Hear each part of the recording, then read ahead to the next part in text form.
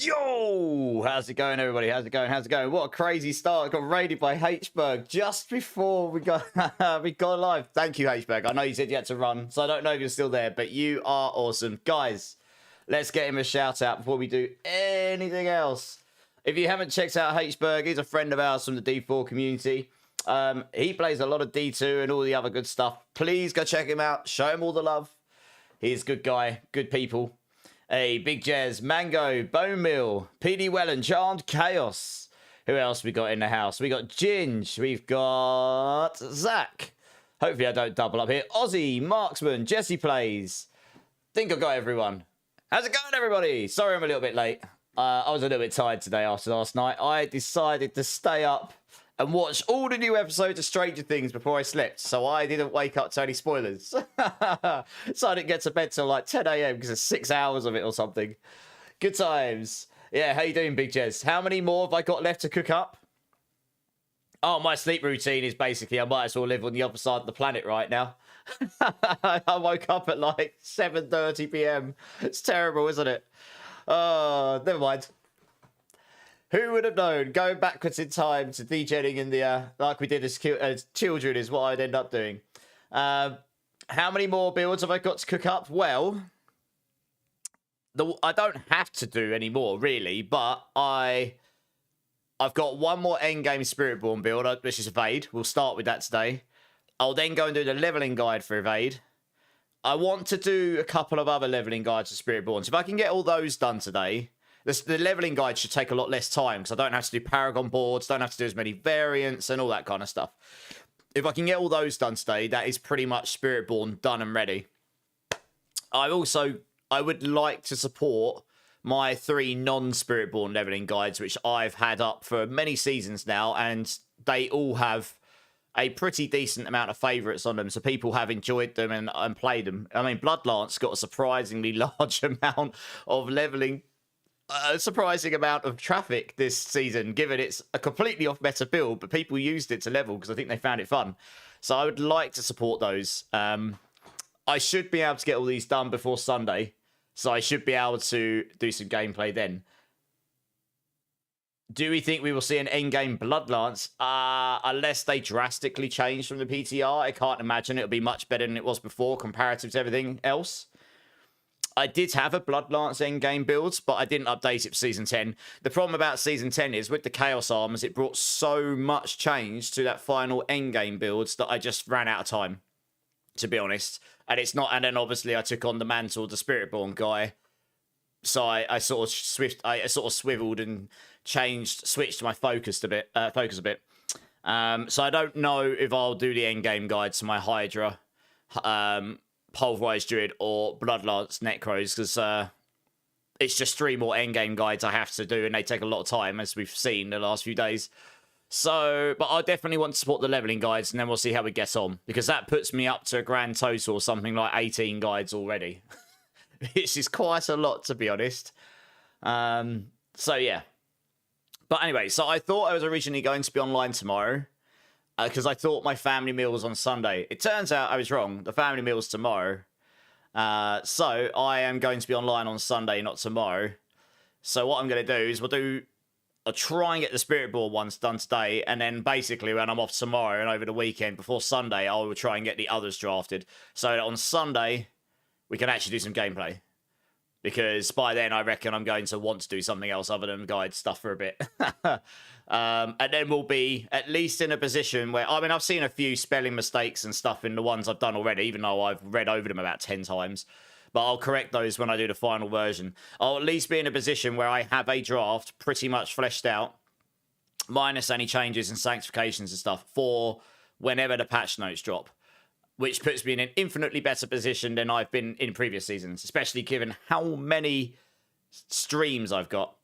No stream tomorrow, sadly, because, well, actually, to be honest, Zach, I'll see how I feel, because it sounds like my family meal's at 7 p.m. my time, which is an hour before I normally start stream. I was a bit late today. If I get back at, say, like 9, half 9, maybe I'll kick up and just play Arc Raiders or something. I probably won't do D4 tomorrow if I do stream in the end, because I won't be on till later, and I'll probably be quite tired. If not, it'll just be Sunday, I think. That's the intentions. I mean, I'm out with friends on Saturday, but hopefully I'll be okay on Sunday. Yeah, Ozzy. The funny thing is, most of the errors are really small things, Ozzy. It's nothing major. It literally is like, oh, I've missed out a conjunction word, or maybe I've just typoed something. You know, it's nothing major. So I'll fix all that stuff when I go through the final version and proofread them all. Because you can get tunnel vision blind when you read the same thing over and over and just miss stuff. Hey, Mango Crane, how you doing, man? Anyway, how's everyone else's day been? Anyone been blasting? Anyone been playing anything else? Has everyone had a good day? Any of you in the States, are you all excited for Thanksgiving? I believe that's tomorrow, right? You had an issue with the leave and position commands that had me... Right, yeah, okay. And it was probably just something really small, right?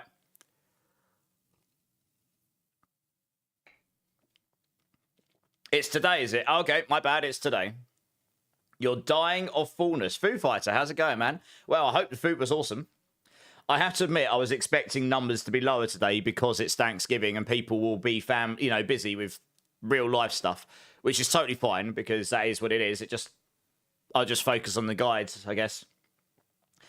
Ninkasi, first time chatter. How you doing? How you doing? You're waiting for Diablo 2 Project Diablo 2. Nice. Do you know what, Ninkasi? I've got a crap load of time in Diablo 2, but I have never played Project Diablo 2, and one of my mods keeps asking me to play it. So at some point next year, maybe I'll find time to play one of those releases where I'm not completely bound by other stuff. I don't know. We'll see. Who knows? Maybe I'll have a little play around next week. Maybe I'll finally play it, even if it's just for a week. Okay, maybe I will download and play it tomorrow then. I don't know how much. I won't be able to stream it much because we've got the D4 season looming, which will be sometime around the Game Awards.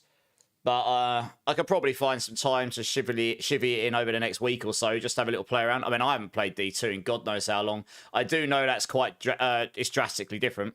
Yeah, maybe have a little play around with it, Ninkasi, yeah. We'll see. I mean, I'm a huge D2 fan, right? Massive D2 fan. I haven't played it in a few years because I tend to come back to it. Yeah, I tend to come back to D2 like every few years, and then I smash it like long time. But I've been a bit distracted with D4 and such recently. Zach's full as well. Did everyone else have a nice Thanksgiving? You started stage 5 of the Expedition project. No, oh, damn, you've overtaken me, Marksman. Nice. Hey, another witty name tag. How you doing, dude? Yeah, sorry, we don't celebrate it here, so I guess when I was chatting to people yesterday, when they said tomorrow, I probably mistook the fact that it was probably 3 o'clock in the morning for me, so I took that as tomorrow for me, as opposed to you guys are behind time, so tomorrow would have been my today. So I've just, yeah, time zone fun. How you doing, Witty Tag? You good? Stuffed like a turkey, just how we like it.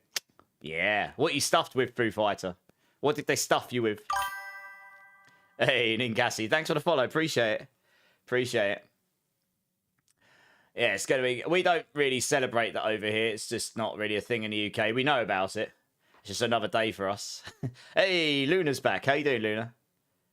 Game bought. Internet a bit uneven, so we're waiting for download. Okay, yeah, it's a fairly sizable game. It's a fair play. Yeah, it is a fairly sizable game. But hopefully it won't take too long for you to download. I'll be on for a bunch today. I'll be around a bunch next week and probably Sunday. So if you need anything, or if you really get stuck, you can join the Discord. You can fire a question in the Diablo channels, or you can private message me. I will respond when I can. But you'll love the game. It's great. Witty Tag's great. You'll be holding out until midnight to grab your Lego Star Trek set from the Black Friday freebie. Hey. Oh, you're UK as well, are you, Witty Tag? Okay. Your Lego Star Trek set. So it's... I need to Google this. I'll get it up on the screen in a minute. Which Star Trek set is it? Are they like... Is it like brand new and it's like really hard to get hold of or something? I mean, Lego is one of the most phenomenally popular toys of all time, isn't it? It's the first Lego Star Trek set It's the Enterprise. Okay, I'll get it up on screen in a minute and we'll watch. You'll see it in all its glory. That sounds pretty sick. I mean, I'm a big Star Trek fan as well because I'm a nerd, right? I love all nerd stuff. And my uncle was a giga nerd when he was younger. He's got all the old Star Treks on VHS and stuff. So I watched them all when I was a kid. Yeah, that's awesome. You got to wait till... Is it releasing tomorrow then? That's why you got to wait till midnight. Yeah, well, Lego isn't cheap. That's the other thing I was going to say. Lego is not cheap, is it? Turkey, mac and cheese, stuffing, green beans, corn, mashed potatoes, and some pies. You're making me hungry. That sounds pretty darn good, though. Awesome. Magneto's here. How's it going, Magneto? Midnight. Nice. I'll get it up on screen in a second. For your Black Friday, I hunt for the Monster Hunter board game for your friend. Oh, that's very nice of you to buy it for your friend. Very nice of you. Yeah, I guess we don't really do big gifts in our family too much these days because we're all older. We don't have kids as such, and we all just kind of buy what we want when we want it. So it's like when we do gifts and stuff, it's more like either show gig, you know, like gig tickets or concerts, or it's just go out for a meal or something like this. I don't know, something more sentimental maybe. Magneto, I'm good, mate. I'm good. Oh, nice. I'll get it up in a second, I'll get it up on the big screen. You're calling it your own early access, Pressy. Why not, right? Why not?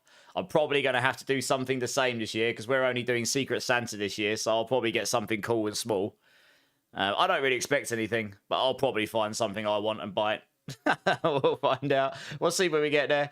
Elsid's here. How you doing, Elsid? It's only 650 New Zealand dollars here. It is expensive, yeah. All right, let's flick over to the other screen then, and let's have a look at this this Star Trek set, which Witty Tag's going to be getting himself in 2 hours 54 minutes, and 2 hours 54 minutes exactly. He's going, and I imagine he's going to take it home, and then he's going to build it until it's done, even if it takes him all night. I need to see how many pieces this thing is. Is it big? I'm guessing it's going to be big, right? It's going to be a big boy. Ank, how's it going? How's it going? Elsid, yeah, I'm good, mate. I'm good.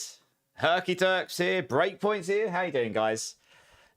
Hope you've all had a great Thanksgiving for those of you who celebrate it.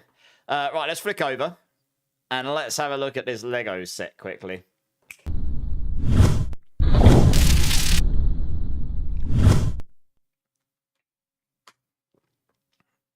All right, let's get it up on the screen here. I imagine if I Google Lego Star Trek, it will probably come up, right? Here we go. Oh, blimey, that's bright. That did not take me to what I was expecting. That looks like Lego, and that looks like Star Trek. I kind of want the official thing, though, right? That looks like it. Star Trek. Oh, it's the original Star Trek Enterprise, not any of the modified ones. How many pieces is this bad boy? 1 second. Does it say? 3,600 pieces. You'll be building for a while. You'll be building for a while. It does look pretty sick, though. It's even got a stand and everything. It's the original as well. Look at it. It even looks like it's from, like, the 70s and 80s. Yeah. Before everyone started doing pointy things.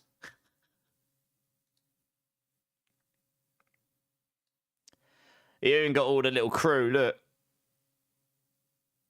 Do you have Spock in there? Where's Spock? You don't have Spock in there, I don't think, do you? Oh, is that Spock there? Oh, no, he was in the yellow, wasn't he? Oh, this is Next Gen Captain Picard, is it? Oh. USSN. Oh, all right, fair enough. I thought this was the original. All right, fair enough. My bad. Yeah, I was looking for it, like, where's Spock? I can see now. All right, now I can see what you mean. Yeah, okay, my bad. Oh, there you go. Well, you can tell I'm not a Star Trek giga expert. Yeah, okay. Now I've looked at this, I would have known that a bit better, because obviously got the Klingon guy. I can't remember his name. I have to admit, Picard looks a little bit younger and a little bit, like, more muscular there than he did back in the show. Why has he got a trombone? Or is that not meant to be a trombone and it just looks like one?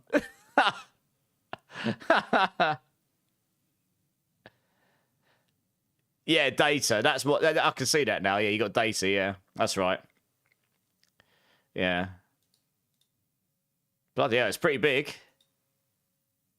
Very cool. Very cool. Well, I can see why you're excited. Yeah, that's my bad. I mean, like I say, I'm not really... I like Star Trek. I've watched a lot of it. I wouldn't say I'm an expert in it. 3,600 pieces. That is going to take you a hot minute to build. Huge thug. I know. I know. The original had thin, small pylons holding on. Oh, maybe.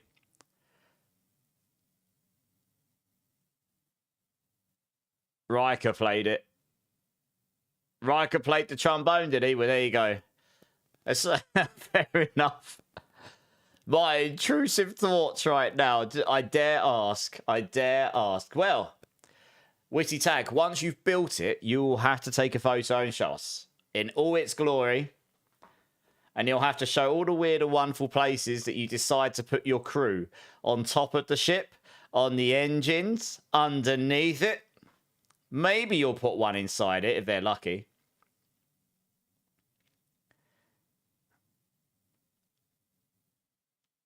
Yeah, nice. It looks really good. It looks good. You remember going into a store, picking up the 4 UCS Minimum Falcon for a buddy? Oh.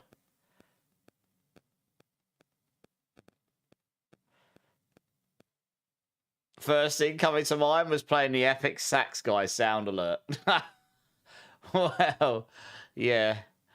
Oh, dear. Right, who's playing what today?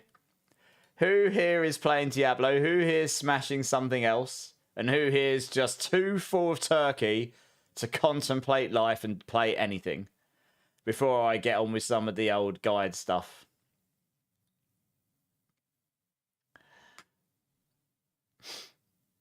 You're blasting Borderlands 4, but might swap to D4. Nice. What are you playing on Borderlands 4? What class? Are you on like an endgame character, or are you starting another one? Because they released a bit of a bit more content, didn't they?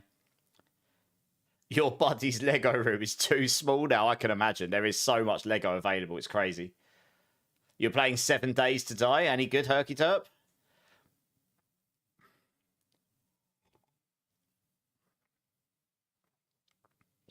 Oh, you've only just finished the story. Okay. Nice. It's a pretty good story, actually. I enjoyed it. Yeah, it's pretty decent. I'll go back to Borderlands 4 at some point when they've released a few bits of chunks of content. So there's quite a bit new stuff for me to chew on. It's very good. Glad to hear it. Smashing some hordes, Foo Fighter. Nice. What class and build you playing right now?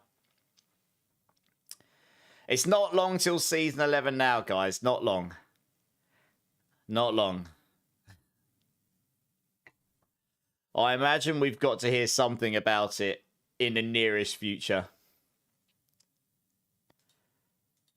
Yeah, but I guess we'll find out. Maybe we'll hear something next week. I mean, that's when you would typically, in previous seasons, get a campfire and some patch notes within the week before the season's supposed to drop. So that would normally fall sometime next week. But we haven't had any official announcements yet, so we're sort of just waiting on that. I will be very excited when that drops. I will actually stream that one live as well for the first time in a while. I haven't streamed one of those live for a while. Assuming they do one, of course. Okay, I tell you what, let's crack on, because, to be honest, if I can get all these Spiritborn ones done today and I've got some time left at the end, I might actually go and do some gameplay, but we'll see how tired I am. I was quite tired today, to be honest. It's amazing how mentally draining doing these is, on top of everything else, and then watching 6 hours of Stranger Things after stream, so I didn't get to sleep to some absurd time. Doesn't help, to be honest. Kerrigan, Bean... Not yet, but I'm sure there will be at some point. How you doing, Kerrigan? Right, I don't think I've ever made an evade build officially. I left this one till last because I've got to be honest, it's one of the builds that excites me the least.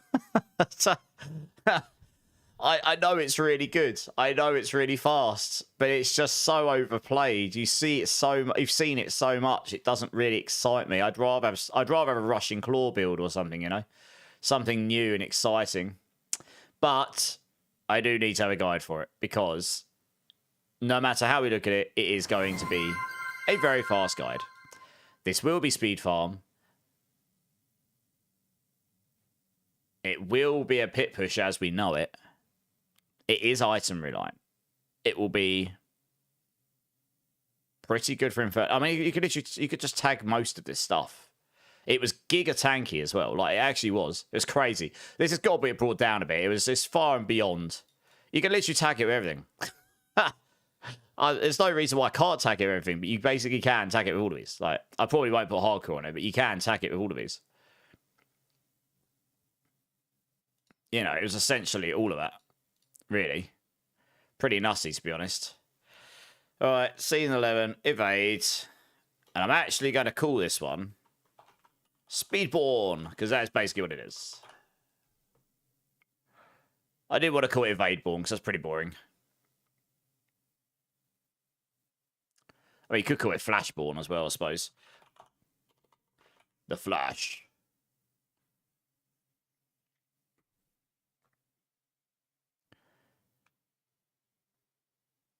What do we think, guys? Flashborn or Speedborn? What do we think? We hate boring. Yes, we do. Spin to win, Breakpoint. Already, you're making me do active things. Here we go. Spin to win. Yes. Winning we are. How's your PoE going, Breakpoint? Hey, DJ Chrono, how's it going, man? Speedborn sounds cooler. Yeah, I was thinking that. Yeah, we'll do Speedborn. That was my initial thinking. It is, I mean, if they bring that down a notch and it isn't the top pit pushing build, which is what I hope, it probably shouldn't be the best, just everything. It will be a fast build still. Hey, Sappis, first time chatter. Speedborn sounds better. Nice. Thanks for the input. Appreciate it. I want these names to not sound too cheesy, but also be like, oh yeah, I'm playing the Speedborn build. Oh yeah, I'm playing the Ivyborn build, or whatever, right? You know. I'm playing the Fireborn, I'm playing the Gorillaborn. Just something that's really easy to say, really easy to remember. People can be like, yeah, I'm playing that build. Everyone will kind of get to know it. They can continue season on season. Most of these builds, unless the game dramatically changes everything. Like, these skills don't even exist in the next expansion, sort of level change. These builds will just carry on through time, and we just update them. And then people can choose to play them if they want to or not. Some people will just like the play style of certain ones and not of others. So, yeah, that's kind of my thinking. I'm not really into long, cheesy names or floating my ego or anything like this. I just want to... When I get there, the Season 11 bit will be gone. It'll just be, this is the skill and this is the name of the build. Man, that'll be easy peasy. And then the tier list will look something like... Sort of something like this. Obviously, a couple of these builds aren't mine, but... I only got a few in this season because it was brought in pretty late, but it's something like this. And then it'll be really easy to understand what the builds are, especially since I've got 2 rake builds as well. It'll be hopefully obvious that they're different. We'll see. People might still get confused with it. Do I publish all my builds? I will do, Sappers, but these ones I'm working on right now, I won't just yet. You can see here I've got 1, 2, 3, 4, 5, 6, 7, 8, 9, 10. Oh, I've got 10. No, one second. I should have 11, I think. 1, 2, 3, 4, 5, 6, 7, 8, 9, 10, 11. So I've got 11 done right now. I'm aiming to do another 4 today. That's my Spiritborn repertoire. But some of those I'm going to need to copy into my main builds. I can't do that right now because they haven't got a system for me to make a draft off of this build and then push it back into this build. This build's got over 1,000 people favorited on it. So people already follow this build. So I will want to put stuff back in there at some point. Also, to be honest, Mobalytics hasn't got all the Season 11 details yet. They haven't fully updated for Season 11. So I will publish these. But they're only as complete as I can do right now. I'm also going to have to work on getting new videos up for most of these. But these are only as complete as they can be. Now, this one here probably won't change much. The leveling guides are not likely to change as much as the endgame builds because they're not affected by a lot of the endgame stuff, which is where most of the changes would come. to be honest. So that's a good thing. But the end game builds, like if I go look at one of these, say like, let's pick up a common one here. Let's pick up the Crushing Hands one. This is probably going to be quite good in the season. Unless it was decent on the PTR. You know, I haven't done Sanctifications yet. A, they haven't got the support on the website yet. B, we haven't got the final details as to what can and can't be done. So I'm going to need another variant for Sanctification, which takes Mythic to a new level.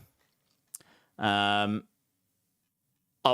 need to add the Divine Powers section, which isn't there yet. I'm going to add an FAQ section to every guide, which I'll do once I know the final details. I don't really see the point in doing that until I actually have the final details. I'm not really into wasting my time, you know. I try to work smart. But yeah, these will all be published before the season goes live. As soon after the patch notes are dropped, you'd assume those will drop before the season goes live. As soon after that point, and Mobalytics have updated that I can. Basically. No, I don't only play Spiritborn. I will have 3 leveling guides for other classes. So before Season 10, I just played whatever I liked. The day before Season 10, Mobalytics asked me to be their Spiritborn class lead. Oh, they call it a class writer, but it's essentially a class lead. So I did switch my focus quite a bit in Season 10. I do play Spiritborn quite a bit anyway, which is one of the reasons they asked me. But it means that I will be focused more on Spiritborn than other stuff because I basically am the guy that's going to fill out on Mobalytics this list here. You might occasionally see like a Makuna build on here or something, but most of the Spiritborn list here will be mine next season, if not all of it. A bit like if I go to Barbarian right now, this is entirely Calypsis. Thank you, I appreciate that. I mean, I worked hard for it, so I feel like I earned that opportunity, you know? And I'm going to make sure... I mean, look, some people might just not be interested in what I'm doing because they don't care for Spiritborn. Some people won't use half the builds I'm doing because they're very off-meta. But I want to make sure the class is covered really, like, pretty decently. And then people who do enjoy the class can play the Giga Strong stuff, and they can also play... If they fancy trying something different, there'll be some other stuff out there. They can have a little play around. You know, it also means I've got the groundwork for future seasons and updates where some of these off-meta things get buffed. I mean, it happened to Hydra. Hydra went from, like, D tier all the way to Giga A to S tier in, like, one go. So, it won't be the first time it's happened. Well, Sappies, to be honest, they don't actually expect as much as I've got right now, genuinely. I think they want me to do something like 6 endgame builds and a leveling, maybe 1 or 2 leveling builds, but I'm not really one... It's always bugged me that the class is only really covering the top builds, which is fine, because I guess that's what most people will want to play. But it doesn't really give a full representation of the class. Like, I'm not going to cover absolutely everything, but I have got a build here, for example, for some off-meta builds. So... I mean, even Touch of Death is not going to be off meta as per se. That was pretty good. I got that pretty good on the PTR. But I suppose compared to some of the others, it might be. But I've got a build for Razor Wings, Rushing Claw. And I did... What else did I do yesterday? There was another one yesterday I did. Oh, yeah, Rake, like Poison Thorns builds. I mean, I suppose unless people figure out how to break the game with it. That I did about a pit 90 with or something. 85, 90, I can't remember. So I'm going to have some of the other builds that are still decent. They're just not like the top builds. But there'll be some coverage for some of the other builds like Rushing Claw and Razor Wings. So you just, a few new options. I mean, I really hope for a decent Rushing Claw build because that'd be sick, to be honest. I'm pushing for it. Thank you, Bravepoint. Hey, Violent, how's it going, dude? So you're a D4 player, Zappers. What do you normally play? Hydra Spiritborn, could you imagine? That would be my perfect build, wouldn't it? You love niche builds, Sappies. Do you know what? That's what I originally made my channel on. Playing off-meta builds, pretty much. Funnily enough. It's not because I'm a naysayer. It's just because I like playing what I like playing. I don't care too much for using the absolute strongest stuff all the time. I just want it to be good enough to beat the game. And if I can do something different and cool... and show that it can be done, that is quite exciting. It makes it a bit more challenging as well. So, like, Hydra was really challenging for a few seasons, and I'm the only guy that really covered it, to be honest, because it wasn't amazing, but I made it work. You know, and then they went ahead and made it giga ridiculous, and I've lost the bug for it now, because it's not entirely what I envisioned. Yeah, it doesn't have all the Hydra heads and stuff anymore. It doesn't look as good. So I don't know. It just doesn't kick home as like it did for me at one point. Anyway. So yeah, it's good. If Aid was really good on the PTR, it was bugged though, and we did report it. So I wouldn't be surprised if that gets brought down a notch, but it should still be very good. It'll be amazing for leveling, if not one of the best leveling builds. And it should still be pretty good in the end game. Exactly, Marshy. Absolutely. How you doing, Marshy? You good? Always be true to yourself. I try to be myself as much as possible on stream. You know, I want the content to be interesting to you guys that are interested in hanging around, but I'm not gonna just like bore the life out of myself. You know what I mean? You got to find a middle ground, haven't you? You got to, like, I know watching me make guides isn't necessarily the most riveting thing of all time. Some people might find it interesting, some won't, but I've got to find a place where I'm not working 90 hours a week trying to get all this stuff done. And I'm forward thinking for season 11 now because we're so close to it. This will hopefully help some people have a better time in the game. It'll help some people with some ideas for builds they haven't played before. Some people, you know, and so that's my hope here. If the game isn't so much, well, it is right now. That's the thing, Luna. But you can easily play the game off meta if you know what you're doing. Like, you actually can. I've done it in just about every class. I think Rogue is maybe the only class I haven't because I barely played Rogue, to be honest. I just not really my typical gameplay. I suppose. I even did an off-meta Barb build. I did Thorn's Barb in Season 4 and went and trolled everyone in the PvP zone. Basically, only one person managed to kill me because I was invincible and everyone just killed themselves. It was hilarious. It was terrible at everything else. It was amazing at PvP, though. It was hilarious. I've got a clip somewhere of some person proper rage quitting because he couldn't kill me. He kept killing himself. It's really funny. You're trying to decide whether to start with Spiritborn or Necro? Well, Sapis, you'll be pleased to know that both classes did just fine on the PTR. Spiritborn, I've got a list here. 1 second. I should have got this up before stream. Let me get it up. Share. It will be maybe this one. Yeah, here we go. Let me zoom that in a second. Oh, there you go. So, you can see here. Let me just do this because it'll be a lot easier for you to see. There you go. Right.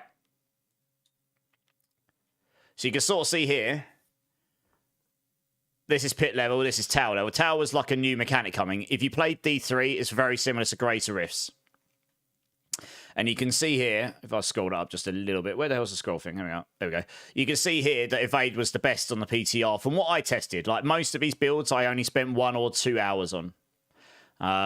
Nearly all of the core skill builds went... Actually, all of the core skill builds except Stinger, including Payback that converts the core skill, they all did a 90 or beyond. So what you need to know about this is, I was only Paragon 200 to 220, somewhere in that range. I didn't go above 220 and I started at 200s. It was somewhere in that range. So that's an achievable Paragon level. And you can do that after 2 days of gameplay if you know what you're doing. I normally hit 200 on day 1. I was level 100 glyphs, so I did have a little bit more power there than you would normally have. But you could grind out your glyphs and get to this point. And I did have some pretty good gear. I had a couple of 4GA weapons, for example. You know, like I had some perfect uniques. So I suppose that gave me a bit more power than an average player would have. But they have said on one of the interviews they're reducing the pit scaling so that every build will get 5 to 10 more levels. So you can pretty much assume, let's just say that scaling outweighs the fact that I had 100 glyphs and good gear. And you assume that you start and you have the right gear, you have okay versions, like the bare minimum required, and you've got, say, level 46 glyphs, level 50 glyphs, you will probably still get to this pit level. And this is what, oh yeah, this was without the class mechanic. I did not put a zero, I put 0 sanctifications on this. Fully masterworked with the capstones, but 0 sanctifications. Because the sanctifications are really RNG. With sanctifications, if we can get the offensive aspects, there is a world where just about every one of these core skill builds will go ridiculous. There are so many big multipliers we could get on if you get the right luck. If you get the right luck, it'll be giga annoying and hard to do, but it would be possible. We need to see what you can actually get. I haven't put any in the guides yet because I need to know what will actually be attainable. We couldn't get the offensive aspects on the PTR. They were bugged, apparently. But whether we'll actually be able to or not, we'll see. Hey, Bittersweet, how you doing? You got 2 tributes of Ascendance. Does anyone need any mythics? PD Wellen has 2 tributes of Ascendance for the Undercity in the Karas Bazaar. And he is, by the sounds of it, willing to take some people along. Let him know. Zach's played some off-meta builds. Off-meta builds can be really fun. Yeah, Sappers. I mean, it depends what your idea of good is, right? Some people will think this is terrible because they're not hitting 100+.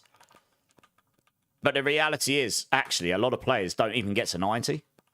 I had someone message on my YouTube saying they did their first pit 35 and they were over the moon. Now, they may be a really new player to the genre. But to them, that was like, oh my God, I've done really well. Your build made that easy. Thank you. Obviously, a lot of people will be like, pit 35. But, you know, it's all relative, right? So, and I do know that Necro also...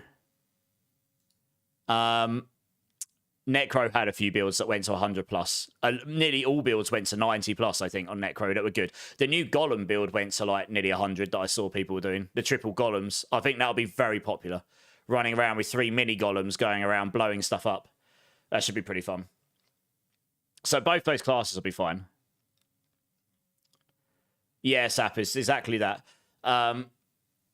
They did say in the interview, one of the interviews, that they're going to be buffing sanctifications a bit to make it, because it's a class mechanic this time round. They said they want to make that an eternal thing, so it will stay in the game indefinitely. But they would make it. They want to make it more powerful when it's the class mechanic. If they kept it in the game beyond that, they might reduce its power a little bit. But we might see some buffs to sanctification from the PTR, making it better and easier to use just because it's the class mechanic. We shall see. You're excited for the Three Stooges Golems?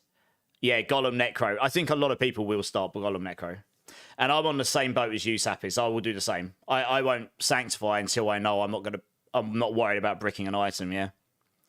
Hey, Bargashi, I'm good, mate. I'm good. How are you doing?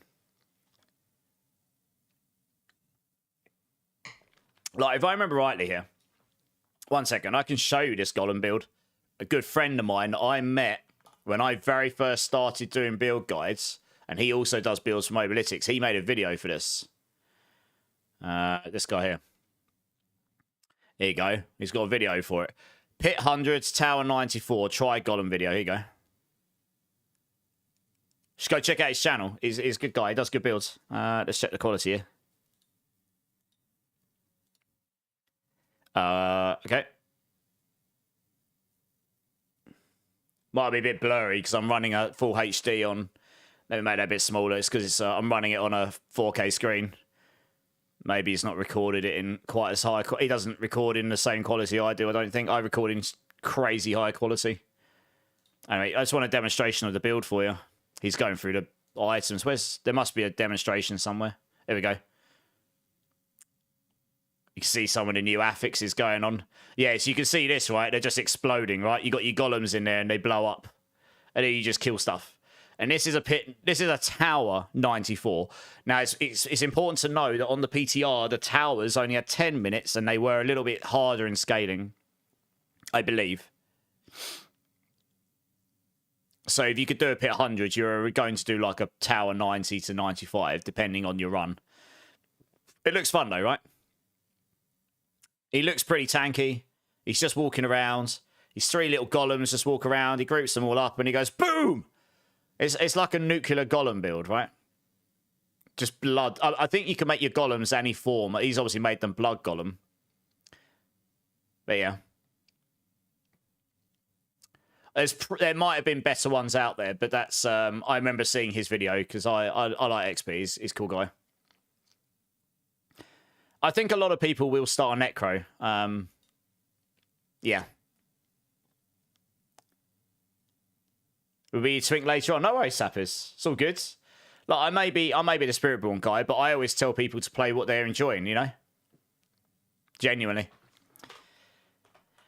I haven't actually got my videos available on this PC. They're all on my other ones, and I don't think I want to transfer that much data when I'm live. But why can't I put evade in here? What? Oh, I suppose evade. Oh, right. Yeah, I suppose it's not actually a skill, is it?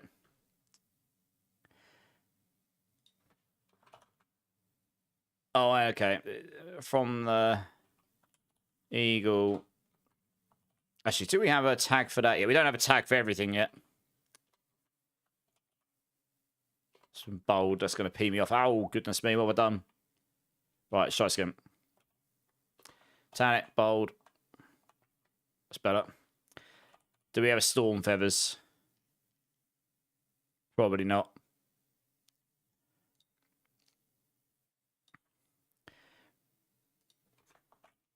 Storm feathers.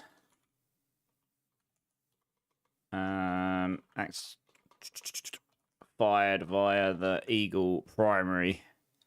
Spirit Hall, yes. So this is what was bugged on the PTR, and it's quite likely it'll get brought down. The Eagle primary Spirit Hall changed in Season 11, so the damage scales as you... with potency, which it didn't before. It was the movement speed that scaled. So now the storm feathers that you fire from it scale with damage. The loyalty's mantle actually ends up giving you 4 times damage, not 2. And then it squares the Wusha Partner as well, the Wusha Nut Par, which goes up to 300%. So you can end up getting 300 times 300, and then you get 100 times 100. So you and then you multiply those together and square them, and you end up like it was some absurd amount of extra damage. I saw the numbers go up to nearly 1 billion or something in the interface, and I was just like, lol, lol, lol, lol. No wonder we're nuking. It's ridiculous. You normally do Sork, but that's not going to happen Breakpoint. Nice. A lot of people who want to Giga level will probably start on Evade Spiritborn still, to be honest. Because it's just, you can get it going really early and it just levels super fast. I've never leveled on it. I normally level on Rock Splitter, but... Crispad, I'm good, mate. I'm good. How you doing, dude? Sork will never feel the same after Mana Shield, but you can still get Mana Shield, right? The Melted Heart of Selig is basically being changed to a permanent Mana Shield for all classes, although it is changing a bit from the PTR because it did break some uncapped builds. They're uncapping everything, but they're just reducing the Melted Heart so it doesn't give you ridiculous levels of resource.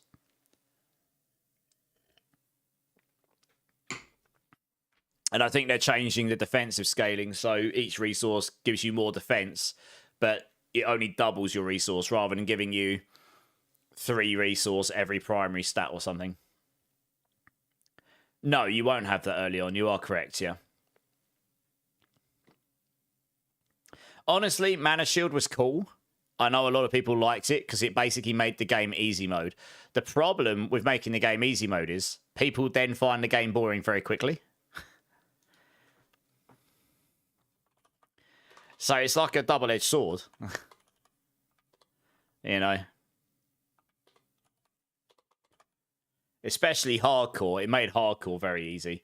I think a lot of people will die to hardcore next season, to be honest, unless they drastically reduce the damage on enemies.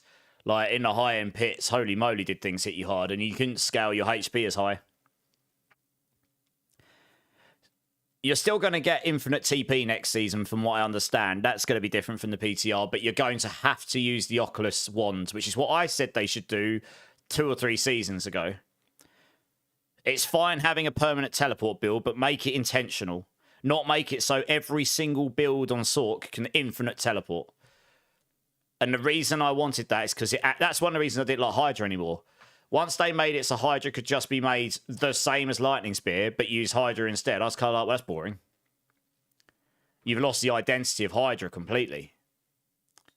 You know, I know people like to zoom, but I also like if you're going to play a class, you want to have like different builds that feel different to play, maybe with different purposes. Occasionally, you'll just get one build that's crazy, and it will probably get nerfed at some point, so it's not crazy in every way.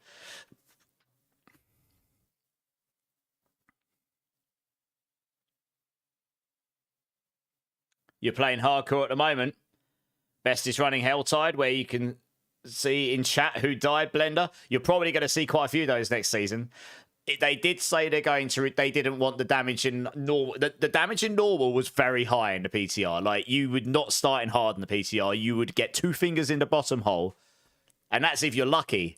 Some of them might go in with a whole fist. They might...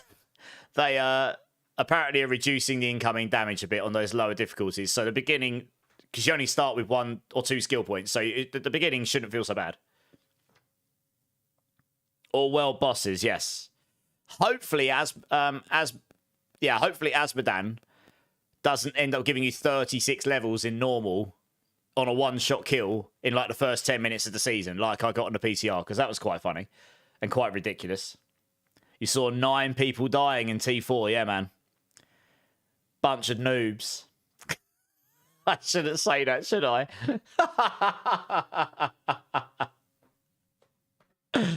Oh, I'm so mean. Good times. Oh, dear, oh dear.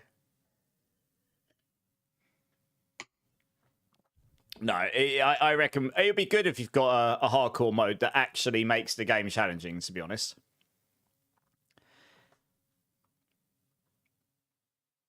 High mobility. Oh, higher damage output.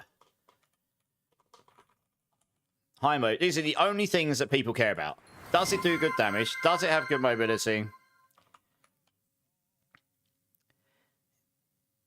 It's not the easiest playstyle when the quality of life goes down. You have to rotate your skills. It's not as easy as some of the others.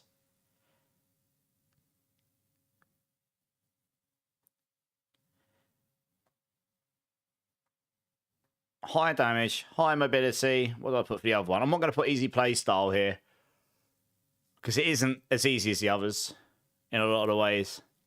It's not overly complex, but it does require, when you're not using this epizontic, it does require you to do certain things in a certain order. The best of the Mana Shield Hydra sorceresses are dying as well, because they're using the Serpentines, consuming all their mana and then getting one shot. Yeah, you're good, Chris Mack. Glad to hear it, dude. Glad to hear it. I don't know what to put for this last one.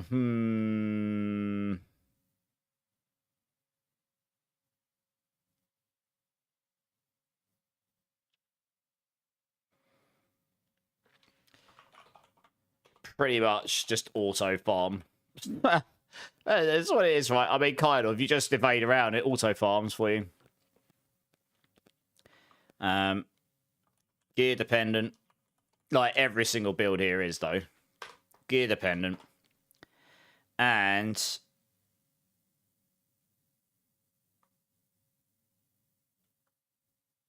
I'm trying to work out how I want to word this.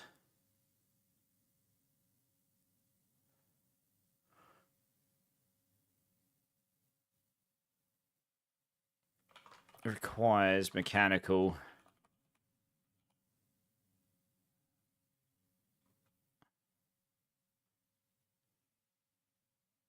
Knowledge. I'd say it's probably that. You kind of need to know why you can reset your ultimate over and over, and then also make it so you can perma-evade if you're not using the Epizontic. I'm trying to word it in a way that's not condescending to people, to be honest. So hopefully it doesn't sound too bad. You gotta go. No worries, Sappers. Thank you so much for dropping by. Honestly, nice to meet you. Hopefully we'll see you again sometime in the future. It's not too long till season 11. Yeah, absolutely. Have a great sleep. I had to try a bit around because I didn't want to use Jack and Michelle. Yeah. Well, to start off with, I'm going to recommend a Jack and Michelle. I am actually going to start off, yeah, with that to allow you to get... But later on, you want to take that off. It's like, I'm going to create the journey in this from T1 to Mythic, right? Yeah, this build, I haven't really made an evade build before, so it might take me a minute to write this one. We'll start with T4, though. I think next T4. You don't actually need... I mean, I did have... This is sort of just a random build I put together that I was playing around with on the PTR. It's not the final. I didn't actually save my final one, I don't think. Yeah, you could swap this off, to be fair. If they reduce the loyalties mantle, this would be the Wusha Nut Par. This was just me playing around with some stuff. I think I accidentally left it on Zepazontek. In theory, Band of First Breath should give you more damage than another roll of Potency Feathers. But because Potency Feathers was being scaled so absurdly ridiculous from Loyalties Mantle and Wusha Nut Par, having a Legendary Ring was better here. But if it didn't do that, then this would probably be better because it's a multiplicative and stuff. But, yeah. Right, okay, we can use this as fine.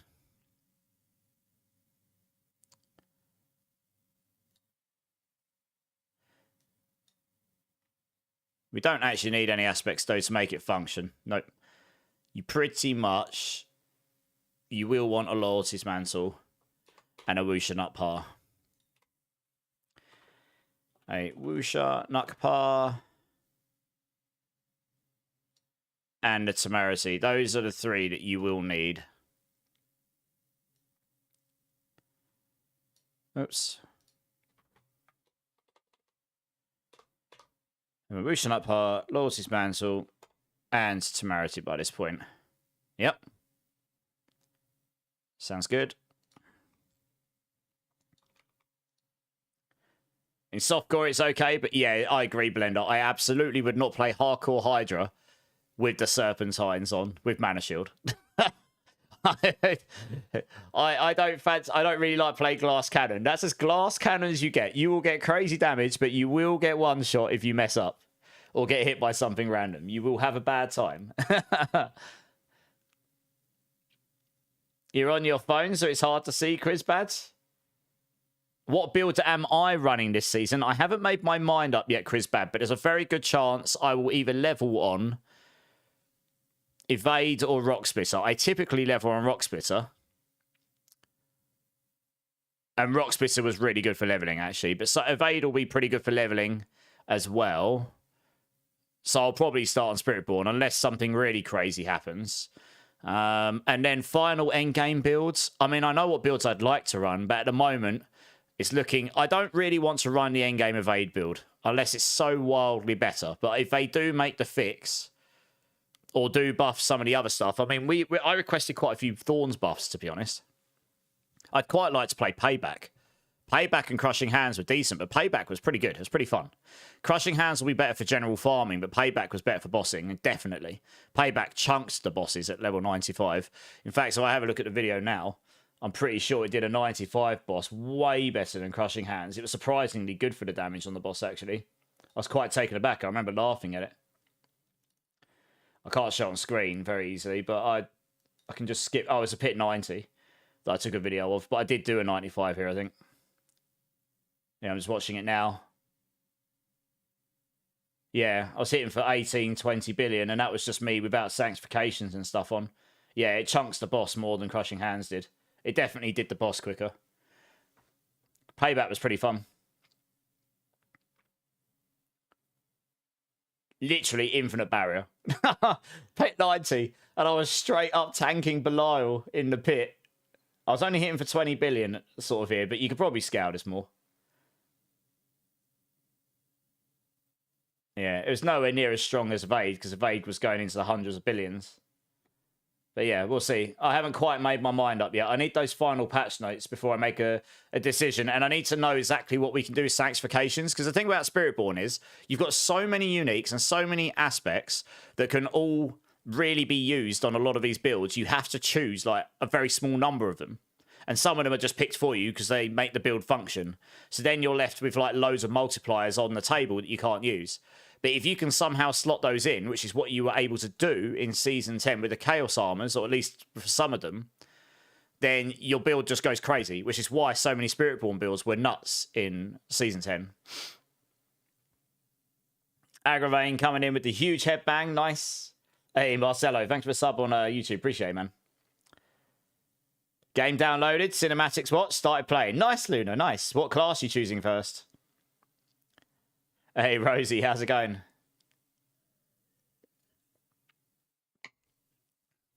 Right, we're definitely going double eagle.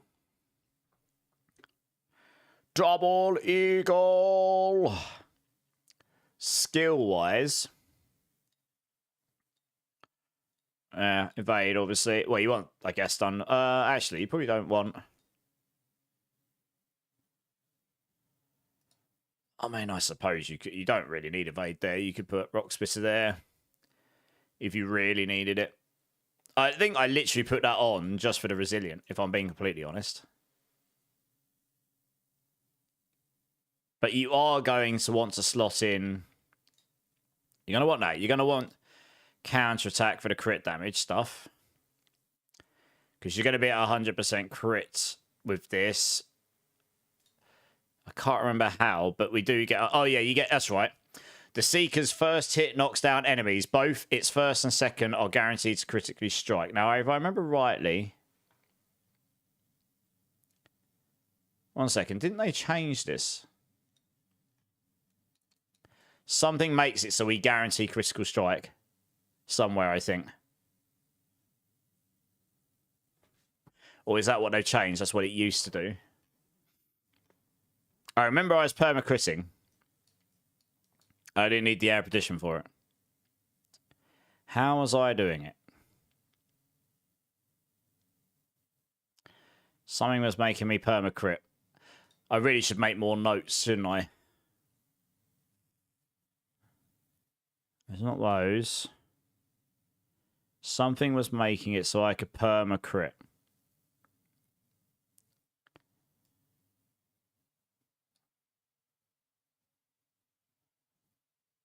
I actually can't remember. That's good.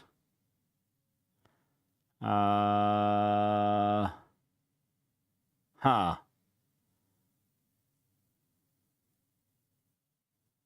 Useful. That should be the whoosh and up par. I don't know why I left that as a Epson tech.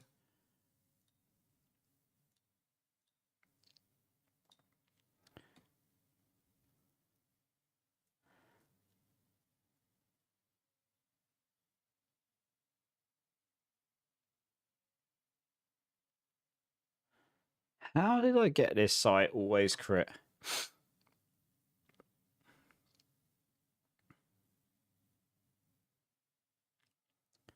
That probably also wants to be Ohm or something as well.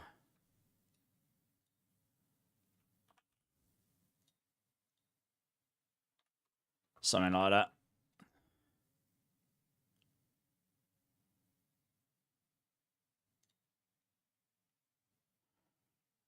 I do know I was critting 100% of the time on this. I actually can't remember how, though.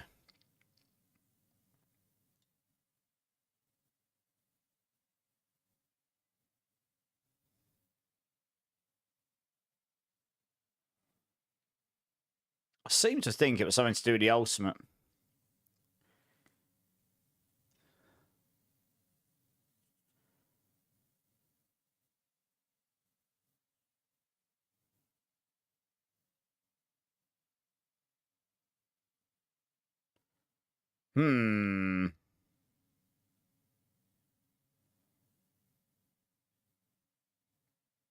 It will come back to me. There was something in here that allowed it to do that. It isn't those. Now that, when you dodge during evade, you gain crit chance. You have 10% there, but I don't think it was done by stacking crits to 100%.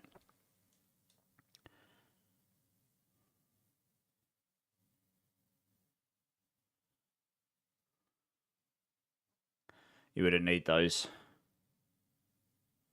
You can see I can just slap these together. Let me... 1 second. I need to read the patch notes. Maybe it's in there. Maybe it's not updated on this website. Something's confusing me here.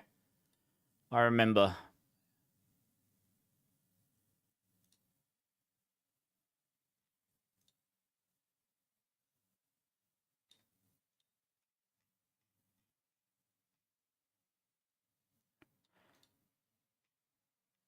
Damage rather than a vulnerable duration, no.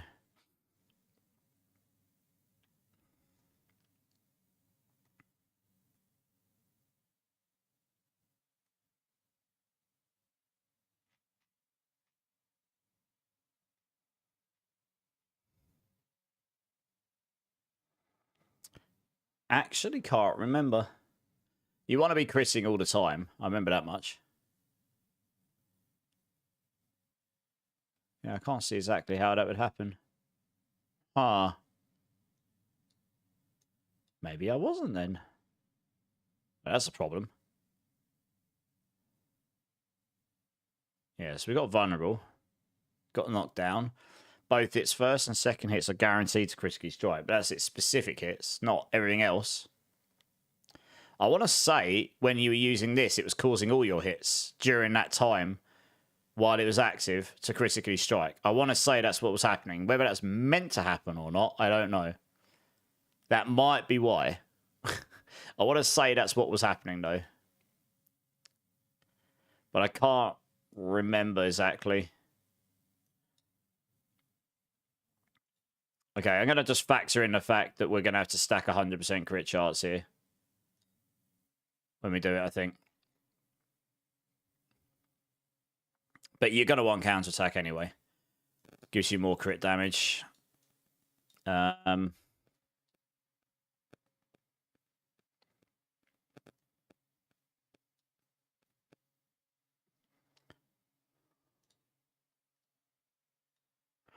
only put these on just for the extra resilience and stuff. Resilient bonuses. To be honest, you're going to need... You don't have to have Thunder Spike on there, actually. Oh, that's not exactly true.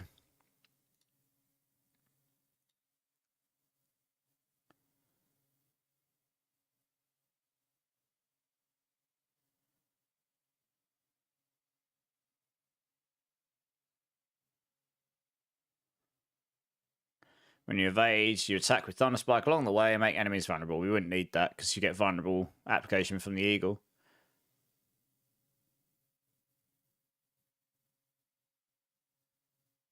Take that just for the extra vigor gen, I suppose.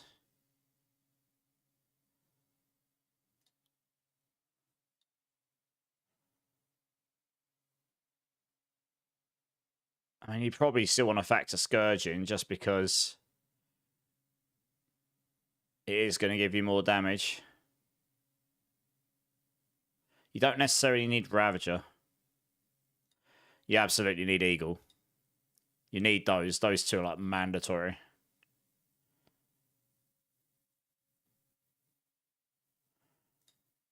And then this one here. I don't know. I originally put a Concussive Stomp. That's purely just for the extra resilience stack, I suppose. If you don't put Thunder Spike on there, then you don't get the benefits from it. So you probably need Thunder Spike in there somewhere.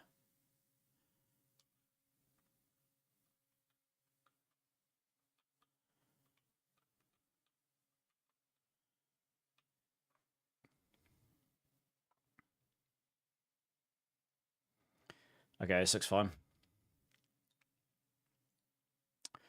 Let's go look for these. I do have Eagle on one of these. Hey,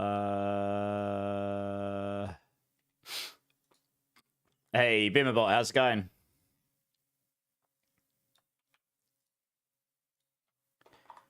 Tell you what, I don't often do this. I'm actually going to go and look at Rob's build quickly and see what he does for skills, just out of pure interest, because he's like the evade master, isn't he? Not to copy his build, but just to see if I'm on the right track here. I've never really played it that much. I want to see what he did. I never actually looked. Let's have a quick look, see what he came up with. Yeah, interesting. Yeah, he's using counterattack, figured. Okay, he did actually do what I originally did. Stacking Resilient. He didn't go for Scourge. That's for push. T4. Not, yeah, okay, it's done the same here. His Rock Splitter there.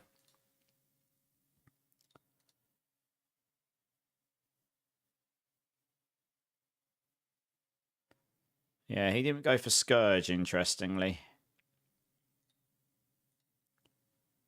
Sam Cry for the pull-in. Back Quacks. Sam Quacks. Guess it makes sense. You suffer that little bit damage for the pull-in. I think the pull-in would be more useful, wouldn't it? For pushing, anyway. This makes sense, to be fair. I don't know why he's not gone for Scourge, though, interestingly. He's gone for Vulnerable there.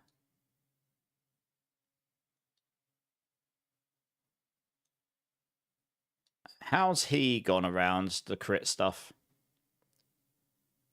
Because he hasn't stacked crit chance. You will want to crit all the time. I just can't remember. I think the Eagle was making you crit all the time. I think that's what it was doing. I can't see. He's got nothing in here that I can see that would suddenly make you just crit all the time.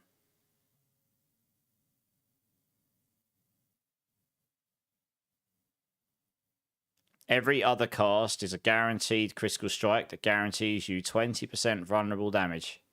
I mean, maybe that's what we were relying on. Every other cast.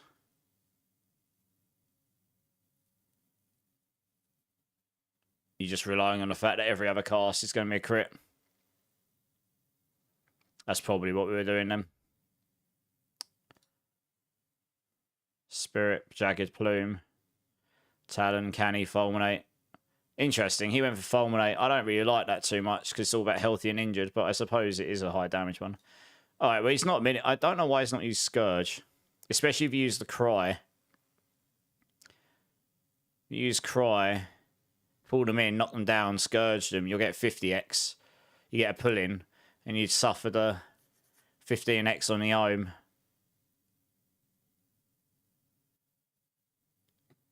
All right. Interesting.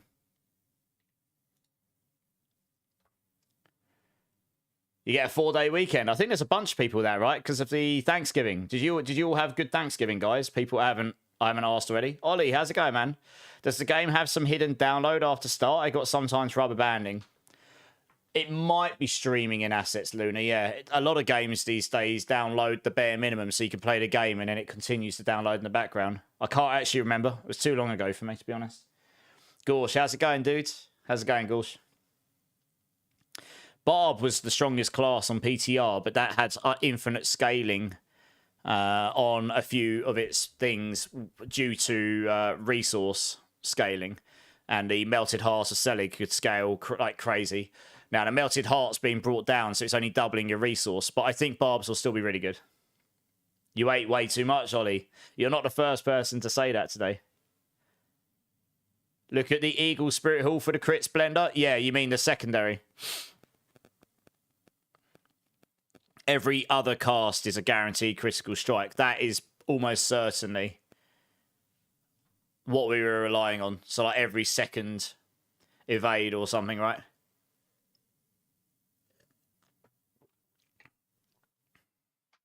Yeah, I know I didn't stack crit chance. I remember. I just couldn't remember what I was doing it. Honestly, evade's not the build I'm the most expert at, funnily enough.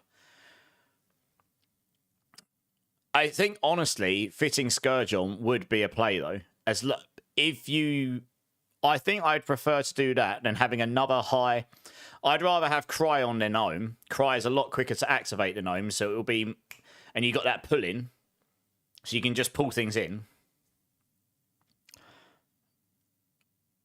And group them up. And then if you've got the nodes on, you can have it so it knocks them down. So when you Scourge and fear them, they don't run away for a bit. Sure, you lose one stack of resilience, but that's only a bit of HP more than anything, to be honest.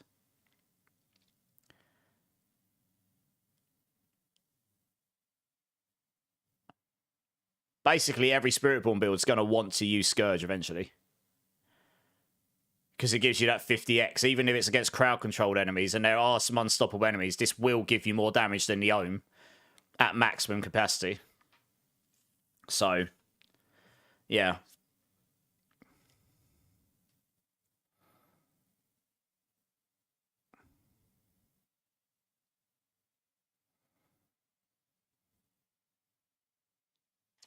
All right. So that looks fine to me. Right, itemization lowers his mantle. Movement speed, probably. Because it will stack up brilliance. We'll put the jacket shell in here until we get to the shroud.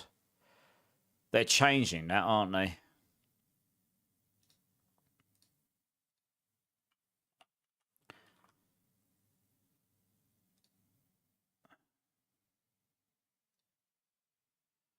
That's right. It's got to have resistance to elements and flat armor.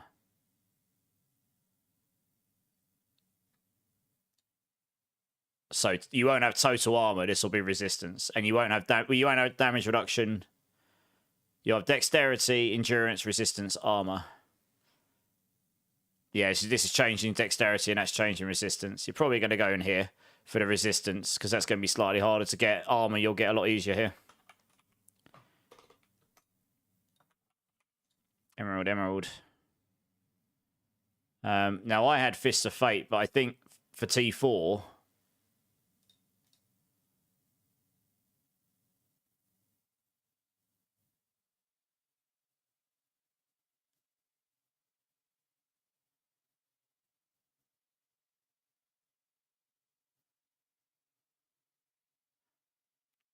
I'll probably recommend Band of First Breath to level up on because you can just go get one. It's just an easy damage multiplier. And it makes it so you generate Resolve. And when you consume Resolve, every time you evade, you're going to generate Vigor, which is going to help you stack up to make it so you're at 100 resource for quacks. Like I say, I think if they fix it so that Feather Potency isn't just giga ridiculous, stacking with Loyalty's Mantle and the Whooshin' Up Par, then the Banner First Breath is a more than viable option here. The thing about that is you're not searching for a specific legendary then, are you? And they changed crit chance. That's going to be Resolve generated. Resource generated. When losing Resolve, that's going to be Resolve generated. Max life. Max life is a premium, but maximum Resolve stacks is also a damage multiplier. I'd probably put diamonds in all these, yeah. So I think we can change that for the final mythic version. I think. Yeah, we don't need... You could use Fists of Fate for big damage, but I think you want Feather Potency. So, yeah, aspects are redirected. Adaptability. Why have I put adaptability in there? Yeah, I don't know why I put adaptability in there. That was dumb. That wants to be redirected, right?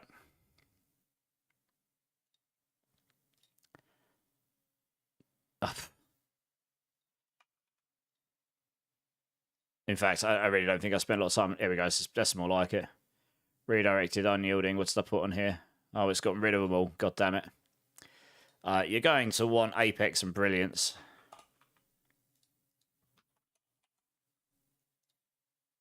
Because you're going to have capped movement speed. Dex, Apex, Brilliance. What do you want down here? Maybe cooldown reduction. That'll help your evade cooldown.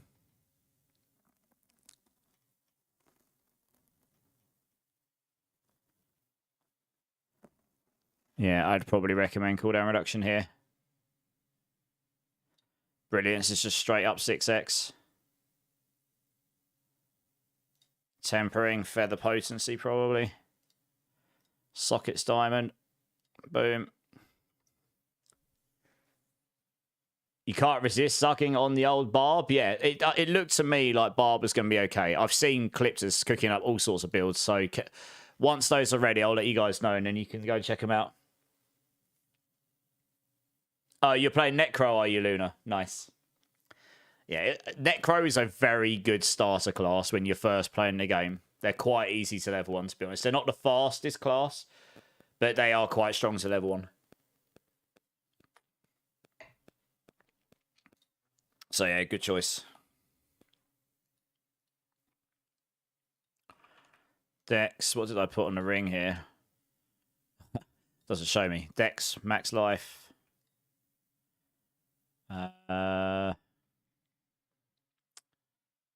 Question is, what do we need?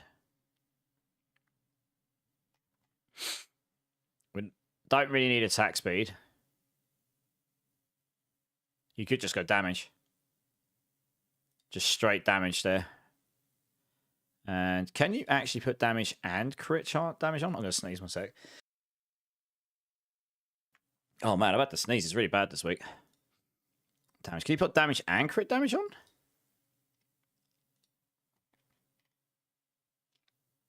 That would be ideal.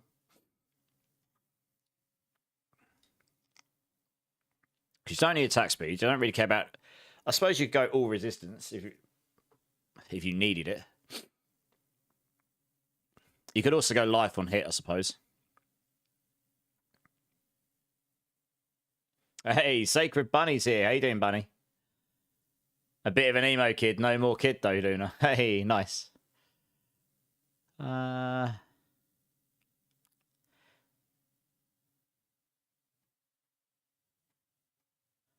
Thing about life on hit is it would just give you that, with your temerity.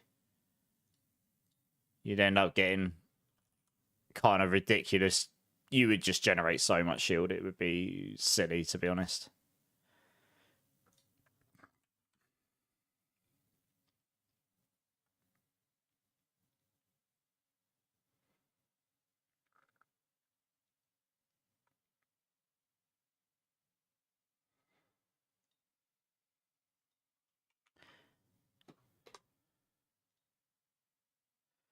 Let's try that. Weapons, definitely. I'll put in the things I know, like, oh, I can't actually select the Wusha Nuk Pa here.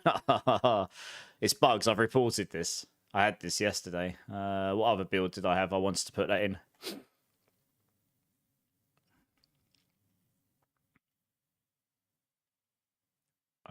Rushing Claw, that's the one.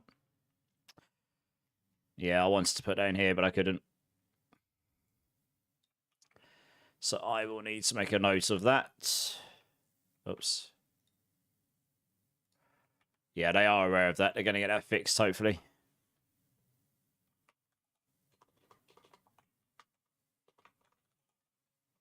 Weapon runes. I think I am just going to go for Semcry.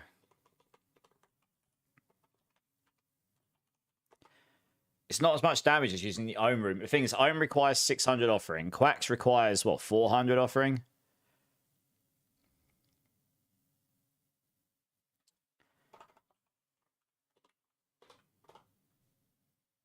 Yeah. So traveling with the back rune, traveling 5 meters, you're going to be traveling like crazy on evade. So you need to activate that 8 times to get... Are you realistically going to activate that 8 times every 1 second? Probably not, but you're also definitely not going to evade. You'd need to evade 1, 2, 3, 4, 5. You'd need to evade 6 times to activate. You're not going to evade 6 times in 1 second either to get your back quacks. So, and then the ohm is every 6 seconds. Now, you might reasonably evade 6 times in 6 seconds, just about. But that's only a 15x, that's a 100x. So, the thing about the cry is it gives you that pull-in, and it works really well. The pull-in will work really well for Scourge, which I think I'd prefer. Gives you another 50x. It's another 1.5, which is better than the ohm. So, yeah, we'll do that.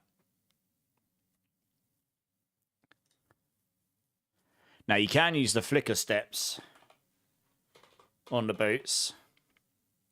It has Yeah, this has attacks reduce evade cooldown by 2.5 seconds every time you hit with it, which is pretty nice.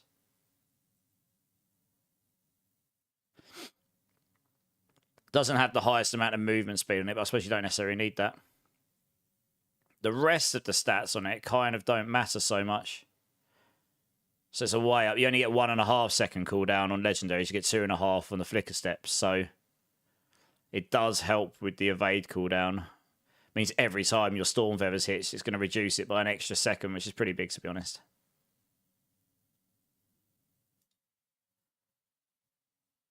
And it also means if you evade in between, if you evade through enemies, you'll reduce your active cooldown even further.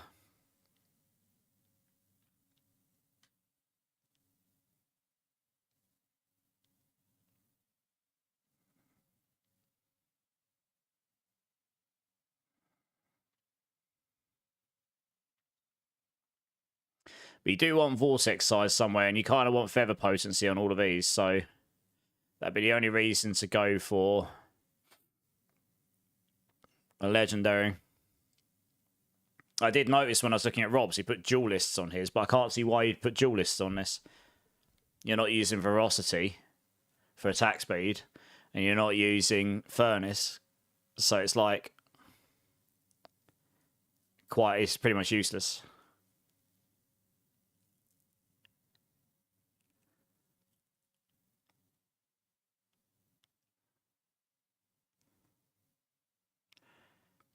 You're going to need a movement on here.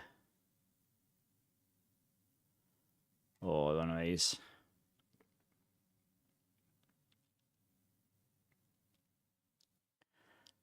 Gain 10% block chance. Blocking an attack has a chance to cast a free concussive stomp. I mean, you could use concussive stomp.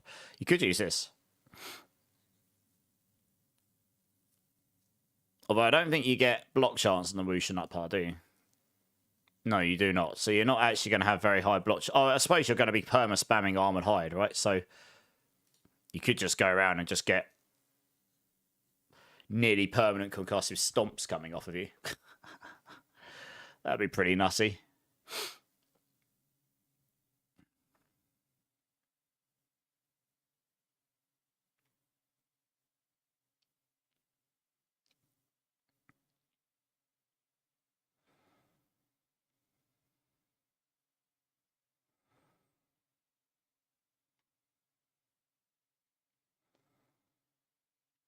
After casting 5 active basic skills, one of your active cooldowns is reduced by 2.5 seconds.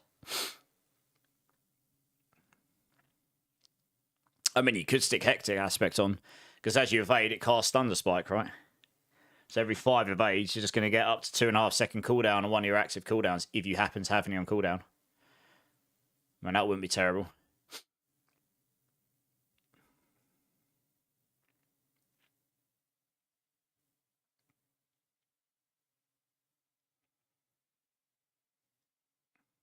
You could even use Menacing. Scourge continuously affects enemies around you for up to 9 seconds. That theoretically makes it easier to keep Scourge up 100% of the time, actually. You'd only need so much cooldown reduction then, because Scourge has a 12-second cooldown by default, I believe. Yeah. So you'd only need 25% cooldown reduction, and then you'd be able to keep Scourge up. Well, you'd probably want a tiny bit more. And that would allow you to keep Scourge up all the time, which will make it a hell of a lot easier to keep that 50% during combat.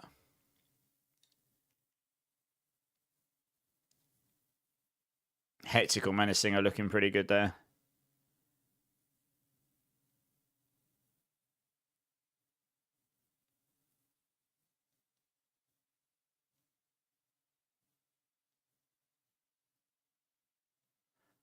Crit damage and crit chance of one item wasn't working on PCR, was it not? That's interesting. They should be working together.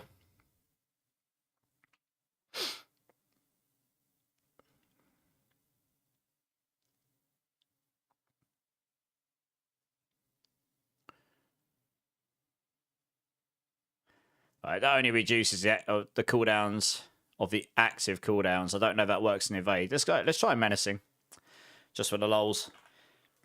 It would make Scourge a lot nicer to use. It's quite a useful aspect. You just never normally slot it on, but this build doesn't really make use of much of the other stuff. You don't need movement speed. You solve that anyway.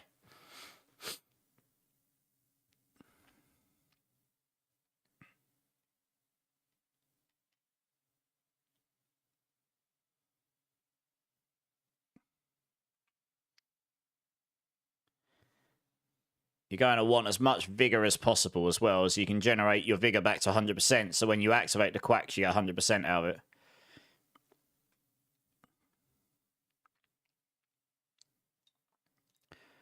You may not need that, though, to be honest. It'll be movement speed on the bottom. Question here is...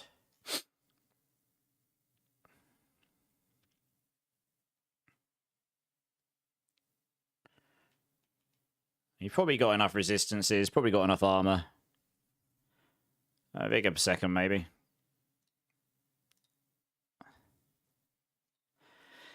Now, you could... You'd love to have, like, Scourge size and Vortex size and all sorts, but actually, you'd want evade cooldown reduction here. Probably. If you got to the point where you didn't need evade cooldown reduction anymore, you could put Vortex size here so you can pull things in from further away.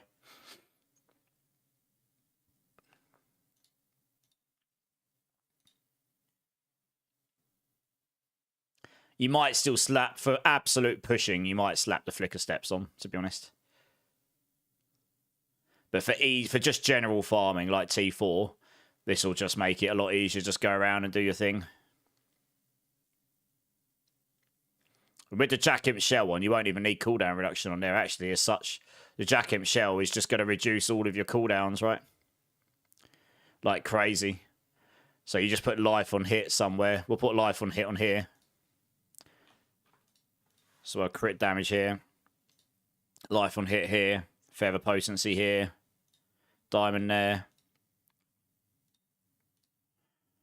And with all of the healing you've got baked in, because also I think the Jackimp Shell gives you healing as well, doesn't it? Spending Vigor heals you for... Yes, every time you spend your Vigor for quacks, you'll get some life back. But you've also got life on hit. You've also got the lucky healing. I mean, you could actually roll life per second here as well, instead of vigor per second. And just consider it. The vigor per second there, plus the vigor generated when you spend resolve, which you spend 1 every time you evade. That should be able to generate you up to your quacks pretty darn fast, in combination with Thunder Spike as well, to be honest. Generates 9 and generates 7 additional vigor if you have moved in the last 2 seconds, and if evading counts as moving, which it does, so you'd get 16 after your first evade. You'd get 16. So yeah, all of those together should generate your resource like mental, I suppose. In theory. You might not need the vigor per second. That's only gonna... Back. You need to activate back 8 times to do the quacks. So let's say it's like 6 or 7 evades. So you're going to get a bunch of resolve from there. Okay, you don't need vigor per second here. The combination of the amount from Thunder Spike and the resolve per... The resource generator per resolve here. So every evade we should be generating 30, 40... resource, and you only have 100. You're not stacking any higher, so yeah, you'll easily stack up to 100 before you have to worry about it being consumed again. So we put life per second there. That just helps counter the Jackimp Shell bit. That's all. Makes sense.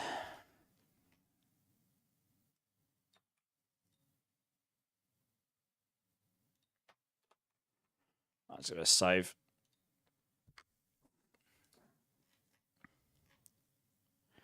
Okay, boots done. Temerity, Jackimp Shell, Lord's Mantle, gloves. Interesting. Now, I actually used the Fists of Fate, but I want Feather Potency here, probably. Aspect-wise, we got unyielding, we got redirected. You just put generic damage multipliers on here, right? Like conceited is probably the next best obvious one. I don't think there's any feather ones that we can make use of. It actually scales the feather damage.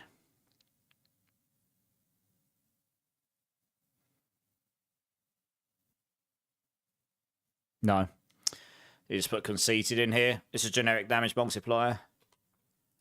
I'll do fine. Dex, max life.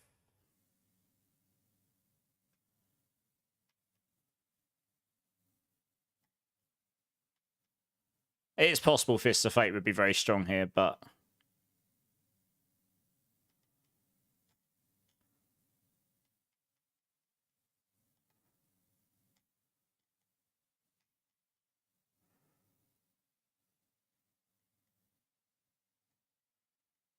Can you not put damage on here? Just flat % damage?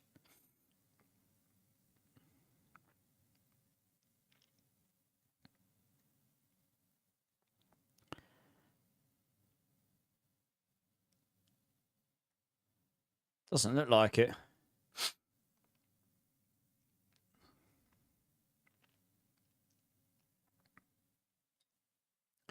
I'll tell you what, I'll put life on hit in here instead then.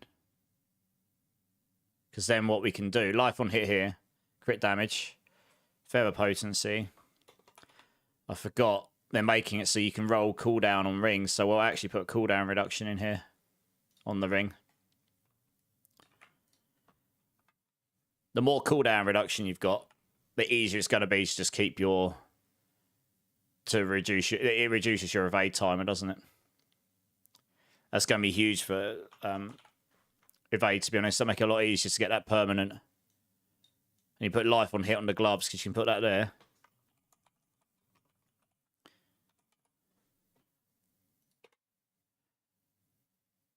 Yeah, so you got cooldown reduction there. Life on hit here. Oh, that looks fine. So you'd have cooldown reduction. You'd have 2 cooldown reductions. They can go to what, 12 each if you get the crits. That's 24%. I mean, honestly, you got the Jack Imp shell, so you're not gonna worry. You should be able to permanently keep Scourge up with the menacing on as long as you've got a good roll of it. Even with a terrible roll, that'll probably make it possible, to be honest. And then your Eagle skills, that's mainly for your ultimate for the cooldown, right? Your ultimate cooldown will be crazy.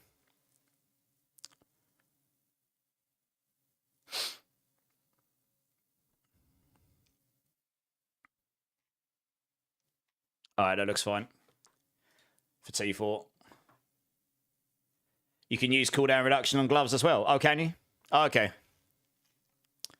Oh, I suppose it doesn't matter. You could put it on the ring or gloves. Fair enough. I remember them saying you could do it on the rings. Wasn't sure about gloves. It is nice, that, though. You do want a life on hit here, though, I think. The only reason that would change is I made a recommendation during the PTR to change Fueled, which is the passive skill, which currently gives life on kill, which, frankly, life on kill is just a bit meh. Like, this is actually quite good when you're leveling early on because you're killing stuff. You kill trash really easy. It's terrible for bossing.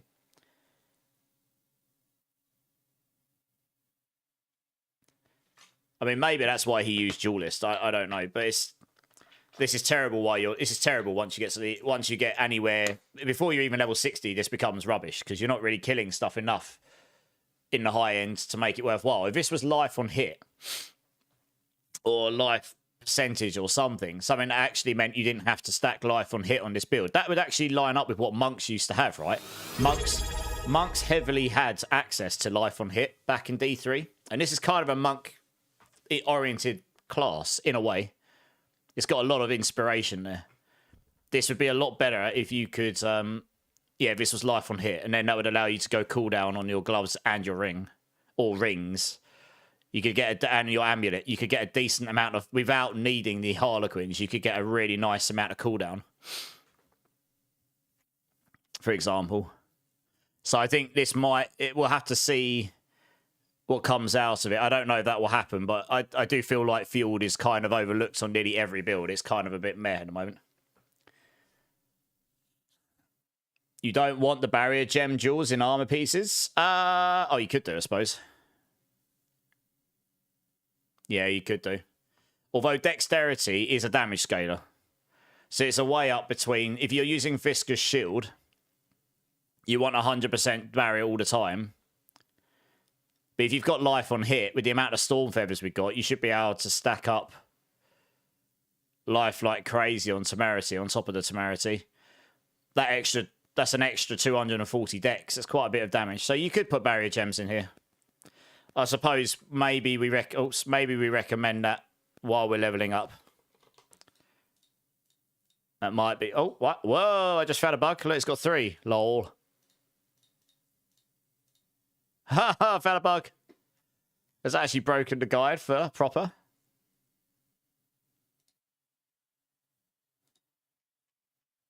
Oh, okay. I'll have to report that. You could use barrier gems here. Hey, Khan, how's it going, dude? With the 4 months. Thank you, dude. Give me a bean number between 1 and 7. And we'll do a bean for you, my dudes. How you doing, man? Zareth, how's it going, dudes? Yeah, good, Zareth. How are you? Happy Thanksgiving to you too, dudes. Have you had a good one? Yeah, you could do. I think for absolute pushing, you'd probably try and make it so you don't need this. And you could just put dex gems in. But I suppose for ease of playing, that's probably better. Number 5. I've got a bit of a sniffle coming on, so the chili might help. Let's just assume I'm getting the bad one here.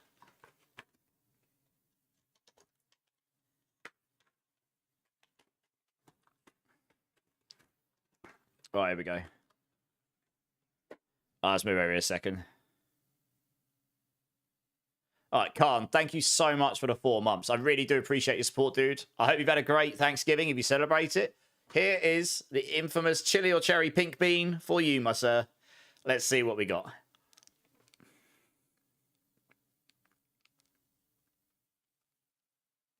That is one very, very sour cherry bean. I win! I appreciate it, though. Thank you, Calm. Have you had a good day, Calm?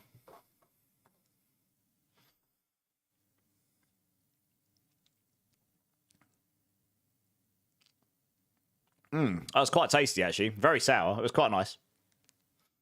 Okay. I do have some Bills of Loyalty Mantle. Let's go grab one of those. Rake Balazans. Where's Ivyborn? There we go.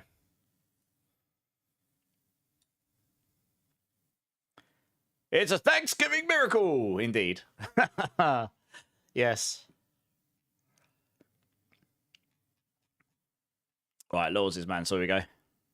Although I'll need to change the tags in that a tiny bit.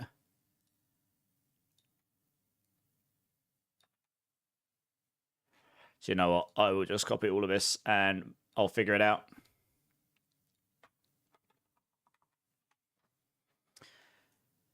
Aspects conceited is in there already. Redirects is in there already. And I want unyielding. They are all drop only, I believe. Laws' Mantle, double eagle. Yep.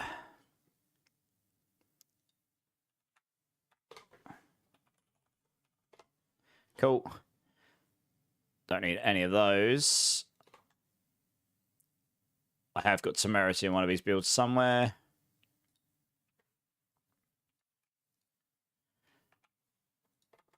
Okay, and we need Jacket Shell. Manifest Breath.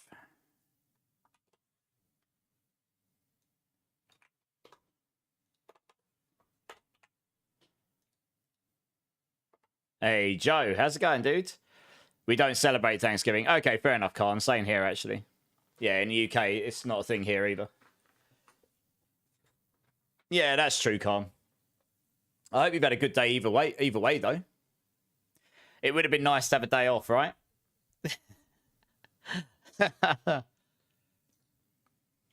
Windows, how's it going, dude? How's it going, man? How's it going? Jacket Michelle reduces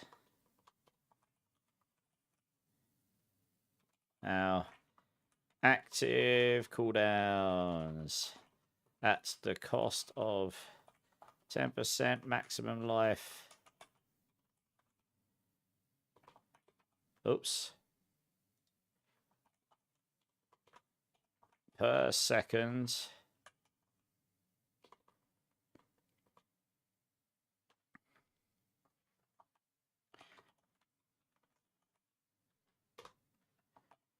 For each skill.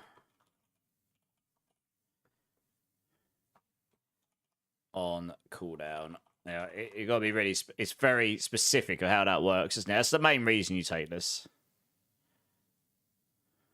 Yeah.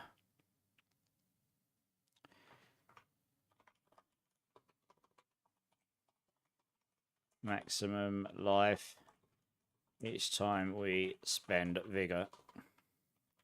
Just got to put spend resource because not everyone will just understand what vigor is to start with.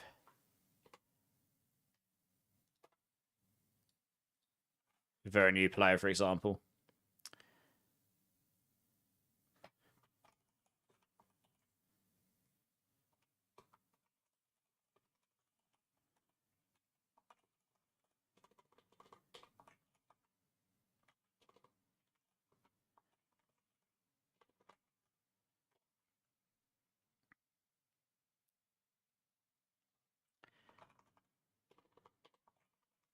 Generates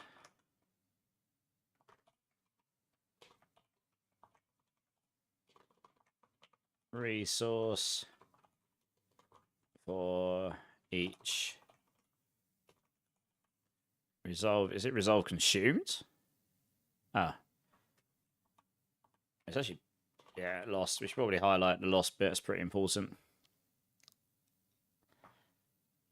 Grants maximum resolves plus maximum resolve stacks.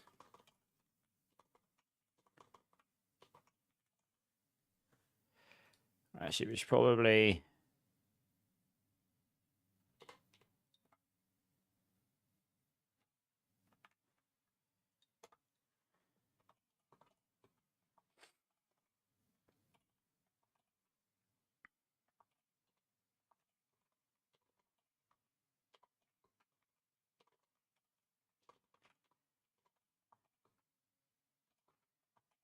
if resolve is consumed on evade.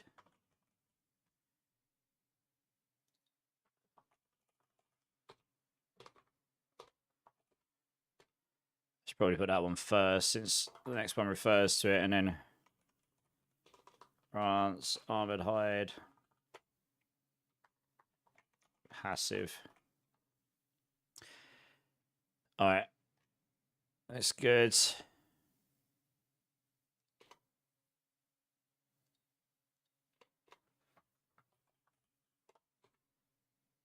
Autocast vortex on evade and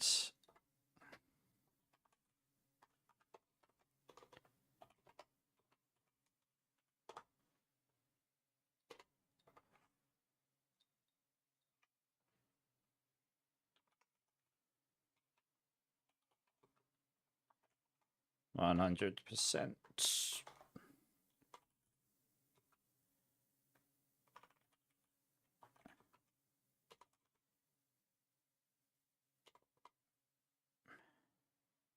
Grants up to 100% damage when activated if at maximum resource.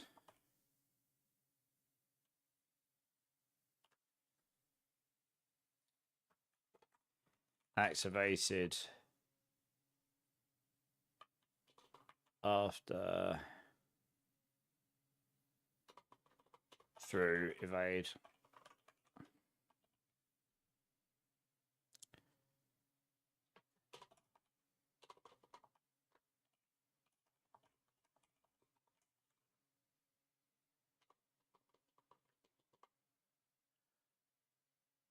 Oh no, activated after traveling 40 meters. There you go. They spell meters differently to us, interestingly. That, to us in the UK, meters is like a meter, as in like a, not a meter distance. It's more like a meter you read. Meters in sense of measurement to us is this. I like this. I like well-rounded builds. Hey, Blaze, how's it going? You just got back from Thanksgiving dinner. How full are you, Joe, and how good was it? Windows is just eating his body weight in food as well. Nice. How was your Thanksgiving, Windows? You work for a US company, so it was kind of like a holiday con. All right, it was pretty quiet today, was it?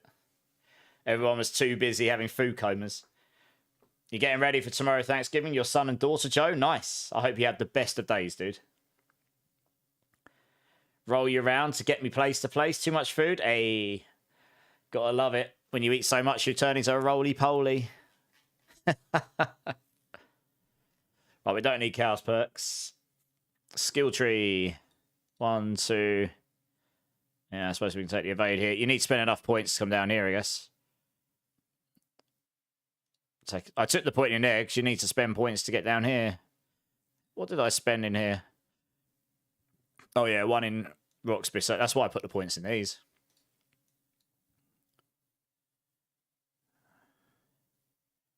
I don't know why I maxed out follow through. It's pointless. It doesn't scale your storm feathers, does it? Generate vigor while moving.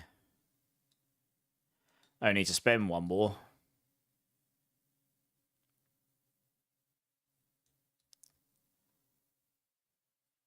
It doesn't really matter where you put this point. It's not doing anything for us. The basic skill damage isn't going to do anything. It's not that does the main damage. The vigor per second while moving would be useful to a degree. Am I even using that? I don't think I'm using that. Okay, I'm not. Hey, look who it is. We got a raid from our RL friend, Bread Wizards. Welcome in. Let's come over here a second. Bread Wizards, how you doing, dudes? Welcome in, Raiders. If I haven't met you before, either here or in RL, if you know Bread Wizard in RL, I am Immortalized. I do know Bread Wizard in RL. I am a Diablo 4 main streamer. I do class guides. That's what I'm doing right now for the next season. And yeah, that's what we're doing today. If that interests you, hopefully you'll hang around a bit. But yeah, guys, if you haven't checked out Bread Wizard, please go show my RL friend all of the love. He's a good guy. I haven't actually had a chance to check out too many of your streams, but I hope you managed to get your subtitle stuff working in the end. I know you're having some fun and games with that. But yeah, how was your stream? What were you getting up to, Bread Wizard? Let us know. Let everyone know what you're up to, so when they come check you out, they will know what they're coming to. And everyone, welcome in. Measy, Georgie. Welcome in, guys. Benjamo. There we go. Or Benjamino. We'll go Benjamin. Yeah, how was your stream, dudes? What were you getting up to? I'm doing the slightly less fun stuff at the moment. I'm getting build guides ready. You was playing Fortnite. How many rounds did you win? And how many times did you get slapped? I haven't played Fortnite in a hot minute, actually. It is a phenomenally successful game, Fortnite. It is pretty mad. Right, I don't need that one. And I don't need that one. So we could actually just put a point in there and a point in there. And that would do the trick. Well, you don't technically need, when you evade, you attack with Thunder Spike along the way and make enemies vulnerable. You don't technically need that either, if I'm being completely honest. Your Eagle primary just does it. Casting an Eagle skill or evading shoots Storm Feathers, and that applies vulnerable. Like, you just don't need Thunder Spike vulnerable. You just don't need that.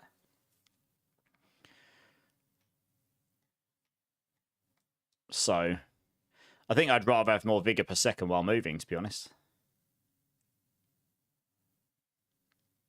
He could theoretically take Rock Splitter off as well, actually. And actually max that out. I might do that, actually. I'll figure out the skills. Hey, Benjamin. Thanks for the follow, dude. Welcome in. So what, guys, does all the guys that came in with Bread Wizards, you guys Fortniters, do you play other games? Let me know. 4 crown wins, Bread Wizard. Nice. Hey. Slapping all of them teenagers like we used to. my reactions aren't quite as good as they were when we were 20 years younger. But yeah, nice. That's decent. GG's.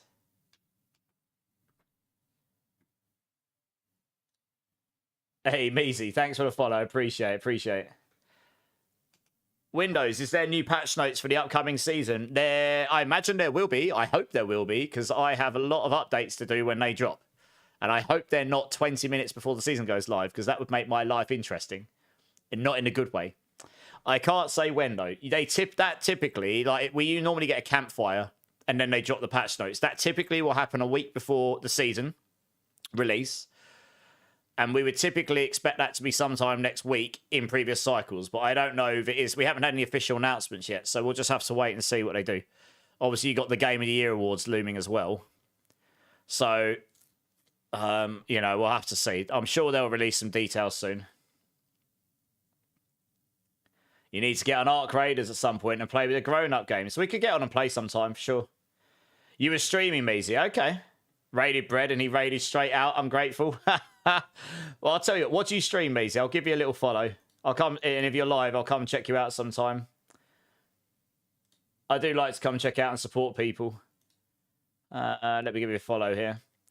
Honestly, that's happened to me quite a few times. Where I've either raided... I got raided last night by someone where I pretty much raided out almost straight after. But that's just the way the cookie crumbles sometimes, right? That's the way the cookie crumbles. As Sean Connery would have said. The game was not loading. That's the excuse of the day, is it? Hey, Bread Wizard, are you out? Are you at the Alex this weekend? I don't know if you go to the Alex anymore. Emo night. 13% to go for Christmas 24-hour stream. That is true. Put your 2,000 points in. Go to the channel points, guys. Put your 2,000 points into the community challenge. Do it. Do it now. Get to the community challenge. Come on. You were streaming Simpsons Hit and Run. That is such an old school game. I remember smashing that left, right, and upwards and downwards when I was younger. Absolutely, Maisie. No worries. I'm quite a busy person, so I do lurk a lot. But if I'm there and I'm actually able to hang for more than 5 minutes, I might say hello. But I do like to come and check out people and see what their vibes are like and stuff. An emo night is tempting. Yeah, I believe I'll be there on Saturday for a while. Yeah. So if you happen to be there, let me know. I don't know if much of the old guard goes anymore, really, to be honest. Because it's quite expensive there now compared to what it used to be. But we just tend to have a few drinks before we go. And we just go because it's one of the only times of the year where there's actually good music, I suppose. Good music, right? I say that subjectively because there's a lot of good music, really. Okay. As I say that, we've got a Day to Remember coming on. Banger! Right, I actually do want to knock down here. This will make this a lot nicer. Whoa, this is feeling laggy. What's happening here? Yeah, something's got a bit wonky with that. Let's give it a refresh.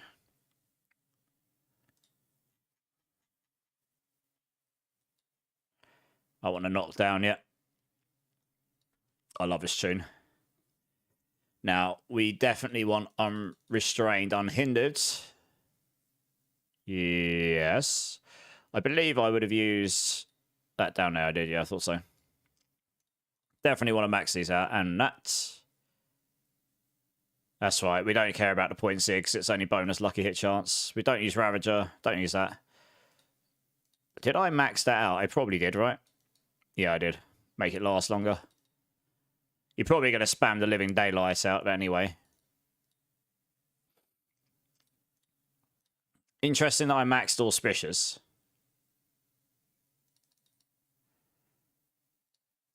Might need to come back and rethink that one. You know what? I'll rethink that when we come back to it.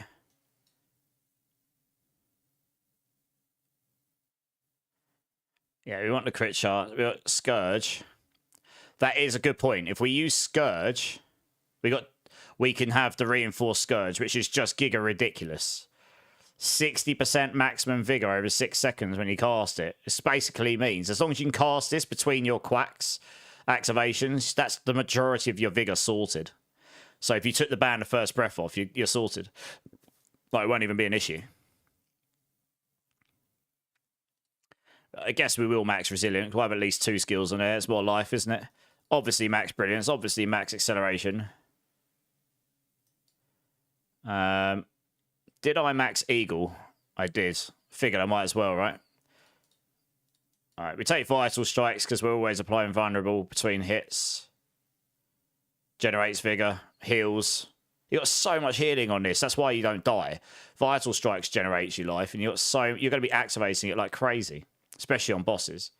How many points got left? Loads. Right, we obviously max that. Max this. I need the unstoppable. Take intricacy. Why not? And I've still got points left over. Lovely. I actually maxed everything in here for the first time. I don't know why I maxed the vigor stuff. You don't really want maximum vigor. Makes it so it's harder to generate.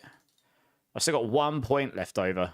So what I can do is be cheeky and just... It doesn't really matter what skill. Just slap it in there. Why not? Back from ads. No worries, Measy. Oh, sorry, Measy. Oh, I was just saying, I basically said, Measy, Simpsons is something I smashed left, right, upwards, and downwards. That's such an old school game. I love that game. I haven't played it in such a long time. Hey, Mose, how's it going, man? Does Season 11 have any new seasonal stuff, or is it mostly mechanical reworks? There's a new feature coming called Sanctification, which I'm not currently judging my builds on because I need the final details on them, and then I'll update them to have a Sanctification version. It's basically an end-of-life item mechanic where one and done. You'll get a random outcome. It could brick your item, but it could also make it giga, like give it a second aspect or give it crazy affixes and all sorts of things. So that's one of the main things they're adding for this season. Such a tune. Let's go. This was in Stranger Things in one of the seasons. It came on. I was like, I must listen to White Snake now.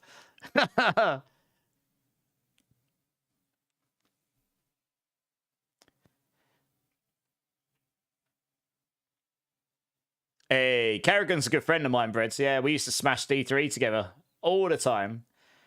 How you doing, Kerrigan? Thanks for the Prime, doll. 16 months. Appreciate you. One of my very first viewers, going way, way back. Coots is here. Coots McG, how's your Thanksgiving going, dude? How you doing, man? Yeah, it should be good, Mose. I didn't use it much because of the RNG factor, but they did say they're going to make it better, so we'll see. We'll see what better means. Better could mean a lot of things, right? It's looking good.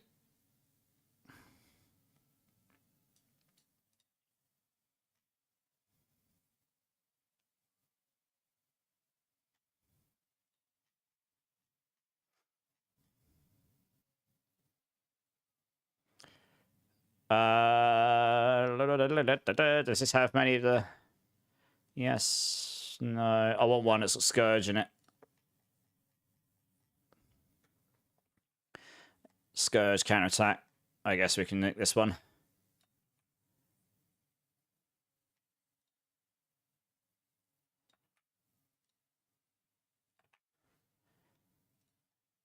You don't really... I guess I could stick Thunder Spike in there. We don't use Ravager here. And that's going to be Eagle.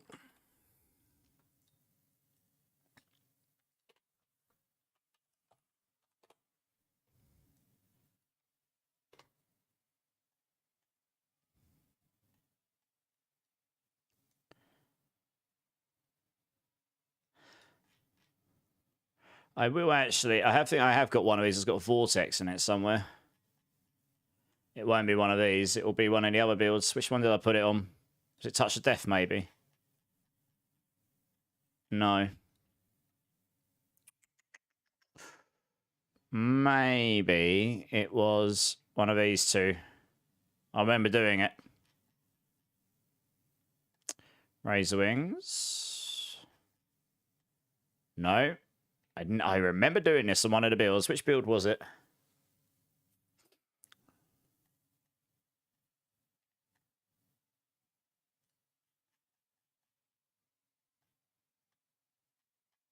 Oh, I'll tell you what. I should have probably gone to Mythic here. Rip. I probably just cycled past it. Oh, god damn it. Okay.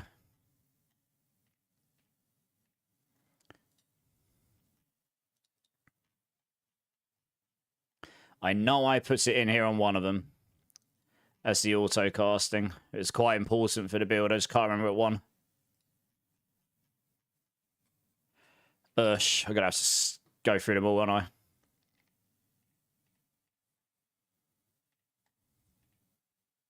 It might be that one, actually. There we go.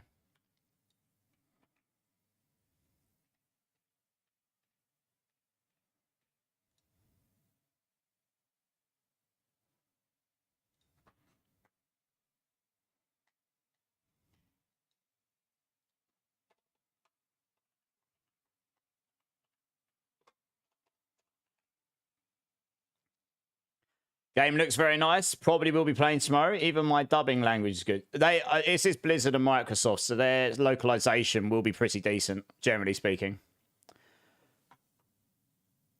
This game is very, very well designed for casual style play, to be honest, Luna. Absolutely. Have a great night, dude. You ate way too much, Coots. How goes the builds? Well, I'm glad. I hope the food was good. So you're not the only one that said they've eaten too much today. Build's going good. So yeah, once I've got this one done, that's all the Spiritborn endgame builds sort of in place. So the next few I've got to do will be a lot less time consuming because they'll be leveling focused. By the end of today, I'm hoping to have all the Spiritborn ones pretty much in place, or nearly all of them anyway. Making some peanut butter cookies. Nice. It sounds pretty good. Yeah, exactly. There's been quite a few people who have come and said, I am currently rolling around and full when I can't speak, move, or breathe.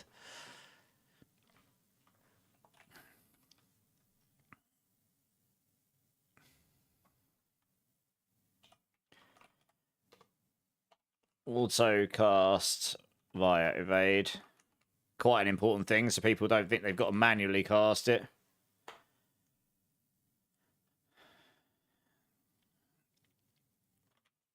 Reduces evade cooldown by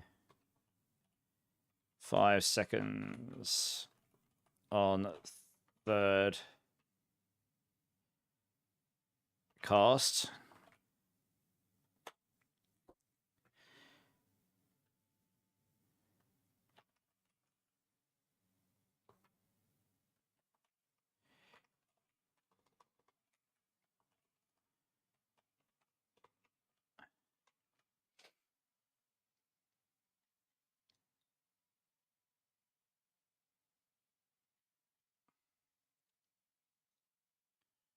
It could just put 16 resource on cast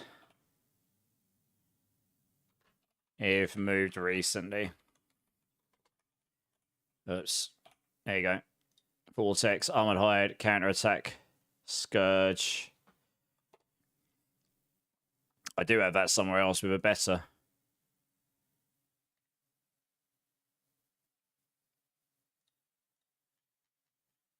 Yeah. Right, Eagle Ultimate.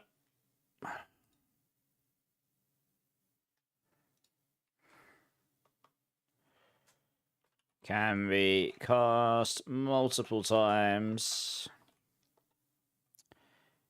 Makes enemies vulnerable.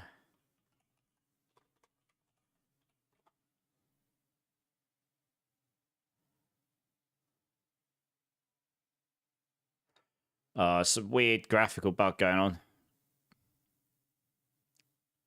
Knocks enemies down. Vulnerable. That's right. Elites hit twice by the Seek have a 25% chance to refund a charge, doubled against bosses. So Seek has a 50% chance to refund a charge when it hits, and it hits twice. So it nearly always has a chance to reset itself, which is pretty insane.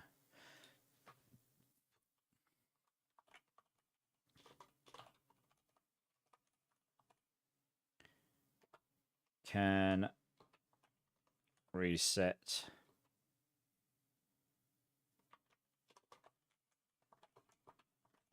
Hitting elites. Yeah. And Vital Strikes. Just had a very big piece of chocolate and coconut pie. That sounds pretty damn lush to me. Is the rake build without any mythics tank? What do you mean tanking, Blender?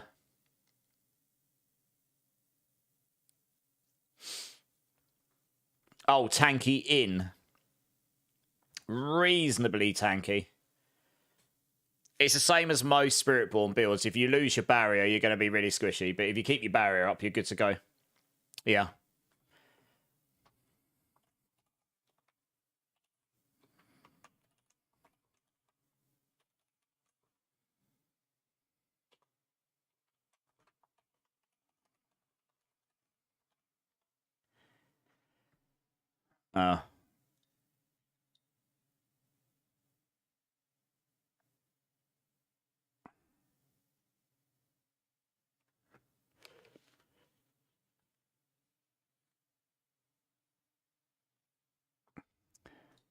It's actually just 100 damage against vulnerable enemies, actually.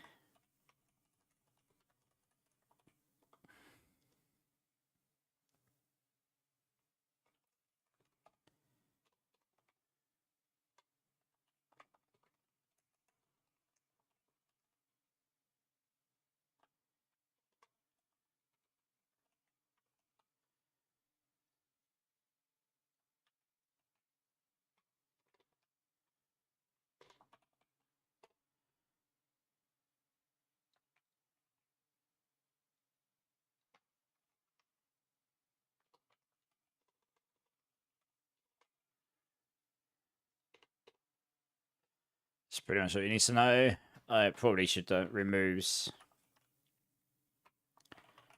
vulnerable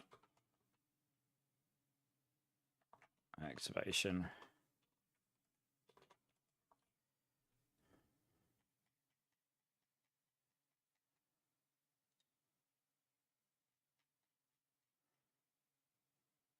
Looks good. All right, progress. Paragon board. Yeah.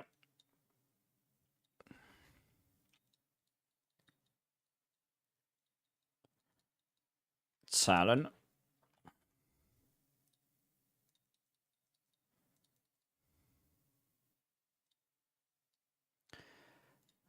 And then did I use Viscous Shield in this? No. Drive. Oh, I did. I can put Viscous Shield down here, maybe. Viscous Shield, Drive, makes sense. I put Drive over here. Convergence. And Sapping. Does make sense.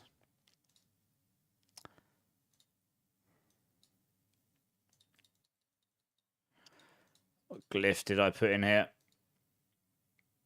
Jagged Plume, yeah, that makes sense. Yeah, you want that one sooner rather than later. So Dex, oh yeah, it's easy to activate as well. Easy collapse.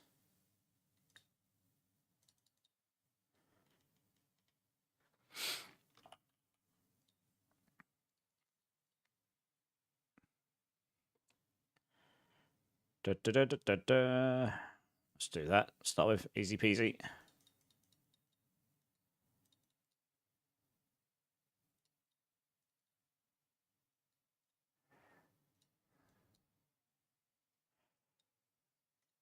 And now, of course. What's your plan for Saturday? Yeah, we're having some drinks at my friend's.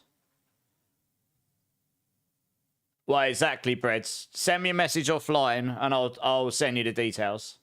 But yeah, we were planning on having some drinks beforehand, I think, because yeah, it is very expensive in that pub now. I'll find out the exact details and let you know tomorrow. You started hardcore on Monday evening with Evade and hit now Paragon 264. I'm thinking about changing to Rake. So I honestly would just farm on whatever you can farm on until you can farm all the Chaos items for Rake. And I would look for all of them. That final Rake build, the one that really Giga Slaps, does not function properly until you've got all of the items, really. You need a Epsontic, you need a Rod of Kep, etc. It's just kind of how it is. It's a pretty heavily gear dependent build, yeah. Sort of debating which one of these we go for next.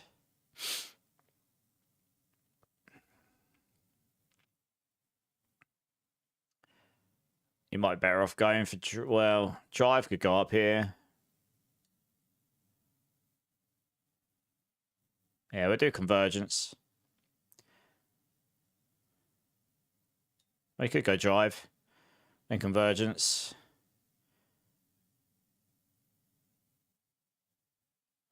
Don't know why I put Hubris in it. I have no idea what I was thinking with this. Don't know why I scaled. Yeah, I got my... I totally was thinking the wrong thing here. The fact that I did a 95 pit with a completely useless glyph in is quite funny, actually.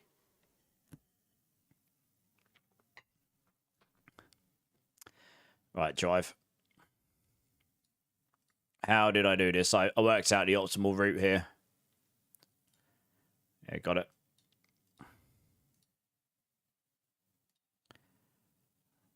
Oh.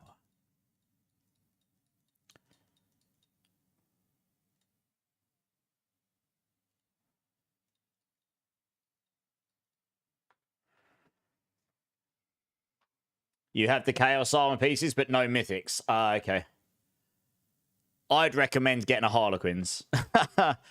You will be quite squishy without it.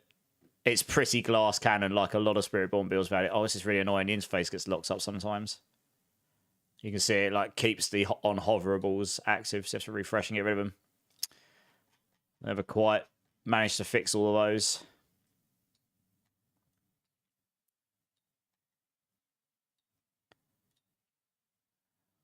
This is a board I don't use this way that often, so...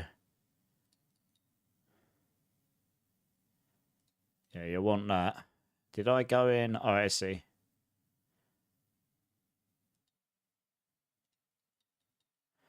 I did that, did I? Yeah, I did. I went straight across. Okay. I'm using Canny. The reason I took this one first is because Canny is just going to scale up our lightning damage, which scales our Storm Feathers.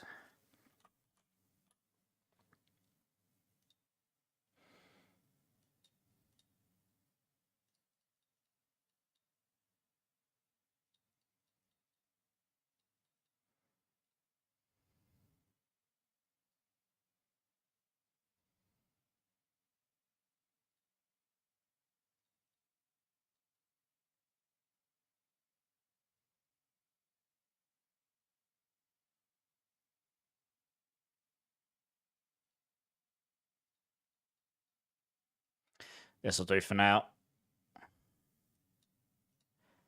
We'll take Convergent. Oh, wrong one. I mean, that's a board that may well get some love in fight, so we've heavily requested it. So we'll see. We'll see. It wouldn't be good for this build, but it might be good for some others.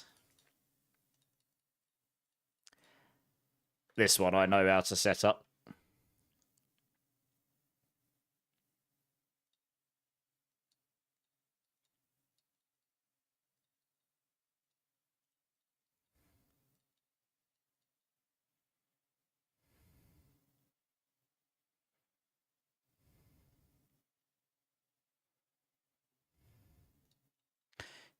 You make it cheaper by going that way. Yeah, interesting, I went in that way. Guess it doesn't really matter. 4, it's exactly the same. Doesn't matter which way this is going.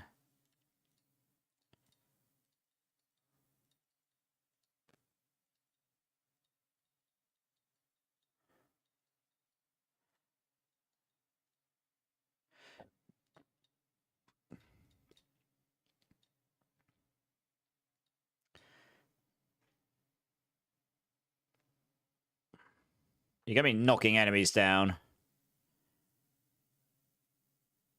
The thing with sapping is that gives you a 60x damage multiplier all the time, but your glyph area, you're going to lose one of these. Like, You don't want the max resource. It does nothing for us here.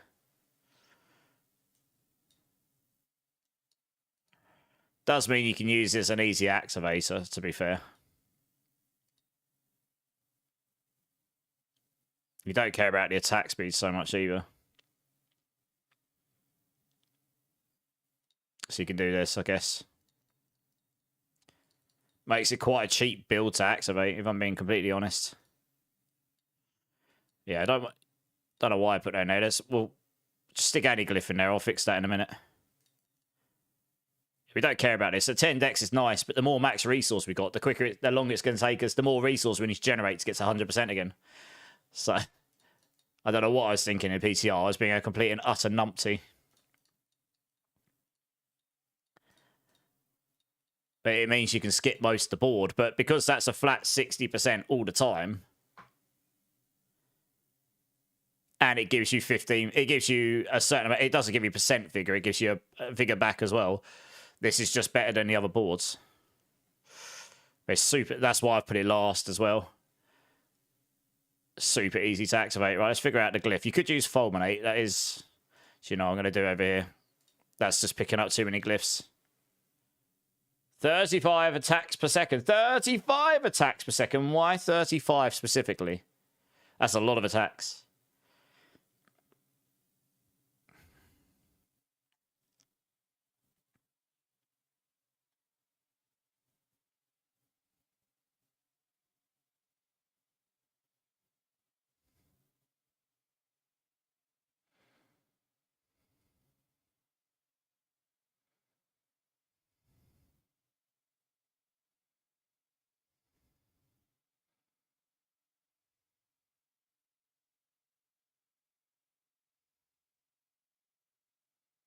But using the Band of First Breath, you'll get a bigger multi from Colossal, to be fair. You won't get the top part, but you will get... I mean, how many stacks can you get on the Band of First Breath? Is it 6? Yeah, you can get 6 stacks of max resolve there. You've got 8 by default. It's 14 stacks. You can get 28% multiplier. A 28% multi on Colossal. And you don't even care about activating it before. You just care about activating it because you don't care about the gorilla skill stuff. So yes, you lose a lot of additive here, but you can get a 28% multi here. It's so much higher than any other glyph. I suppose the bottom bit is only damage to close enemies. That's not necessarily so great for this. You'd have to, it would only count when you evade near to enemies. So when you're just like evading through dungeons, you wouldn't benefit from that. But on the flip side, you're getting 28% on the middle, which is insane. While if we go to Fulminate, you get 12 against enemies that are healthy. So I suppose if you one-shot them, that's great. 12 injuries, you get the additive, and you get just flat 10 to lightning. I mean, those are your two options.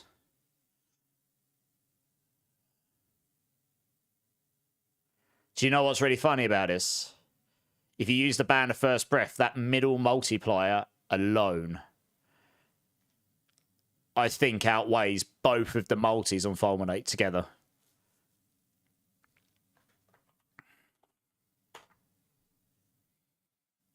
You know, you can just do the math here. Just do 1,000 damage, times it by 1.12, times it by 1.104.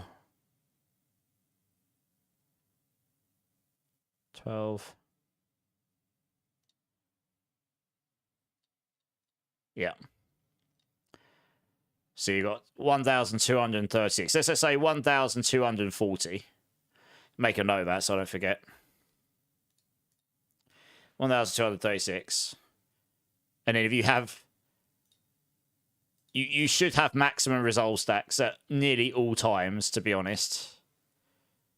Because you'll be spamming Armored Hides. You might be down a tiny bit, I guess. When you evade, you consume a stack.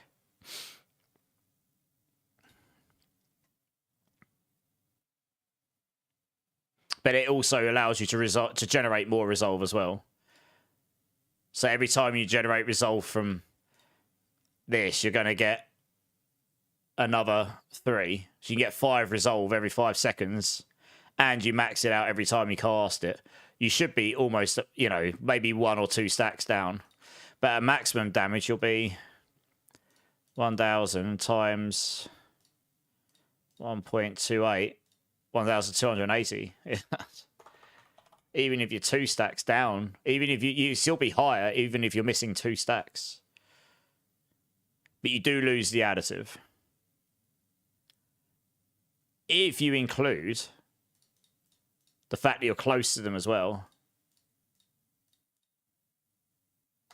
you in fact actually get quite a lot more damage. In fact, actually be a bit higher than that.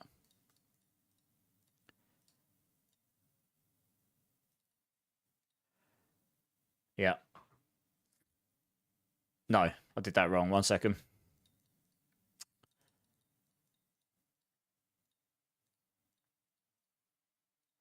That's better. It's quite a lot higher if you're close to them. Obviously, you have to be quite close, but if you just evade around them, in and out of them, then yeah. Which, to be honest, if you're using the flicker steps, you're going to be doing that. You're going to be evading in and out of them. Then yeah, this is a lot more damage, even without the additive. I mean, because you're probably stacking a pretty decent amount of additive on the build anyway, the maximum additive you're going to get from Fulminate is... you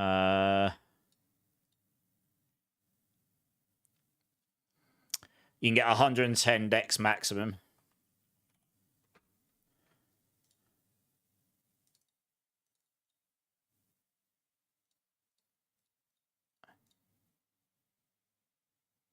That doesn't seem right.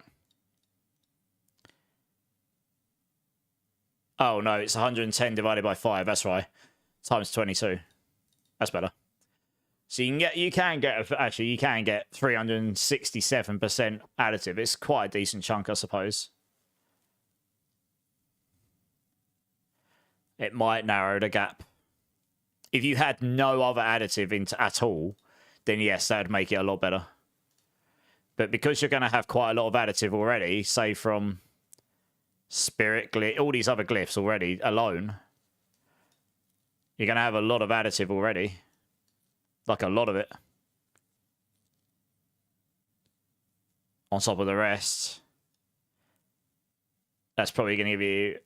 It's hard to tell if that would be better or not. Colossal, when you got the Band of First Breath on, is probably a solid choice, to be honest. Because the other thing about Fulminate is, as I say, if you don't one-shot them, you lose that middle multi until they're below 35% life. So you end up with this section on the bosses where you won't be able to do much. You won't do anywhere near as much damage. I think I'd personally prefer to put Colossal in here if you're using the Band of First Breath. Maybe in the final push version, if you're not using Band of First Breath, then maybe. Not, but it also makes it easier to activate. It's like super easy to activate this. Although I don't really want to take... Oh, it's a bit annoying. I wouldn't really want to take this. Can I activate it without requiring that? That would be nice. I need one more. I don't really want to... I suppose I could route that way, but then you have to route weirdly down here. It costs you more. I'll just do that. You don't want to take the max resource, and routing around here is probably weirder. 1, 2, 1, 2, 3. Yeah, there you go. It's cheap and easy. 214 for a T4 build. How does that stand up to these? 236. It's like 22 nodes cheaper for T4. That's nutty. Hey, Deltov got off work early today. Thanks to Thanksgiving. Nice. Thanks for the bits, man. Happy Thanksgiving. Are you having a good one? No reason to have your bow rogue act like a machine gun when attacking? Oh, I mean, yes, that would be amazing. I was just wondering why specifically 35 and not like 36 or 38. You just need runes to craft addition. What runes do you need? Sounds like we might be able to help you a bit here. You're not working, so it's good. Nice. Yeah, that's always good, isn't it? That is always good.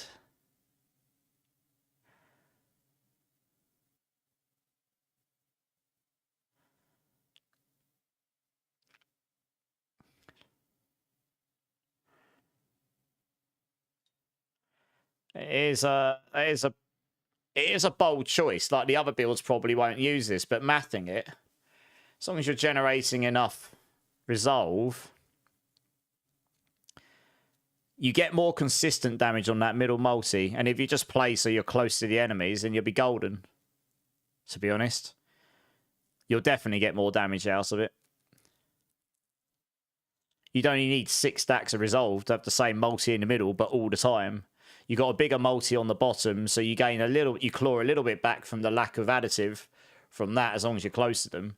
And then on top of that, you're more than likely going to have more than 6 stacks of resolve, since you can get up to 14. So I'd say that's a better consistent for lower level, and it's just way easier to activate, frankly. And you don't have to max the glyph area out. So yeah, I think this is a good choice. Okay, this is looking solid. Let's grab these.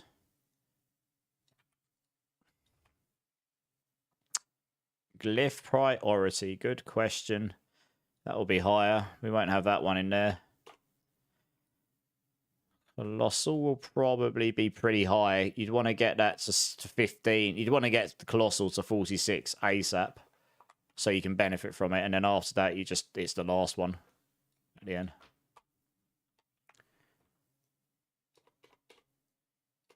Talon. Crit damage, lightning. Jagged Plume will be.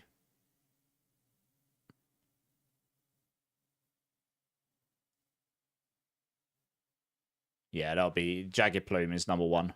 Number 1!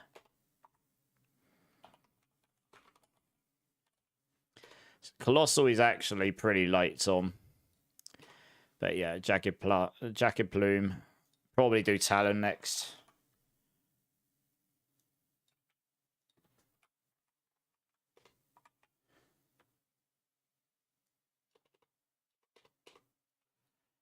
Do Canny before Spirit, even though Spirit goes higher. It's less conditional. Canny.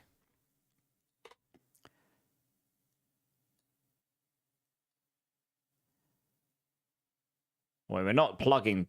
Yeah, no, this is fine. And then Colossal go last.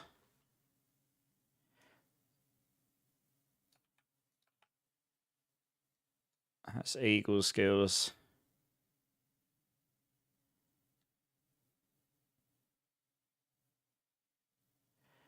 You probably put Talon down here at this point. Okay, that's that.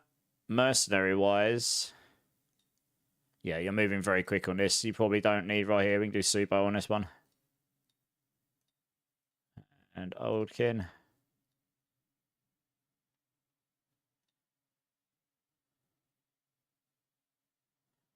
Don't think you put it on Evade. Just put it on Thunder Spike, right? Okay, and then I'm just going to need to write something for Subo because I haven't actually done one for him, I don't think.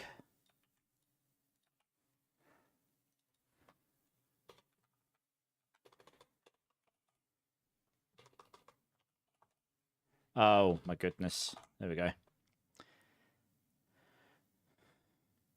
You need 5 jars and 3 queues. Once I've saved this, I'll have a quick look, see what I've got. I'll see if I've got a spare jar. I might do. Looks like Ollie's got a bunch for you. I'll have a very quick look in a minute to see if I've got the rest.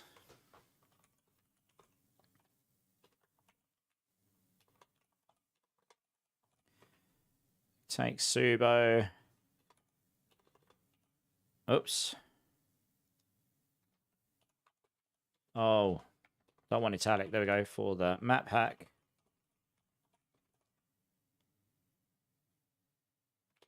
To see where enemies are located on the map.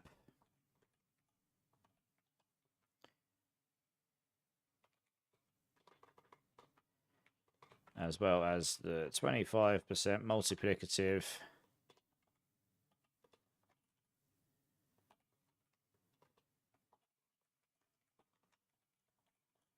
when cover fire.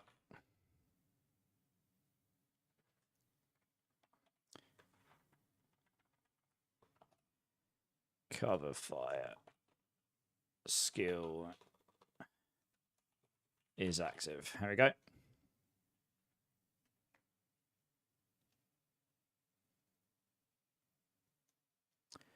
All right, this one has taken a fair while to do, but I wanted to make sure we did a good job of this one because it's going to be it is a popular build, isn't it? All right, let me have a quick look, Ollie. Windows. I'll boot up, see if I've got the rest of what you need. I'm not really going to use a lot more that's left on my account for the rest of this season, so if I can help you guys out with some bits and bobs, I will.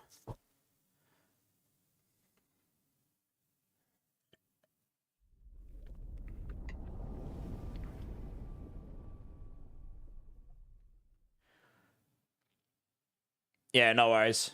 I'll just have a quick. I need to see what I've got. I may well have what you need, or at least the rest of what Ollie hasn't got for you.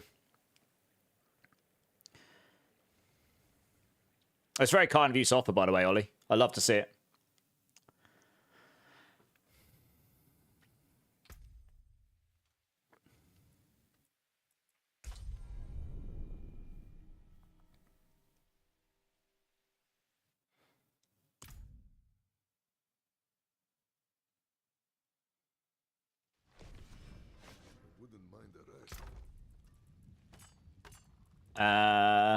Jars. Yes, I do. And yeah, I have actually got what you need. It's up to you if you want to give him some stuff, Ollie. I don't mind giving him what I've got, to be honest. I know it was very kind of you to offer, but I actually do have the stuff, and I'm really not. A lot of his stuff was given to me by a few other people who've done for the season. I don't actually have that many jars, but more than enough to help Windows out here. We're so near to the end of the season, I don't mind helping with this. Just let me know when you're ready, Windows. I'll minimize out and crack on with this.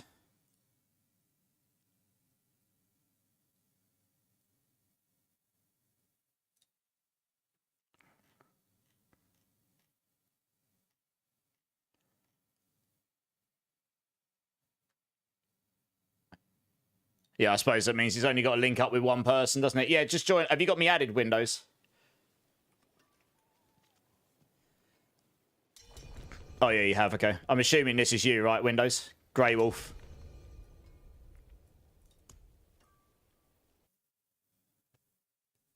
Yeah, okay.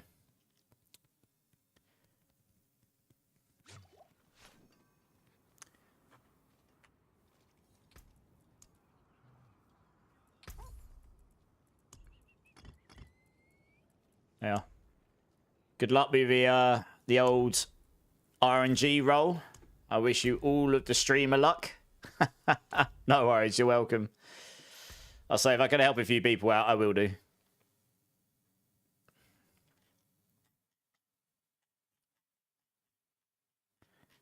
Alright, this is looking good. Now I need to do my variants.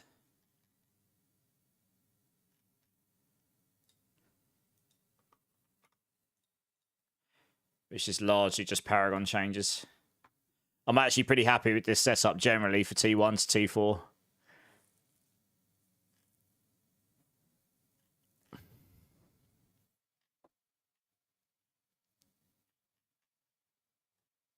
And then we can just...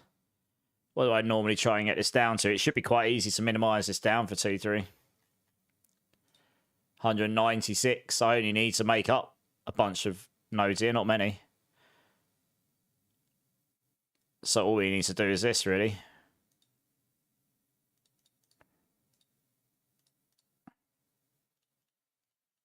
That will probably do it.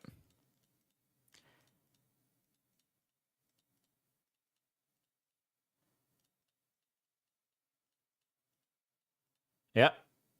Nice. Easy collapse. Might as well take that while we're there. We've got enough nodes anyway. Well, that was easy.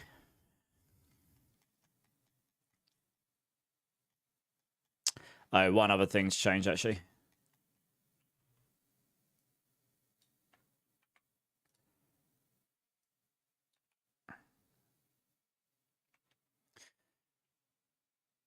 T1 to T2.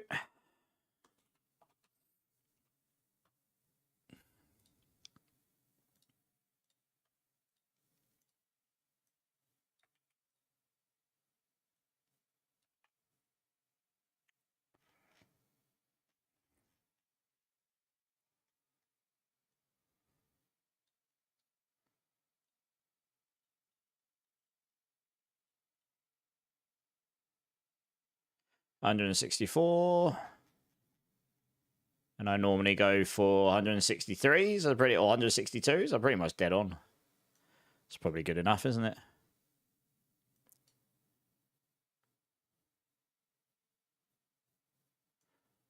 That makes it really quite simple.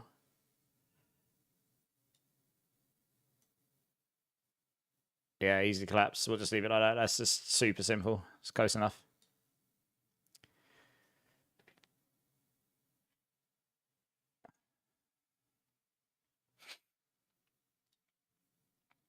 Okay, we need a mythic version.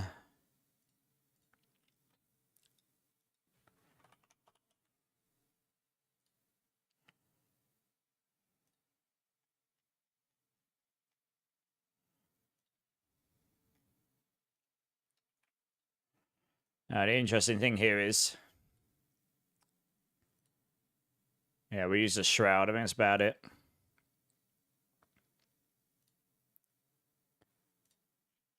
So we lose the Jack Imp Shell cooldown reduction, which is where we get interesting here.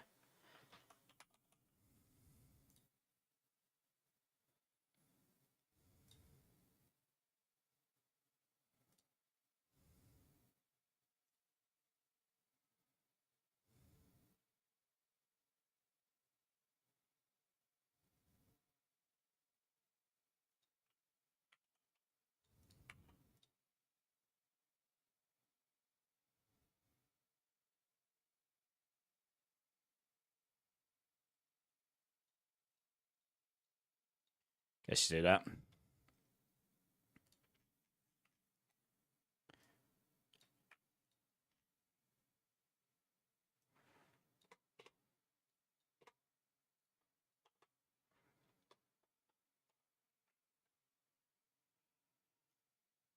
Let's give it a save quickly because I need to look at the rest of the items.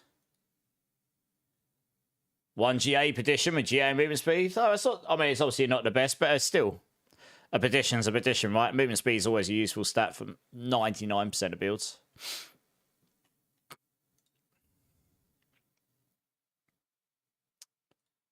No, I did use Fist of Fate here, but I mean, generic damage is probably good enough. Can use Flicker Steps here.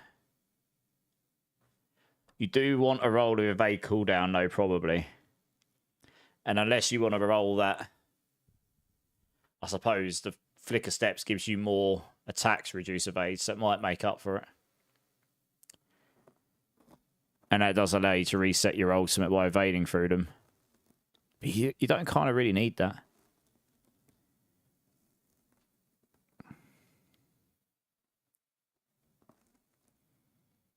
I suppose if you accidentally get your ultimate on cooldown, that could be annoying. But actually, with the Whoosh and Up Pyron, attacks will reduce your ultimate cooldown. So you just keep evading. So you just need to make sure you can keep evading. And you spawn 6 Storm Feathers. So 6 Storm Feathers, as long as they all hit, should theoretically reduce your evade cooldown by 9 seconds.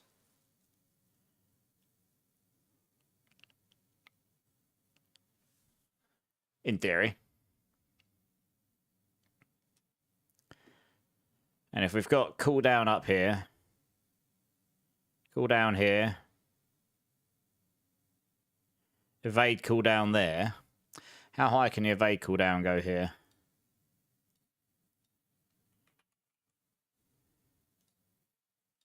%. Yeah, you get 27% evade cooldown there.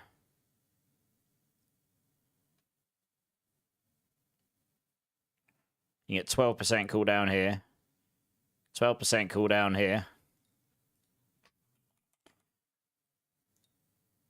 Or 13.2% cooldown, actually. You can get 26% cooldown on those.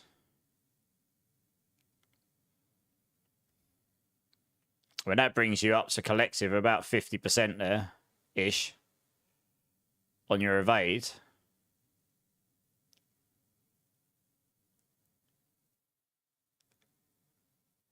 What's the standard evade cooldown? I can't remember. Evade cooldown.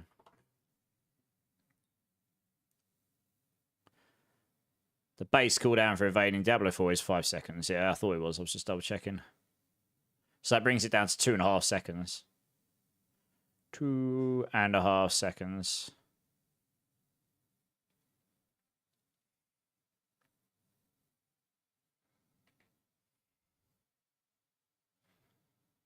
So it literally means only 2 of your feathers need to hit and you're going to reduce your evade cooldown straight back again. And you've got 2 charges of evades due to acceleration.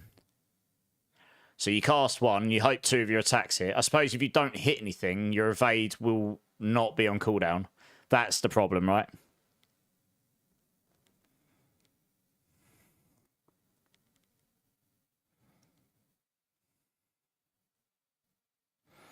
And that there is why I thought the Zepazontek's great, because it gives you that extra cooldown reduction, doesn't it?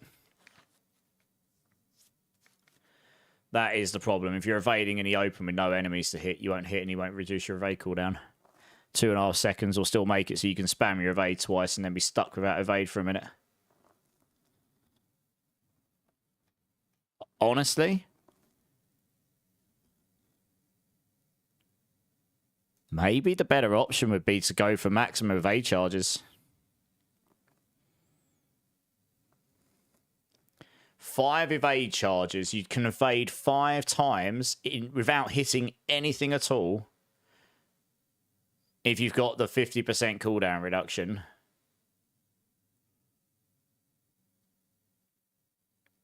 In a 2.5 second window. Oh, I suppose that wouldn't work, would it? Because when your evade cooldown's off, it only gives you 1 charge back, doesn't it? So that's no good.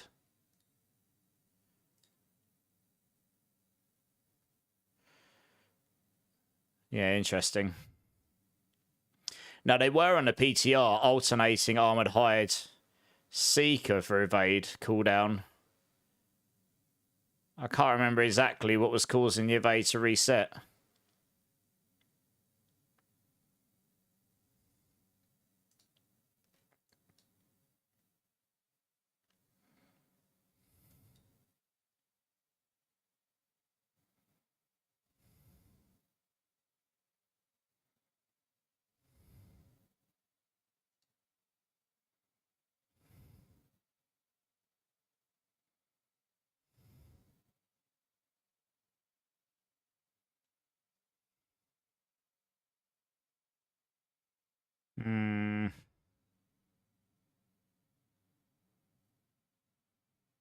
You got your damage to over 4 billion. Nice. GG's.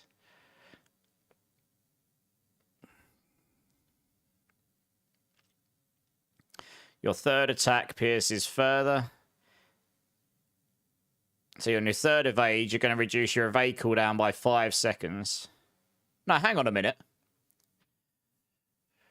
If you've got 5 evades, you evade once. Yeah, and it's on a 2.5 second cooldown. You evade once. You evade twice.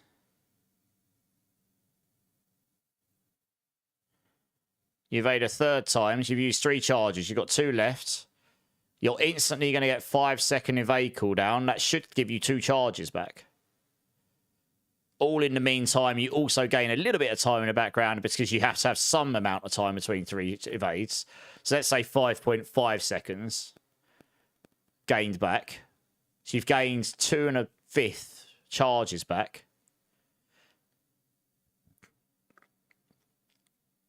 I suppose eventually you'd run out.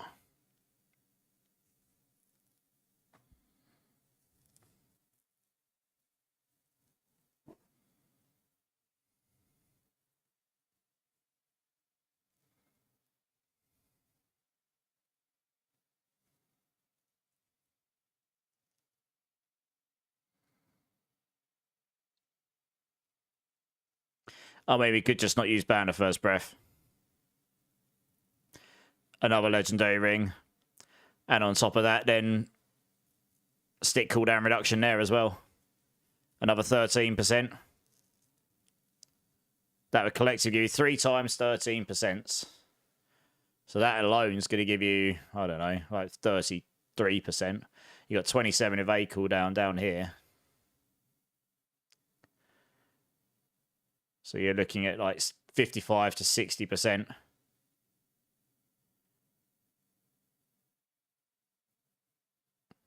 I can't remember how we were. I want to say evading out in the open sucked for this, but I cannot for the life of me. I'm going to have to watch the video again. I need to watch my video to remember how I was doing this. I remember we were able to reset it somehow. I love this tune. Go to watch this video and have a look, see what I was doing. I was using Scourge on the build here as well, actually.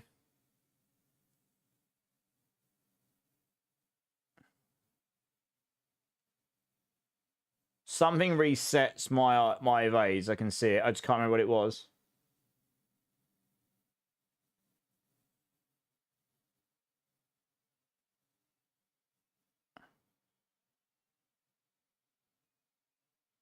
That's going to be the attacks reducing evades, I would have thought. The attacks are hitting enemies, so it's insta resetting my evades. I need to see what it's like to evade between enemies.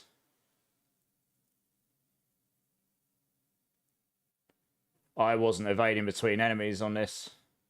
I think I was running between them.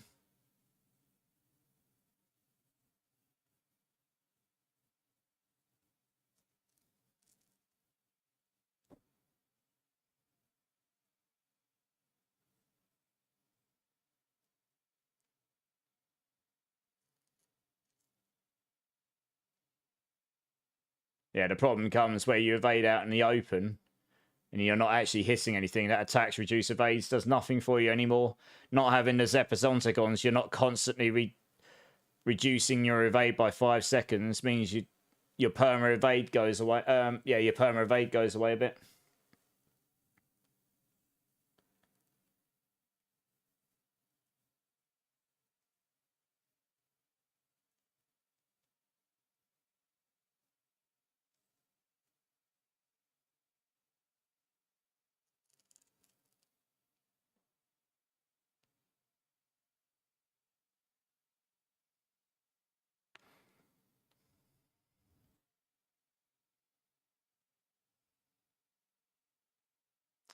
Interesting. I need to do some quick math.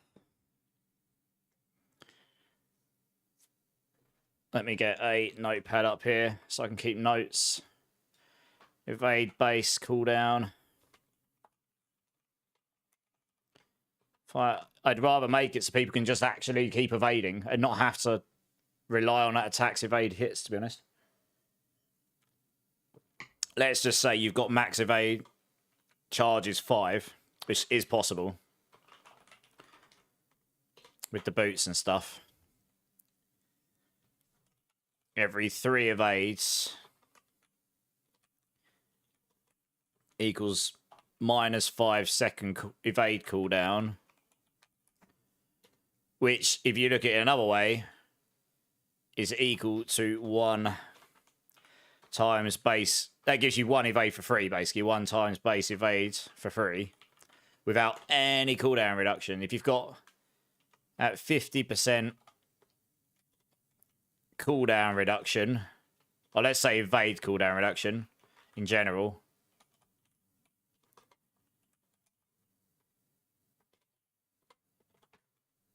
every 3 evades equals 5 second cooldown, which equals 2 times evades for free.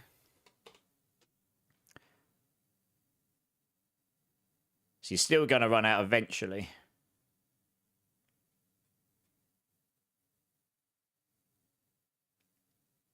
You'd need to somehow get your evade cooldown to 1.6.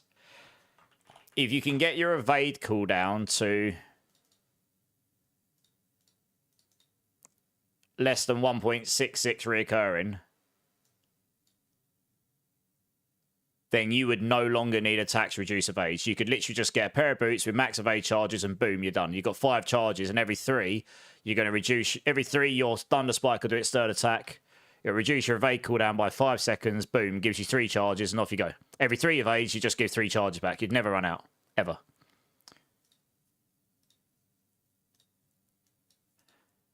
Sadly, Swift doesn't work here. Your mobility skill cooldowns are reduced.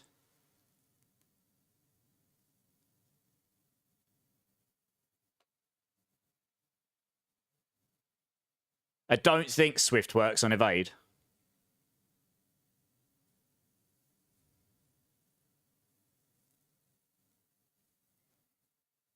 I don't think. I want to make sure my assumption here is correct. Let's see if Rob used it. I don't think he did. I don't think he would have. Because evade's not a mobility skill, I don't think.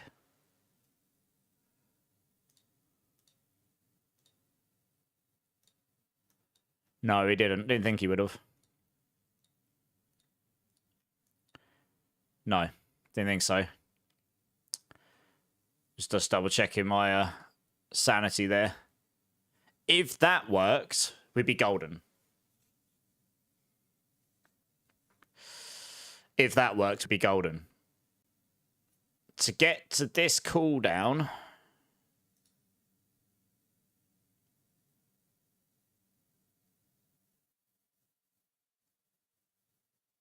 you'd need, let's say 5 divided by 1.67. Sorry, 1.67 divided by 5. You'd need 66.6%. You want to do 100 minus this. So you could actually go -1 here. And times by -1. Oh, ball sacks, +1. Times by -1. What? That's all right. Times. Oh, it's not allowing me to... Oh, I see. It's not allowing me to go times -1. Oh, that's stupid. You'd want to do... You'd flip that. 66 points. You need 67% cooldown. 5 times 0.67.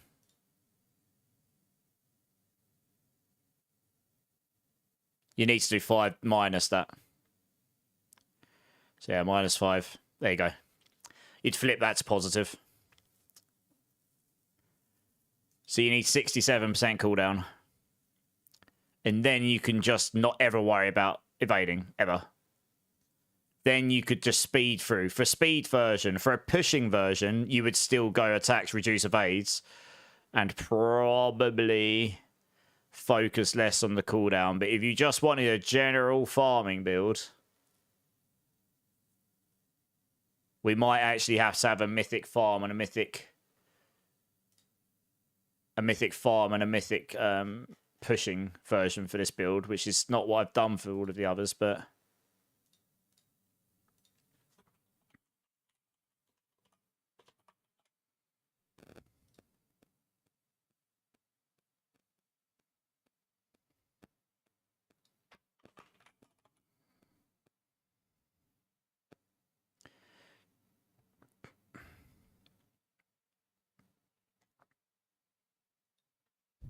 hey, Tristad, how's it going, man? I think it'd be attainable. The fact that you can put cooldown on all this stuff now. You will need a legendary ring here, though, so we'll have to swap that around. You need the cooldown reduction here, probably. So you could put, like, Vehement's Brawler on, because you're going to be smashing that enough. It's going to give you not quite as much damage, but close enough. Dexterity, max life, cooldown reduction, crit damage maybe. Or you could put life on hit here as well, actually. Life on hit, cooldown reduction. You could go feather potency. Diamonds. Okay, I know how I'm going to do this.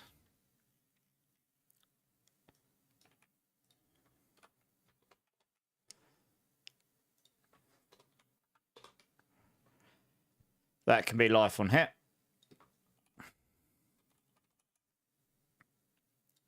The 4th affix can be cooldown reduction. The gloves can now have cooldown reduction on them as well, if needed.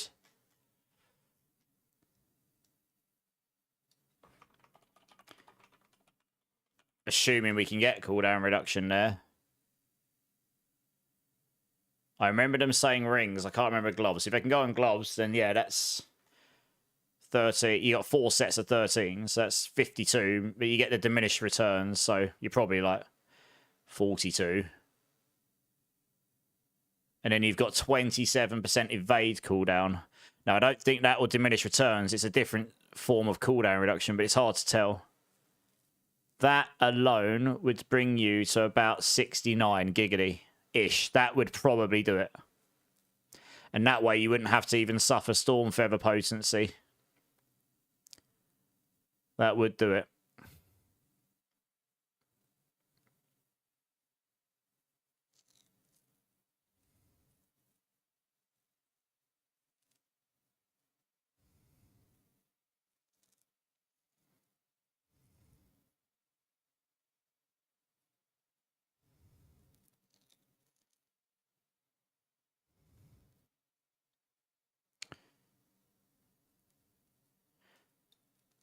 You could actually just do life on hit and cooldown reduction on the gloves full stop. That would do it. That would be better.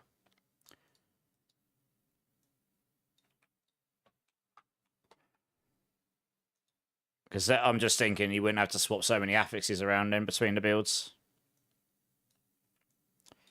Let's do that.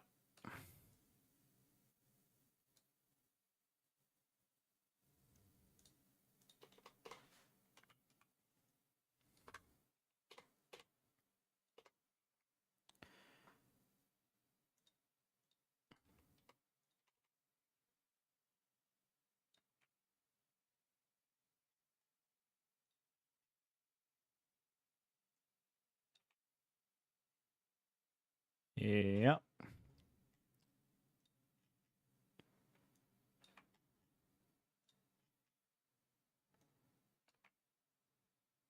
Oh, no, the problem is with this version, you will need the life on hit. Oh, no, this is fine. Yeah, this is fine.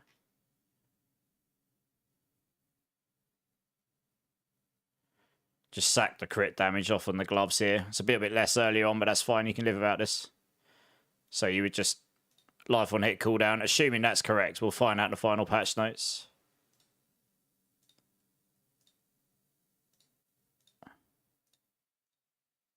That ring can just have cooldown on it. You don't need life on hit on it anymore. So you got the crit damage there. These can just both have crit damage on them. And then cooldown on them. Max, yeah. I don't know where cooldown reduction will come, but yeah, this is fine. So you're just looking for a second ring of what you already got, essentially.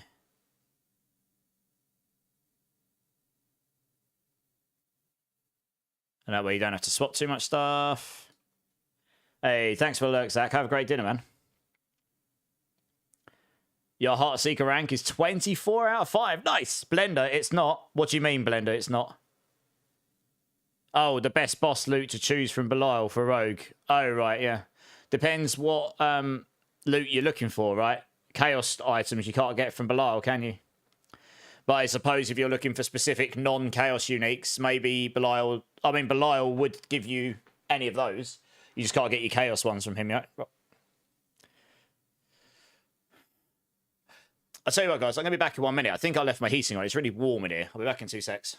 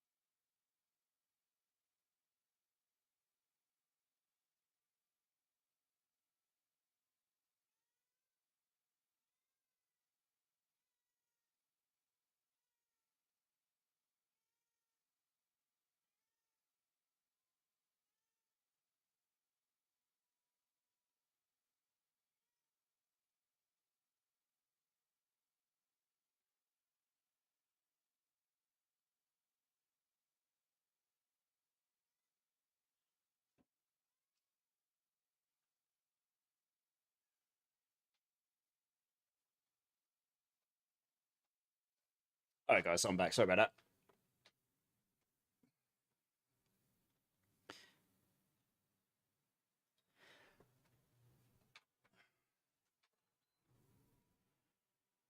Okay.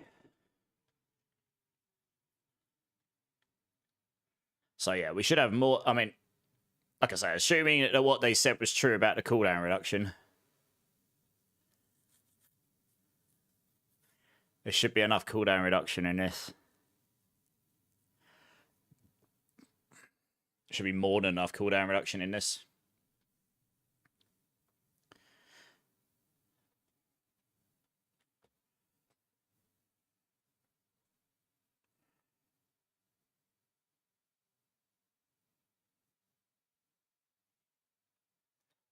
You would actually want to focus on cooldown reduction here first. You only get one extra rank here, so yes, it's more damage, but the cooldown reduction is really key for being able to. I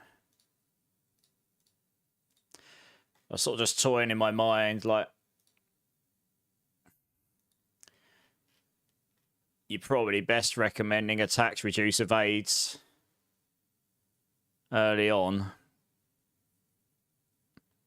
But once you get to this point, once you have enough, you can swap that.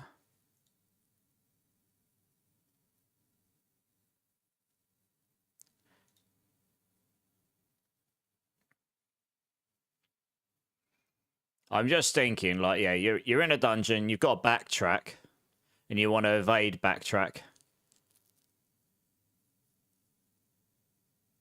I need to sneeze again, 1 sec. Oh, I don't know why I'm sneezing so much, it's weird. Yeah, if you've got to backtrack, you're going to need more than 2 evades. Otherwise, you're not going to activate that 5-second cooldown reduction. You won't have anything to hit. Your attacks reduce evades do nothing. And I don't think there's anything else in here that resets your evade for you.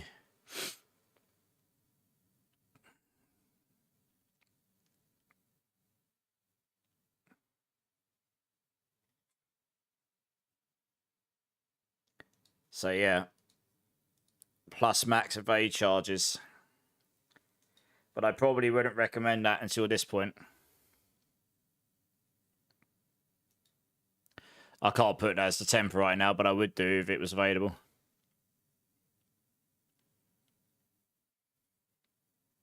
It gives you some leeway, but it also gives you that. It allows you to get to 3 evade charges.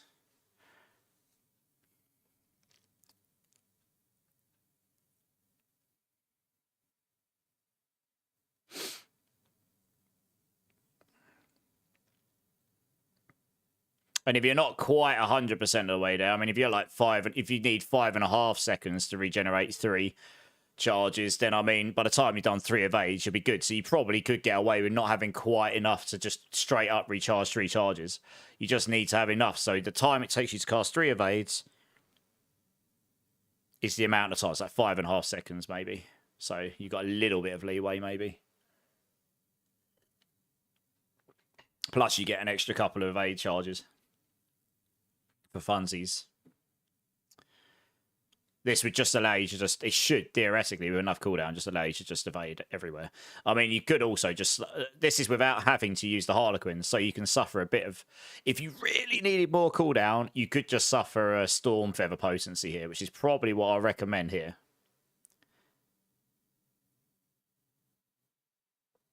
Cooldown. Cooldown. Cooldown. If we recommend evade cooldown here instead, problem solved. This should easily do T4 without that extra Storm Feather potency there, I think. Up to 27%. Up to 27%. I mean, like, yeah, you have so much. You got so much ability to not even have to have the main tempers and stuff here. This just solves evade for you. You don't even have to worry about it anymore. Eventually, you're going to want to swap that to Storm Feather potency, but you're going to need all the extra stuff for it.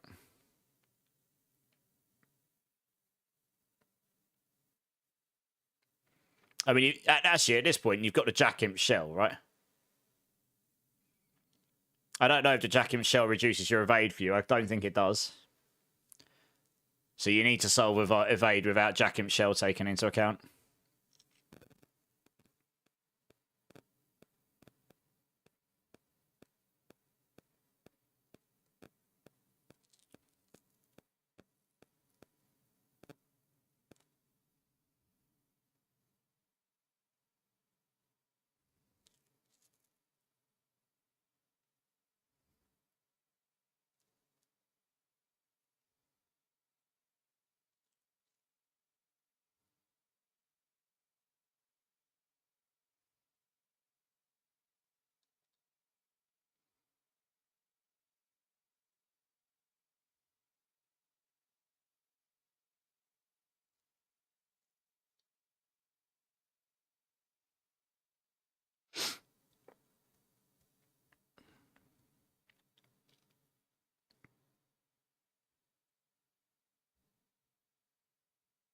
Hmm.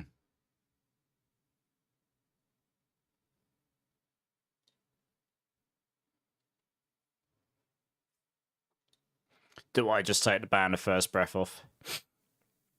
You lose 10% on the damage. You could change your... I could change the glyph over. I could change the glyph.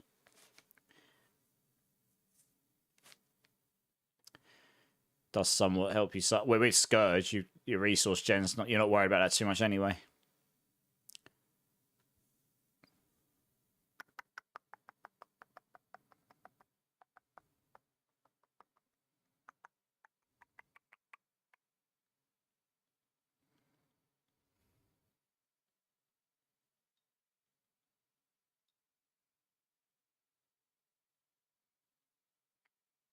Storm Fairy Potency, Storm Fairy Potency.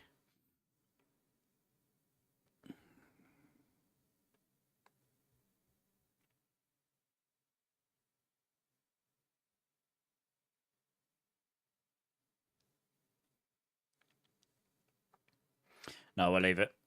And then down here, you can just go all Storm Fairy Potency. I mean, this is farming, right? And then, yeah, you don't need 2 evade cooldown reductions. You'll have enough cooldown. Saves you having to find 2 legendary rings that's going to do the job. You can just get a band of first breath and you'll be golden. It'll help you out. Shadowfell's death. Hey, Zoe, Mark, how's it going? Forces you always to kick Spiritborns out. Why does it kick you out of Horde? Why does it force you to kick out of Horde groups, Blend, out of interest? I don't like the item, but I'm using it because at this stage it helps you with cooldown reduction on your items, I suppose. On your skills. On all your skills. Like it'll help it so your ultimate and stuff, like, you know, while you're working out getting all the cooldown reduction. Yeah, sorry, I'm good. Just pondering. It just helps you sort out. Yeah, it just helps you sort out cooldowns while you're in that leveling stage, right? Oh, true. I mean, I'm recommending taking that off once you get the Shroud of False Death, right? I'm not recommending this in the endgame version. Yeah.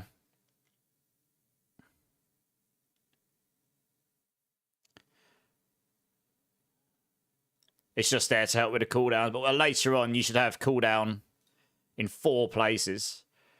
If you get a GA in all of those, that's 40-45% cooldown.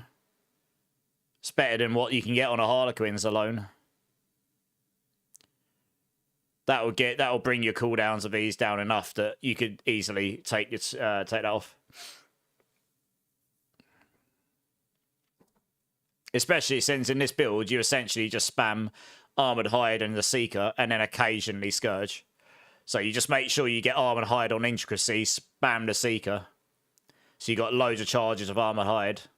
And then you just use Scourge every now and then. But with Menacing Aspects on, you should be able to just cast Scourge and leave it for 9 seconds.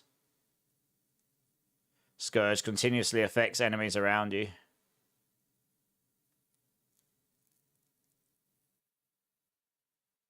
Yeah.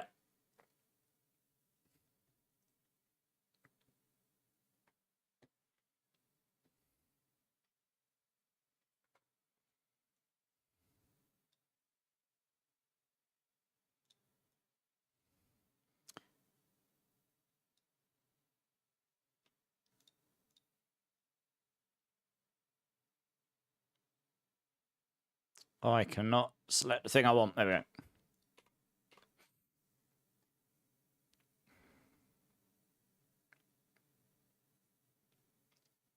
Hey, Chalosia, how you doing?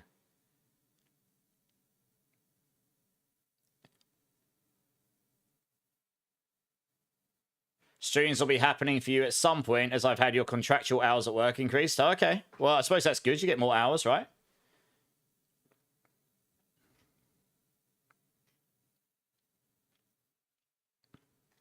I'll need to make a strong point of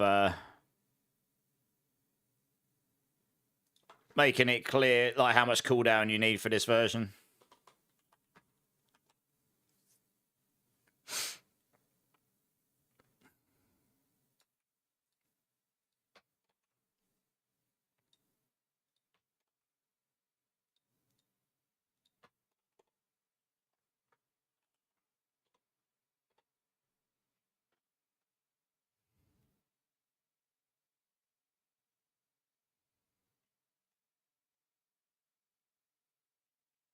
Okay.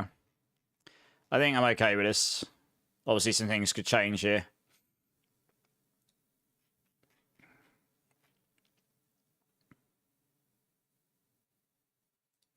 I think the skill tree can stay the same. There's no reason to change anything in there. So this all stays the same. We're not using the Banner First Breath, so we'll take Colossal out. We just put Fulminate in here, I think.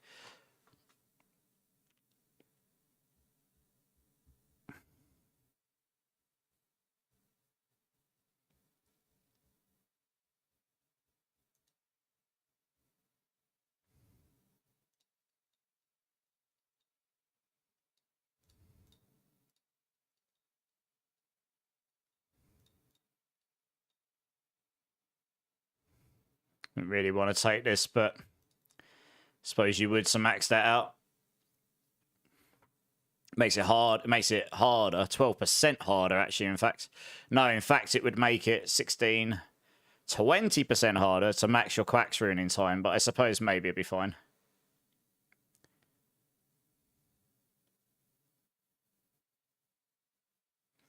For essentially 33.4% lightning damage, it's probably not worth it, to be honest. Probably better off just doing that.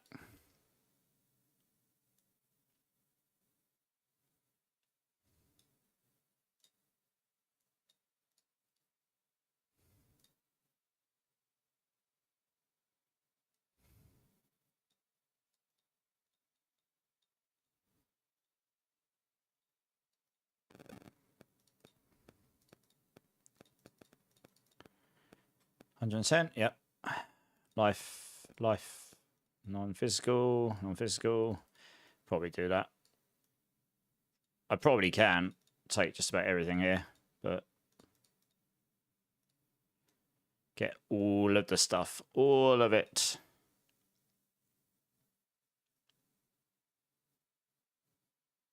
Yeah, it's not worth it for that. 30 out plus hours a week. Okay, so it's basically a full week now. In Season 6, you needed in the end 66.6%. Yeah, I worked it out. It's, 1.66 reoccurring. So it's exactly what you just said, Blender, yeah. Yeah, I literally did the math here. Look. 5 seconds. And you need to make it so every 3 evades, you get your 5 seconds from Thunderspike, right? So, yeah, it's just that. It's actually it's that -1. There you go.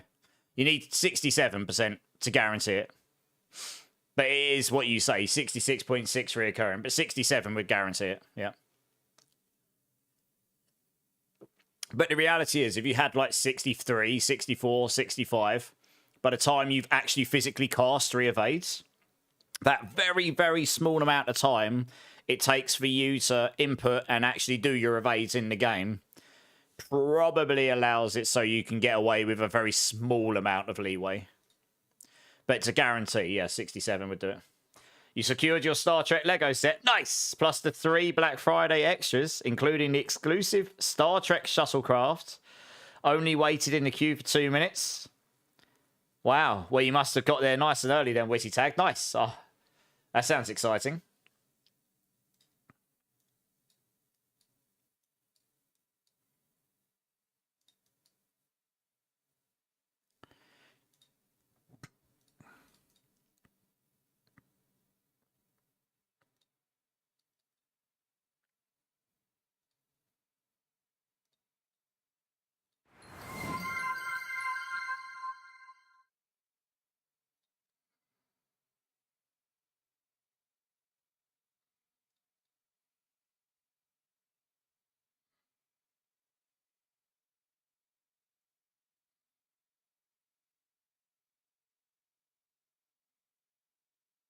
I needed that. Flex the mug, Marksman.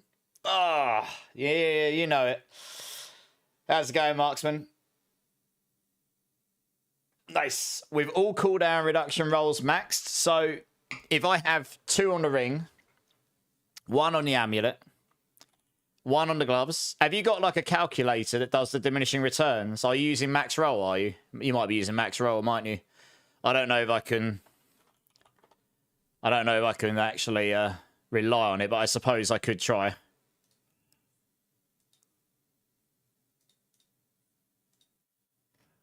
Yeah, I mean, I don't even know if they've got cooldown reduction in here yet. Oh, they do. Okay, there we go. Nice.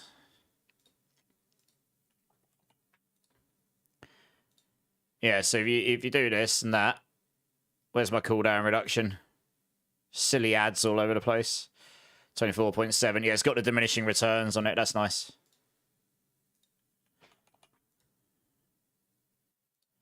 34.6. So you get pretty heavy diminishing returns. You can get on the gloves as well, can you? You can, okay. So you had to, if you had 4 on your rings and amulet and gloves, just with GAs alone, you're up to 43.2, right? And then you get a pair of boots like this and then go evade cooldown and GA that. That's 26.2. That puts you to 69.4, I think. Assuming there's no diminishing returns between this and cooldown reduction. It's hard to tell because that doesn't actually show here. I don't think. I can't see my evade cooldown. And I don't think that's in the calcs, is it?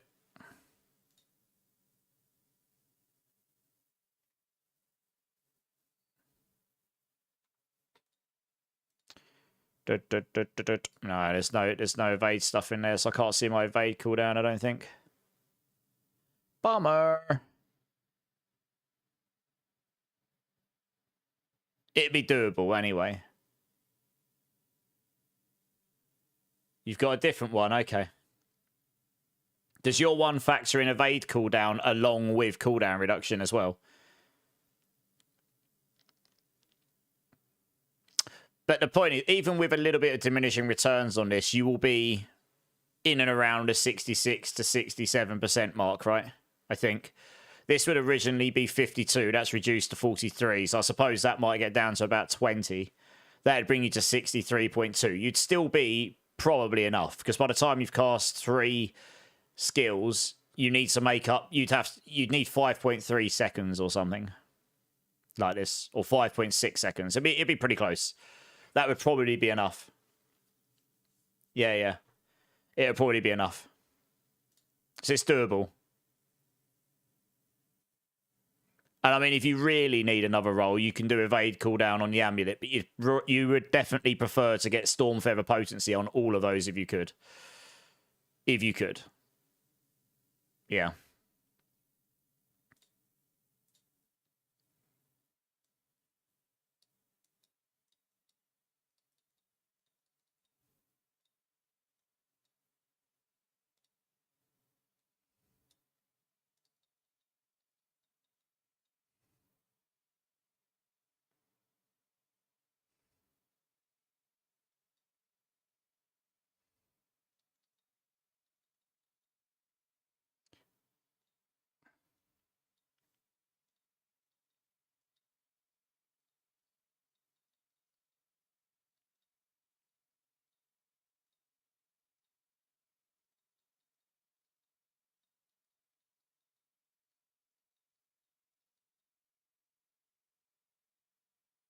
That is 328. Okay. So we can suffer some of these then. Because you don't have to take all of these. Because we will want this here.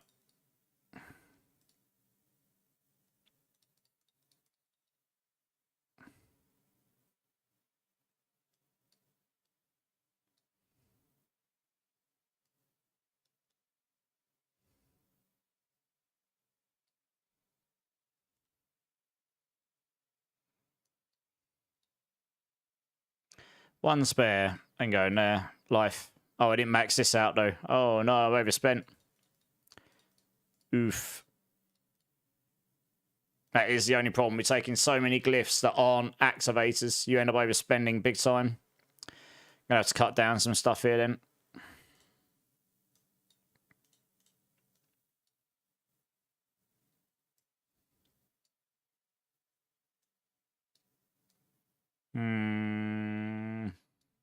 These are only 10%.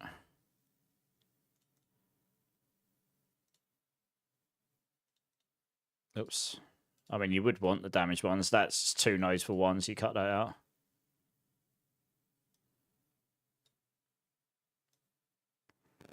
There's not much in terms of defense we can lose here. These are only 10%. We can lose those.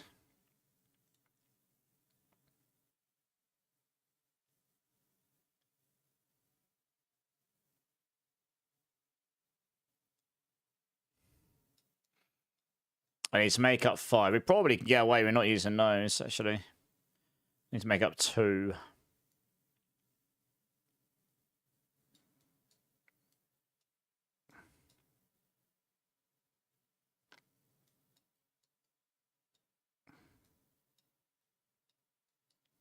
One.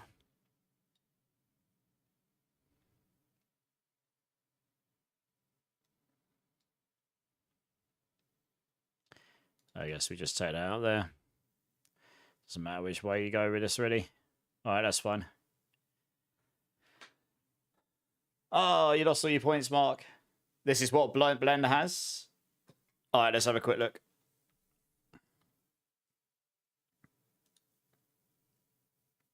Got ya.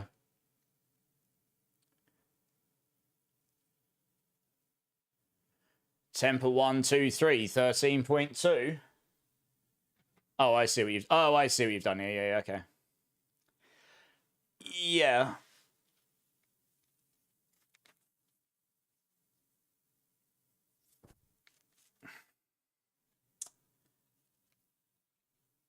I'd honestly have to play it and see how it feels. I don't know if evade cooldown has the diminishing returns like when it goes with cooldown reduction. Right?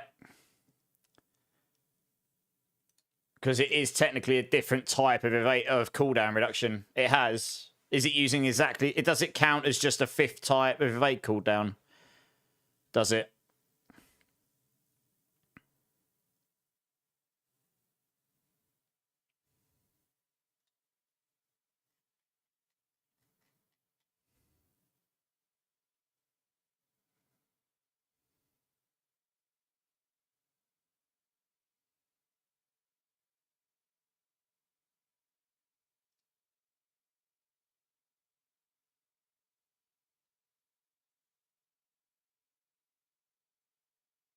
It just multiplied, are they, with diminishing returns? Okay, so you will need to evade cooldowns then.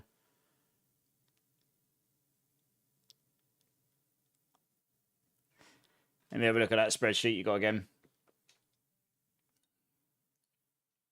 Oh, I can't modify it. Oh, that's annoying.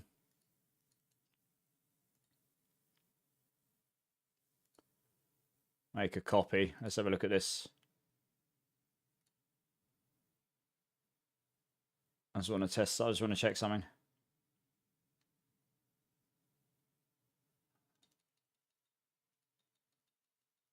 Oh man, there's so many bloody tabs on this. Holy crap, what the hell is this? I just want that tab. Holy crap.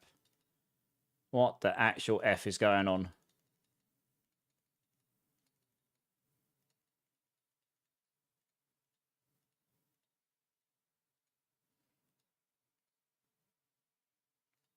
Cooldown calculator.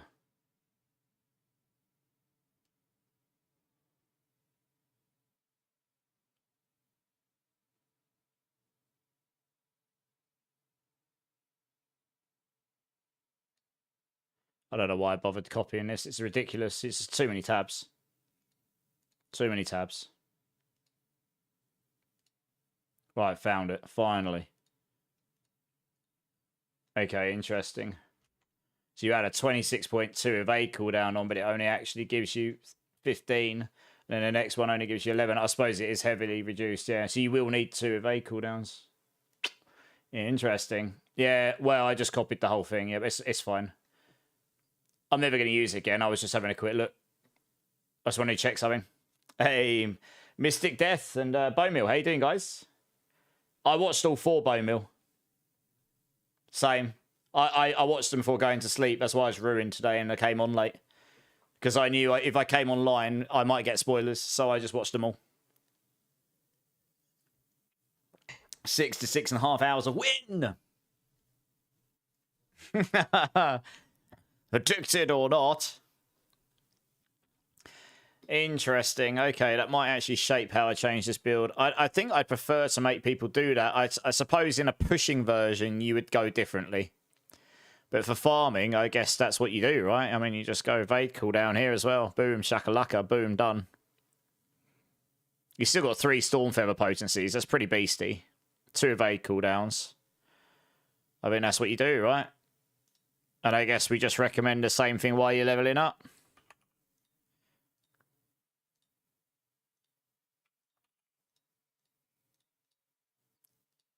I mean, that would be quite a lot of damage down on the Storm Feathers. I guess at this point.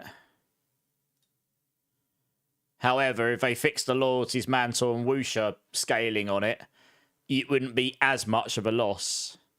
And being able to just perma evade just means you'll be faster and you're not worrying about resetting your evade over and over again, frankly.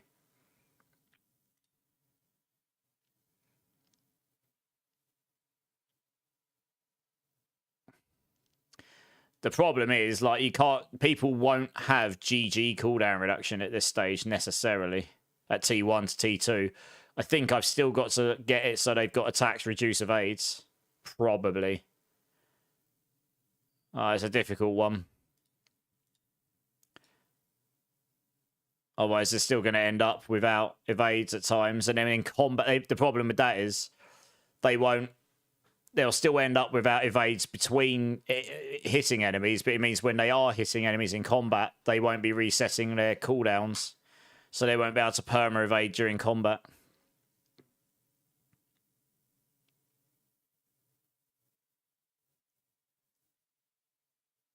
Yeah, I think at this point I'll actually leave it as it was.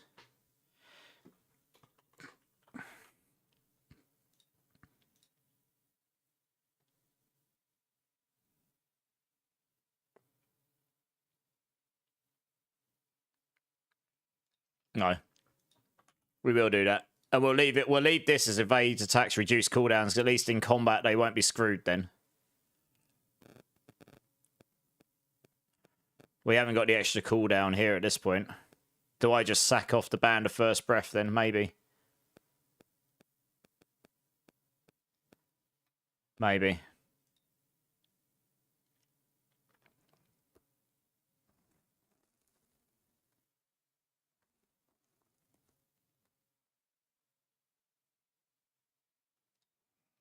I think we're going to have to.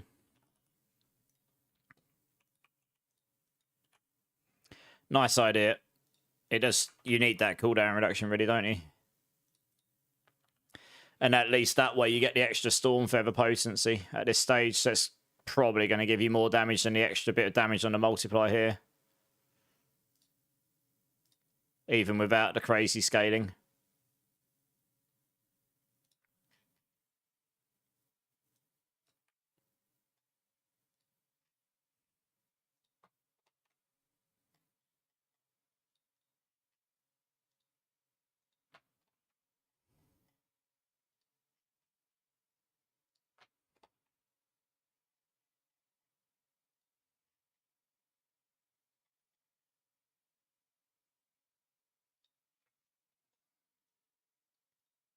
Shame, because I would have liked to kept that, but as I've written it up. But hey, there we go.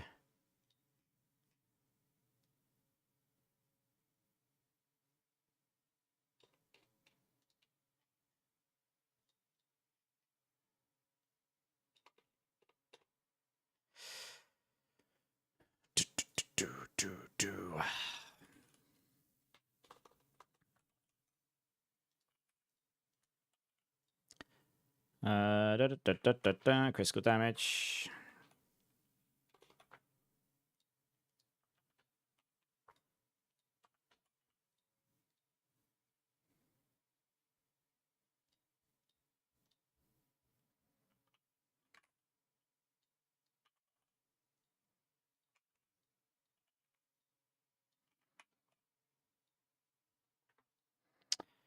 Storm Feather Potency.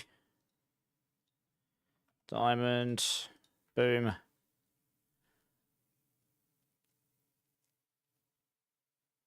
It was, yeah, I agree, Bone Mill, and it sets it up nicely. I don't want to say anything because I don't want to ruin anything for anyone else who hasn't seen it, but it sets it up nicely for the rest of the year, of course. Very clever start and very clever end to the episodes we've currently got.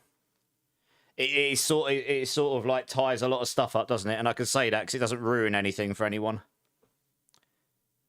I just thought it was very clever. Hey, Crazy Monkey, how's it going, dude? Yeah, I think if we do that, you just take the evade cooldowns, 3 Storm Feather Potencies across the board. And then, honestly, we probably can just... I hate the fact that we'd have 2 different... You'd make them go get another pair of boots. So I'm just going to recommend this from the get-go. It might feel clunky to start with, but goal number 1 will be get cooldown as soon as possible, you know? If you're stacking cooldown on your gloves, your rings, your amulet as a top priority, and you get evade cooldown as a top priority on all of it, that should get, even without tempers... I can do the math with that spreadsheet you had open. Oh, even without tempers, you'd get to what, like 40%? It would get you close. You wouldn't be able to perma evade, which you wouldn't be able to do anyway on the other version.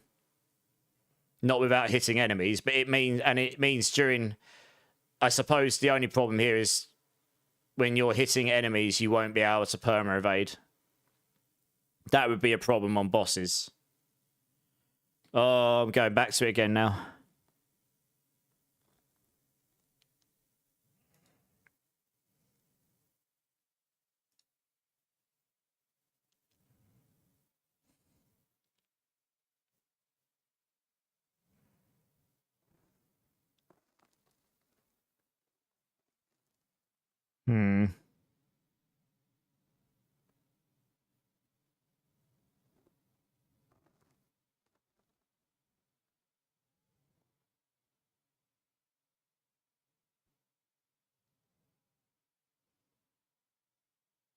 I don't want it to feel bad to play until you get...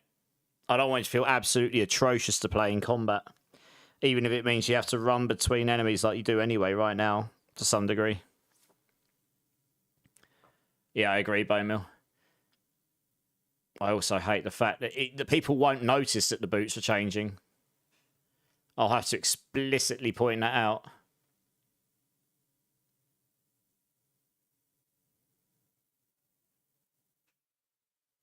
Okay, I know what I'm going to do here.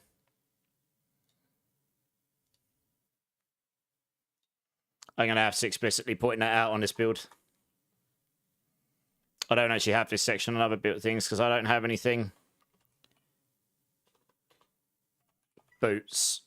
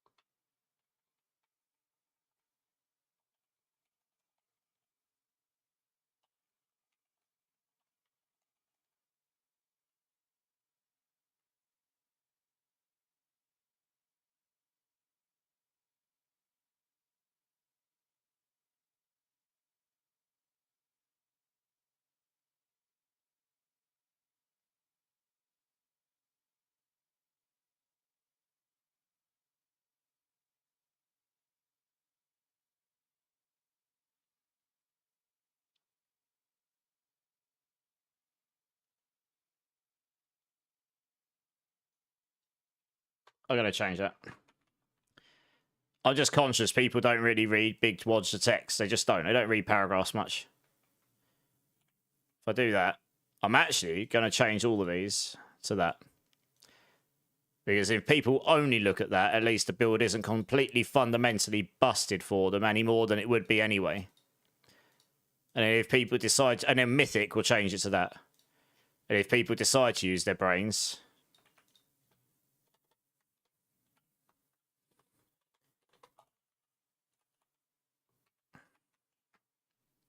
Yeah, I mean, it's right underneath it, right? So, and on mobile, when you scroll, it's going to be the first thing you see. So hopefully they use their brains and read it.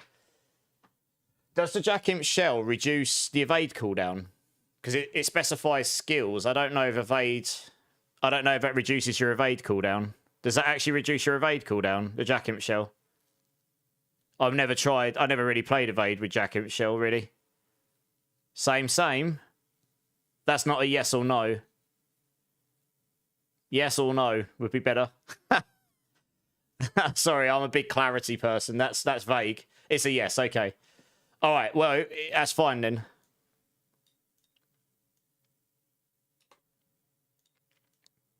In which case, we don't have to worry here, right? We literally just do this.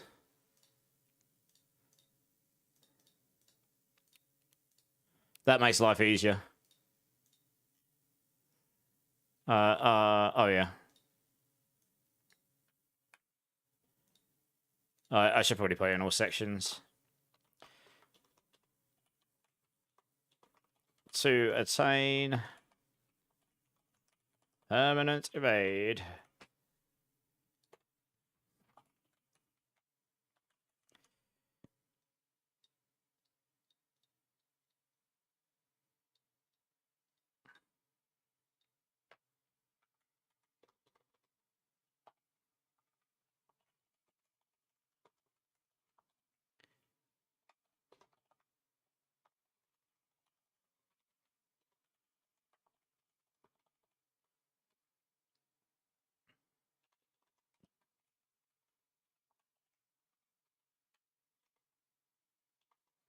So when you evade...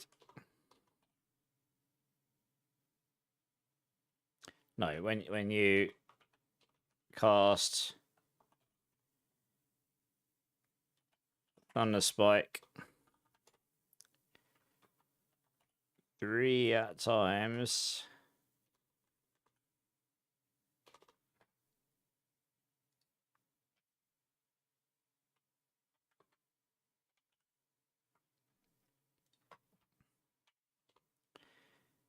via evading, it will reduce evade cooldown by 5 seconds. So that your evade cooldown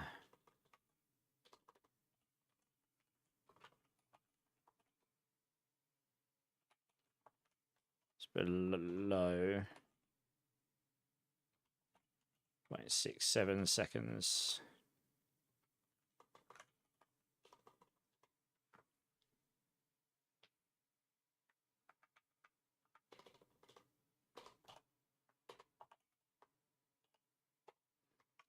This is important.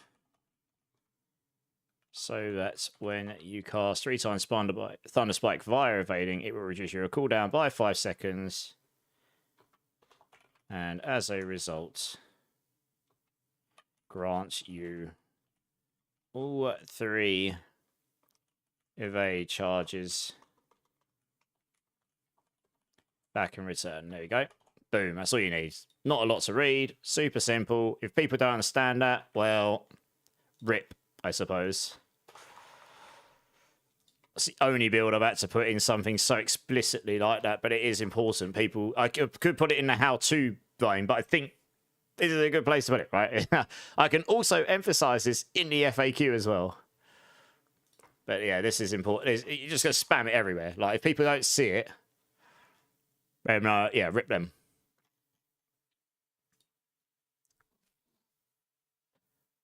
Yeah, it's pretty important detail that. Air Dragon's here. How's it going, Air Dragon? How you doing, man?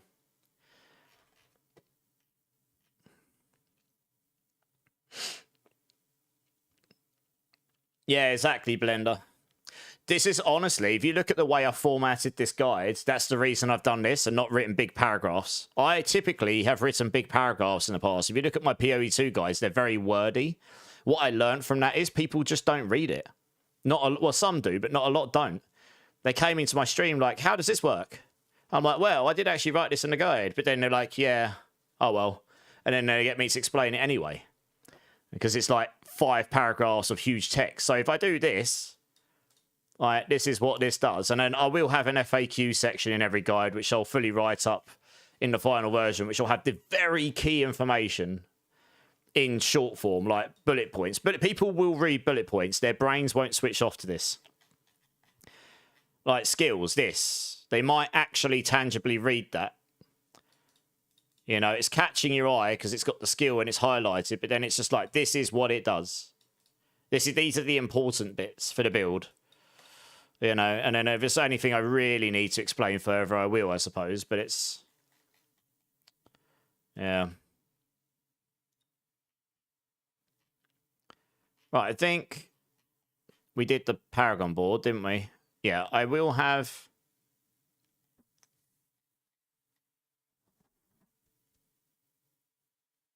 I probably don't need a farming and... Well... No, do you know what? So this wasn't possible in the PTR. You couldn't get a cooldown on these. So it just wouldn't have been possible to get, without using the Harlequin's Crest, you would not have been able to get enough cooldown to do what I've just suggested doing. And you obviously, for your ultimate damage version, you will want Loyalty's Mantle. It just gives you so much more damage. Even without the bug, it doubles the damage on the potency. You might be able to just get away with this. And then they'll do a Sanctification version, which will be your epic pit pushing version. This keeps things simple. I don't really want a farming and pushing mythic version unless I have to, because then I have to have a sanctification of each as well. Gets messy.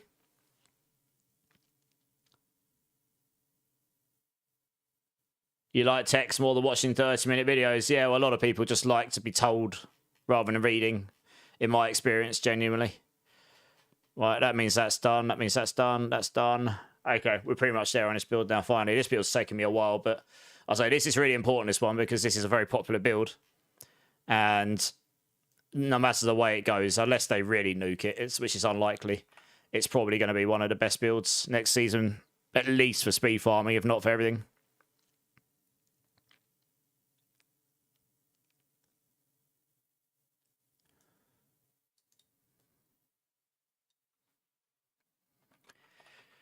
To the position where you can perma-evade.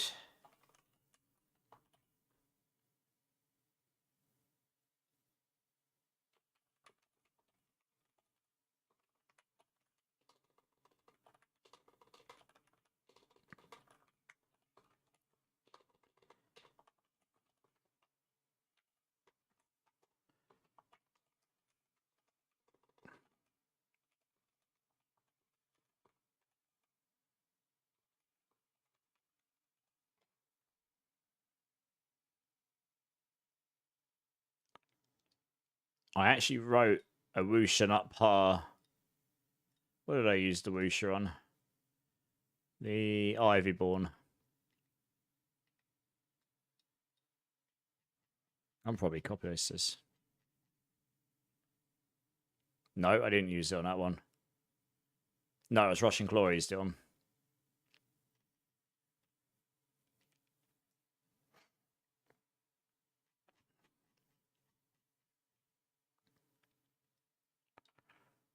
I'm probably copy-paste that.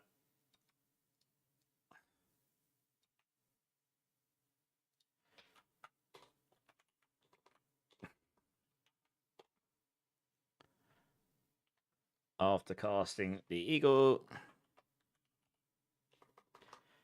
What's our ultimate called again? The Seeker, not the Eagle. Yep.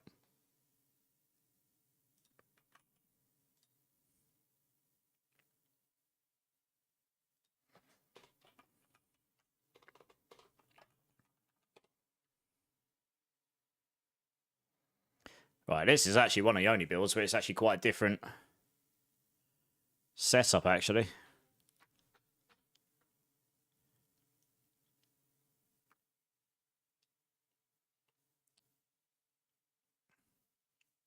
Cast Armored Hide, cast Counterattack. Cast Armored Hide. You don't actually need to cast Counterattack if required, in brackets. If required.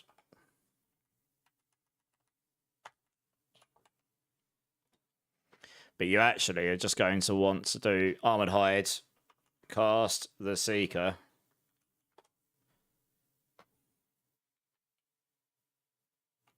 To activate at Intricacy on at the Armored Hide.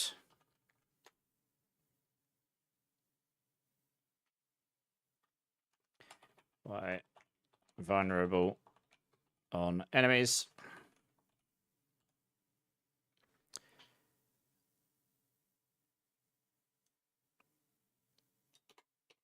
Counterattacks kind of as required.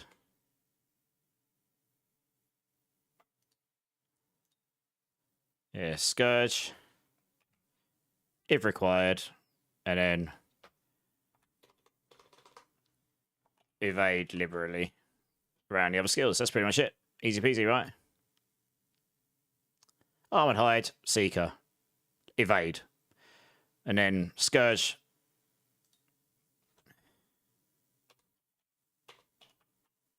If required.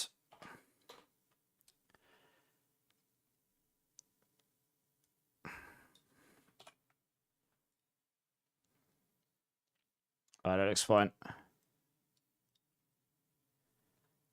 Sanctification, how it was on PTR, could give you every piece up to, yeah. Yeah, obviously, you could get cooldown reduction on the Sanctifications, but there might be better options, generally speaking. Like, if you can get an extra offensive aspect or all skills or something like that, you would probably want that over cooldown reduction instead of, say, a flat damage affix on a ring or gloves, which you couldn't do on the PTR because you couldn't get cooldown reduction as an affix on those items, right? Yeah, you could theoretically get cooldown reduction in a bunch of places for sure, yeah?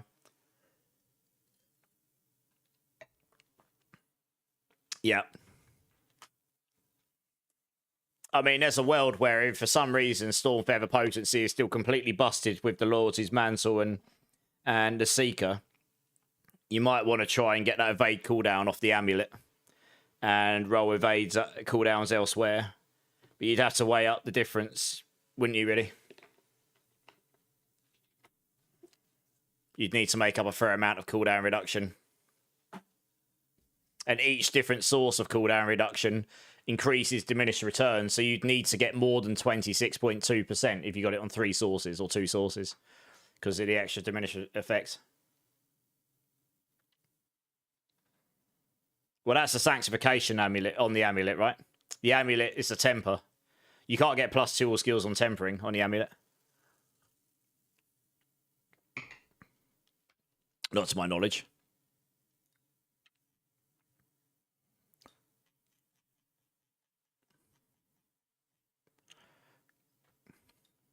Yeah, it's a it's Sanctification. Yeah, exactly. Yeah, it wouldn't be for evade actually. Funnily enough, because that wouldn't scale your Stormfeathers, would it?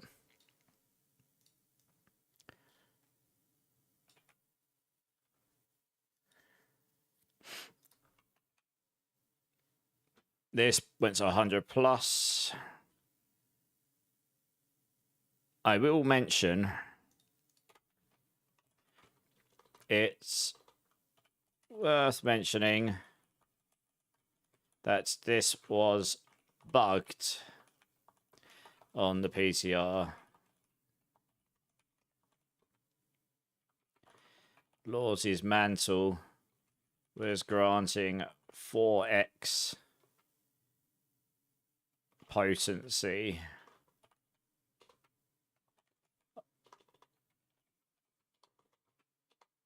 to the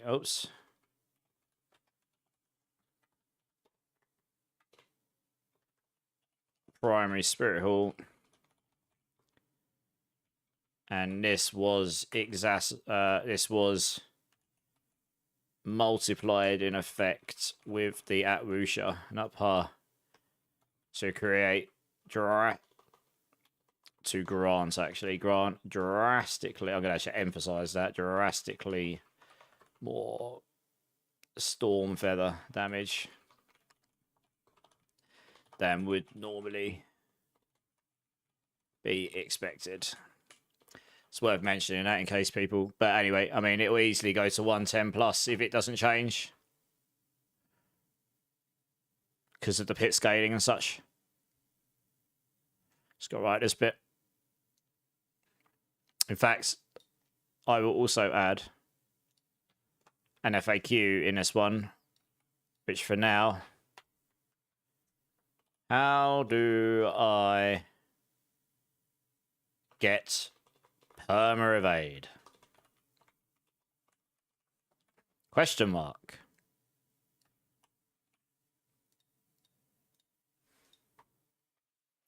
This will have its own section at some point, hopefully, divine gifts. So this will go away, and elixirs and incenses as well at some point. So that will tidy that stuff up. I'm literally just going to copy paste this.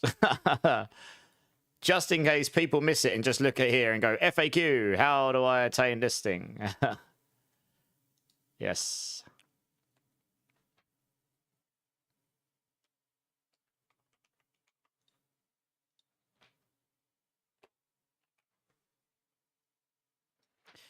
There you go.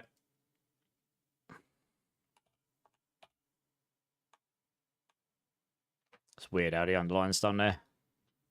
It's probably the only one I need right now.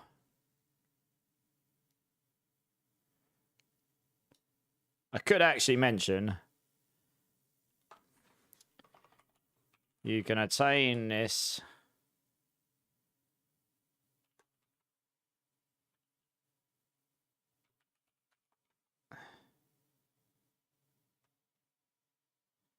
by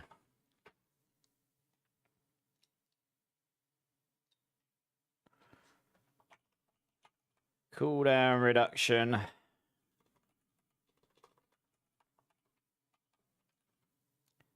on the gloves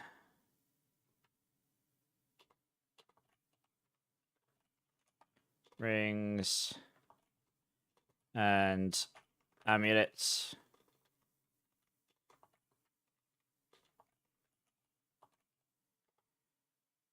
evades cooldown reduction on the boots and amulets. In fact, temper. I should probably mention that.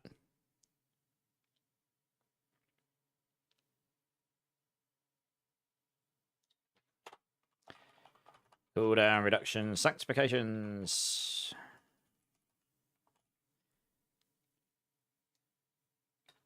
I'll add that into all these. We'll miss the sanctification bit out here because it's not a sanctification variant.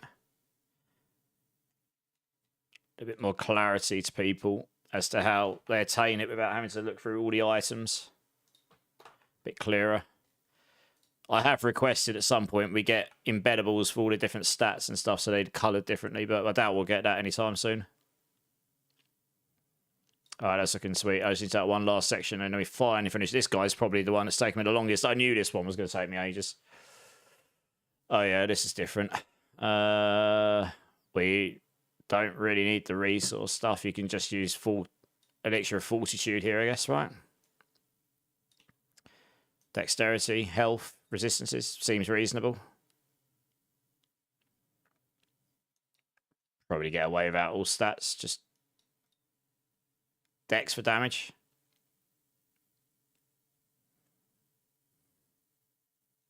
Probably don't need the movement speed here, honestly.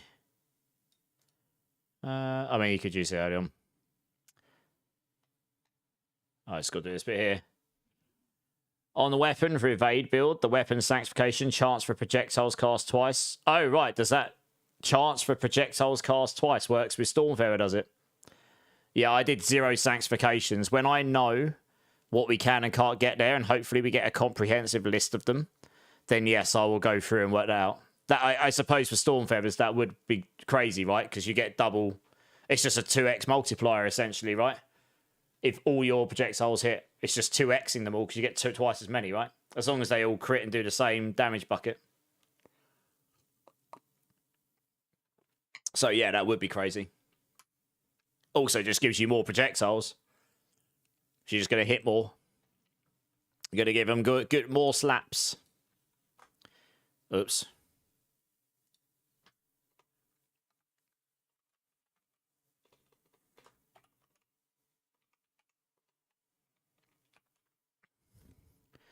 From the Eagle. Storm Feather.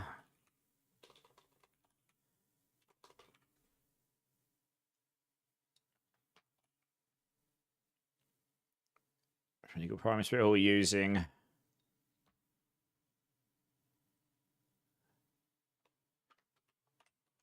Evade and Thunderous. Yeah, using Evade as the activator while staying tanky enough, yep. Allows for huge damage output for our at Eagle. Storm Feather damage. Extremely fast ultimate cooldown reduction. Generate damage scalers as they scale. Tunage. We had the original version. Now we've got the kill switch version. Awesomeness. Using Evade.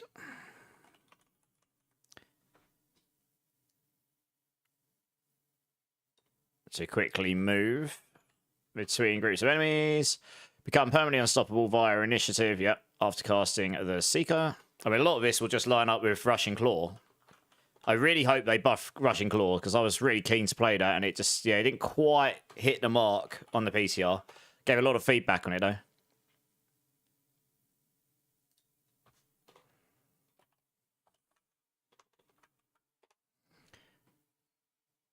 Scourge, the Seeker.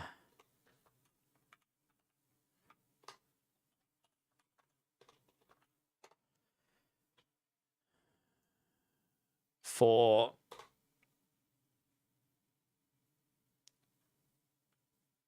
activating Intricacy on Armored Hide and making enemies vulnerable.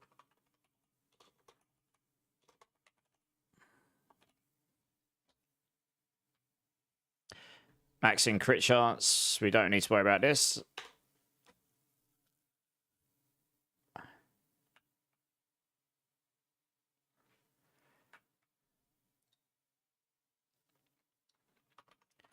Reaching 66.6%. I'm probably just going to say reach 67% cooldown reduction. It's a lot easier. Because 66.6 might not be enough. You might need 66.66666, right? 66.6 might be just too low. 67 definitely covers it.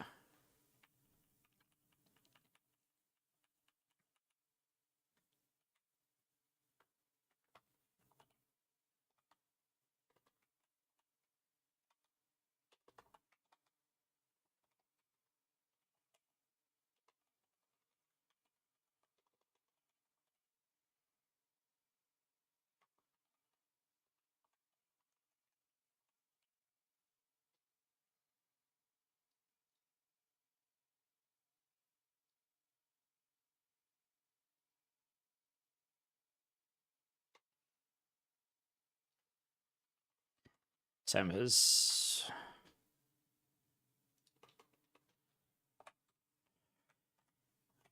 And sanctifications.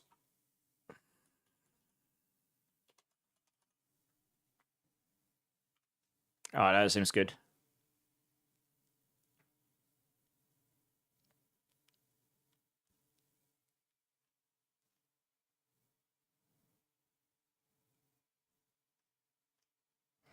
Alright, I think we're there. Give it a quick one over.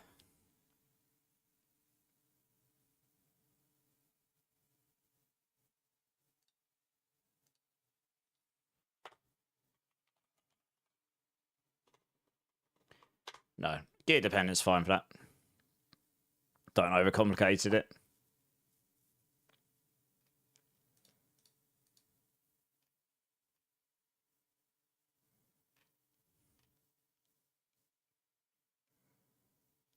Hey, DG Fang, how you doing, dude? Yeah, I'm good, man. I'm good. How are you? How are you?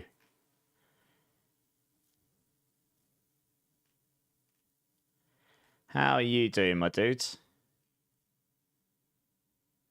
Did I update all those? No, I didn't. That was a good catch. That was a last-minute change, wasn't it? Oh my gosh.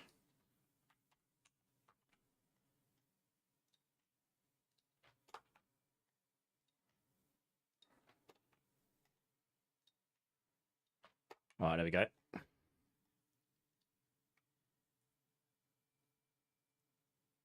I'm all right. Thinking of getting back into D4. It's 97%. Well, season 11 starts.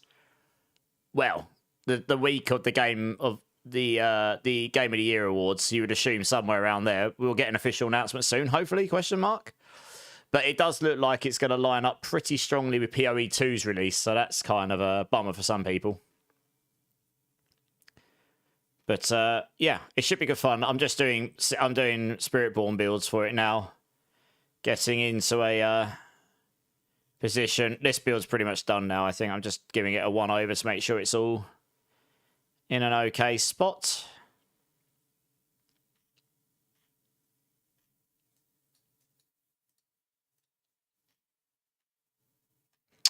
I changed Colossal, didn't I?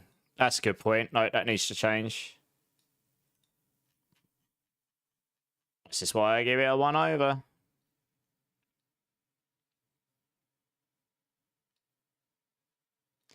We are using Fulminate there, aren't we? Yep.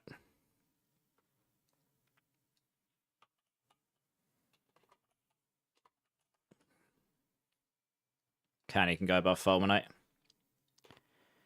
Back second. Yeah, no, this is probably fine.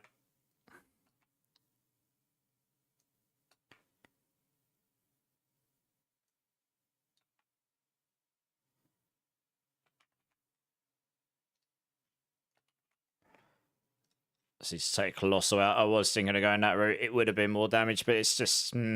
unless they drastically change it or something. We'll see.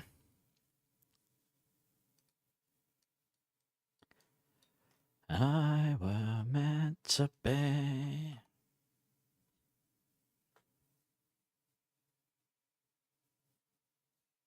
They're both the same, all right. 25...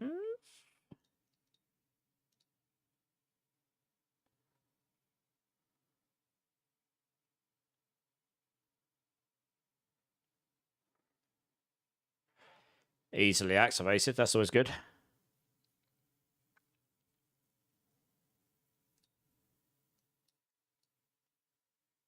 Don't even need to worry about it here.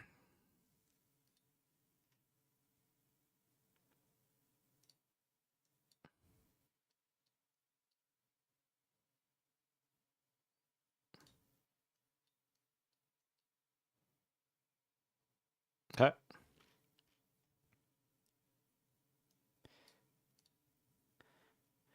No, we haven't had any official announcement about the campfire yet.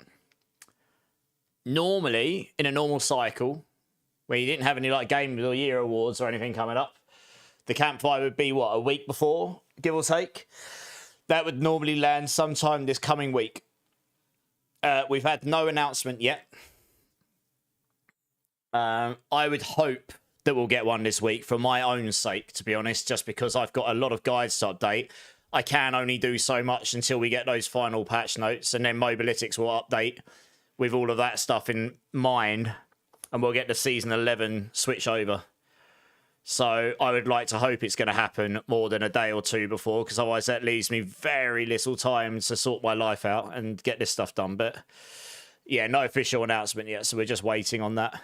But like I say, hopefully next week sometime. Zactkas, first time chat. How you doing, man? Sorry, you're new. No, never be sorry, dude. Welcome to the community, dude. How you doing, man? You like the game, but you have some questions. You can hit me with any questions you like. The first one is, do I need to build a new character every season? And if I don't buy the DLC, will I still be able to follow a build guide or not? Two very good questions, especially if you're new to the game and the community. So yeah, firstly, welcome to the D4 community. You never have to be sorry about asking questions here. If I can't answer it, I'm sure someone in the chat will have the answer. Fortunately for you, I do actually have the answers for you here. So, first question, do I need to build a new character every new season? If you want to engage with the seasonal content, then yes, you do. There are certain things that carry over. However, next season, the one that starts in December some point, Season 11, they're overhauling that stuff a little bit. So we're all going to have to start from scratch again, in a sense. And it all gets tied into the seasonal journey rather than what we've known as the Renown. So if you've been playing the game, you would have done Renown up until this point. That is actually changing next season. And they're taking a lot of the skill points and the Paragon points and the altar reward, the altars of Lilith rewards. They're taking all those out of there and they're sticking it into the seasonal journey, which you'll have to do once a season as part of your season journey. That's at least what we had in the PTR. We'll see what they announce before the actual season. I hope that answers your question for that. It's not as painful as it sounds because you can just skip the campaign. And once you know what you're doing, you can level to 60 pretty fast. I mean, genuinely, first 24 hours, I will be fully into the end game, probably. I am a blaster. I know the game very well. But it isn't as bad as it sounds, at least typically. In terms of buying the DLC, no, you do not need to buy the DLC. However, two things. One, there are lots of build guides that now require, well, that make heavy use of runes, which are locks behind the Vessel of Hatred DLC. A lot of those builds will function without them, but they will not function as well. Some just physically might not function because it depends. Some builds do actually make it so that you use those runes to solve a problem. Like, I'm trying to think of one off the top of my head. Some of them use it as a way to make enemies vulnerable. Some of them use it as ways to ramp up the damage. I don't know, there's certain builds that are like really physical. Oh yeah, a lot of Spiritborn builds using the Q rune to get barrier. If you didn't have the Q rune on, you would just die all the time because you wouldn't have any barrier generation anywhere. So there are certain builds which honestly probably wouldn't function very well without them because that's currently how they've been geared up. And I doubt many build guides, and I'm at fault of this as well. I don't typically make my build guides without runes in mind now because the DLC is over a year old. The second point I want to make on that, and obviously I don't know if you've already bought the game, I don't know what your background and stuff is, but at the moment, the game is 60% off. So it is a very good time to buy it if you wanted to get the DLC. I don't know if you can buy the DLC individually. If you've already got it on battle.net and you go to buy the joint pack, I imagine it will just charge you for the DLC. Because when I bought the D2, D3, D4 pack here, although I had D4, I've got all the games on PlayStation, I already owned on battle.net D3. And then it charged me, it basically said, oh, because you own D3, we'll only charge you £1 or something rather than 20. I was like, cool, thanks. So I imagine they would do that. At the moment, the joint pack is 24 Great British pounds. I imagine this will be about 30 on the American store. Don't hold me to that. I can't see. But it'll be around, if you did a straight conversion, it'll be around there. I don't know if you can buy just the expansion. Let me have a quick look. I haven't looked. But if you can, and it's on sale. Oh, you can. Yeah, there you go. You can just get the standard DLC for £12.24. This will be, what, like $16, $17? Someone can correct me if you've got access to that store. I mean, it's worth that money, to be honest. If you're going to play the game for any amount of hours, maybe at some point you will get this stuff for free with the next expansion, but we know that's next year sometime. We don't know when. This is the cheapest this has ever been. So that's all I'll say. I'm not trying to upsell it to you. I'm just making sure you're aware that if it is a matter of cost, it is the cheapest it's ever been. And hopefully that answers your questions. So if you've got any more, just hit me up. Hopefully that answers your questions well enough so you can, whatever questions you've got in your mind as to whether to buy the game or whether to get the DLC or what builds to use, hopefully that helps you a bit. A snowstorm's coming, Joe. 9 to 14 inches. That's what she said. Giggity. The blizzard is coming. You don't even remember what I was building before I got off this season, DG Fang? Well, it must have been good. You thought that was you for a second, Zach. Which bit? $28 for the expansion pack. Really? Are you sure? On battle.net, are you sure? That's not a straight conversion from what I'm seeing here. That can't be right, surely. Are you sure that's not the joint pack? That might be the joint pack with the expansion and the main game. That would make sense for that pack. Yeah, that would be about 28-ish. You guys typically get stuff a bit cheaper. I wouldn't expect this one to be 28. That'd be well above currency conversion rate. I'd expect that to be... If that's your $28 one, I'd expect that to be about 16, maybe. $13.99. Well, there you go. we get charged more here than you guys do. I mean, $13.99 for the expansion is not a lot. It's good value. And that's just for the standard. You can get the deluxe for 18. You'd be about like $19. You'd be about $20 for the deluxe version. I wouldn't necessarily recommend the ultimate. You're mainly just doing that for the wings. No worries. I hope that was clear enough for you, dude. Oh, Zach. All right, yeah. Oh, yeah, because he's got a similar name. I get you. Dudes, you're most welcome. Don't worry. Honestly, we all have to start somewhere. Like I say, I'm a bit of a blaster. We've got a few blasters in here, but we're extremely new player friendly here. So, you know, I honestly, not to toot my own horn, but, you know, I recommend jumping back in here whenever you've got questions. I'm live pretty often. I play D4 most of the time. I do stream other things occasionally. I will absolutely be blasting the new season. I don't know everything about everything, but like I say, if I don't have the question, I will go out on my way to try and get the answer, a good answer from you, from someone who will know. Looks like you were building Spiritborn. Nice. I know a little bit about Spiritborn. Get to do my emote thing.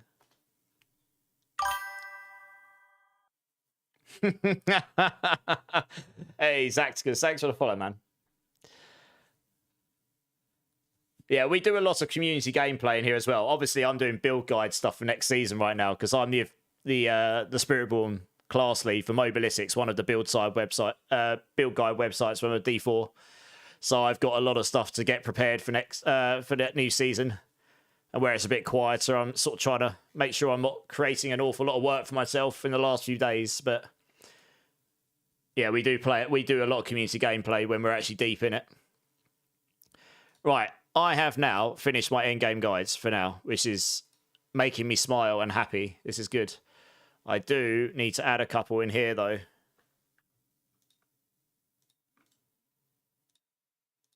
Oh, I need to add one, actually. Yes.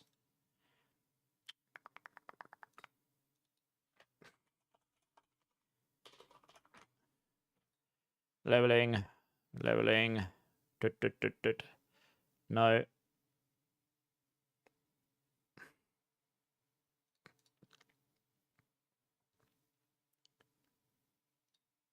Just trying to make sure I've actually got these. Oh, okay. Yeah, that's what they were intended to be. So I can see what's going on. That's ticked off. That one, we won't even bother with an endgame build, so we'll do that. Oh, what have we done there? Why does that come up with a red arrow? What? Violate validation rules? No! No, they don't. Don't lie to me. Goodbye, validation rules. Stupid spreadsheets.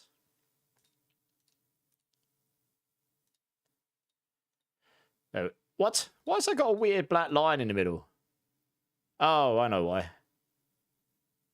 Where are we? That's better. That would have killed my OCD. Holy cow.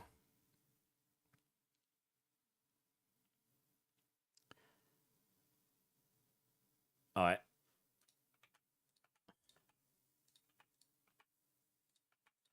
This makes it a lot easier for me to know which ones I haven't and haven't ticked off. Russian Claw, yeah, we don't do this. Razor Wings, we can't level on that. Right, Valazans. Rune Fist, okay.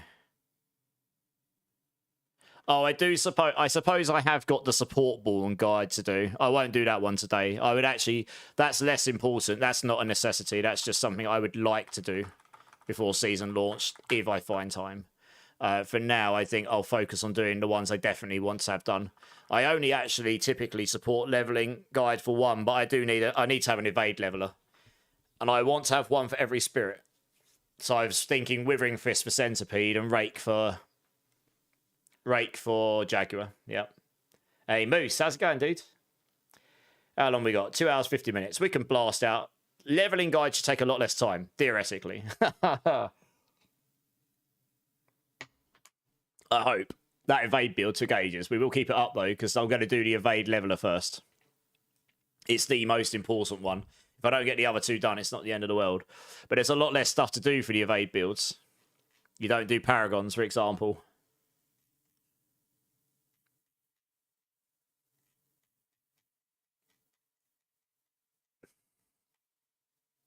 It's mainly just the progression. Duplicate. And we'll call that evade.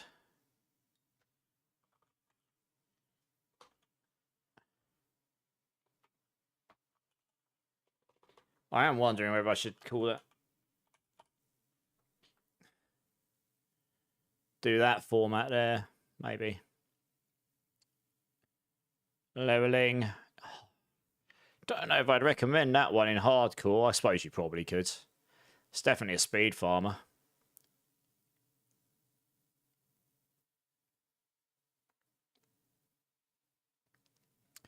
This will be an interesting one because, yeah, we'll do this. I think that's fine. It's leveling. You don't want to tag it with too many things. Yeah, I'd actually rather put leveling at the end here, though. Let's give that a cheeky save. Get rid of that for now. I'll need to make a new leveling video for all these builds, which I'll do in the last couple of days for season. I'll record them all and then just edit them all. And you guys get to see my beautiful beard. Talk about leveling Spiritborn stuff.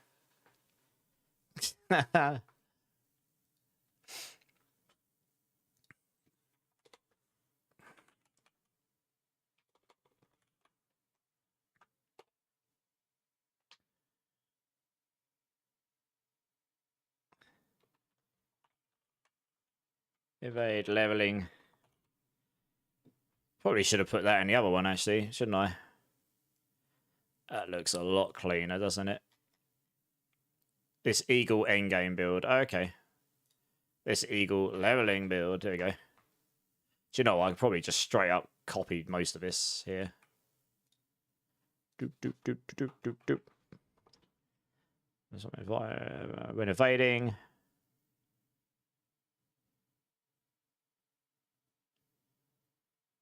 Yep. It is.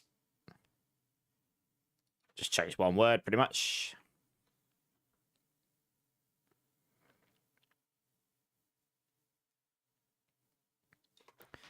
Get you to the end game content.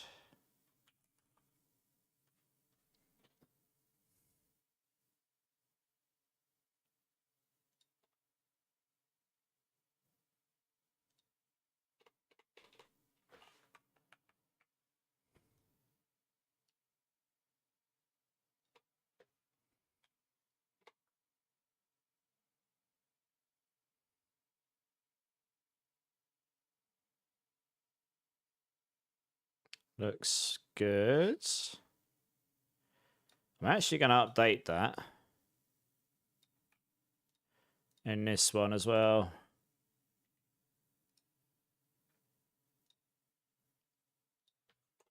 I prefer the formatting of that, and I think that reads better. And we'll need just a standard build here, please.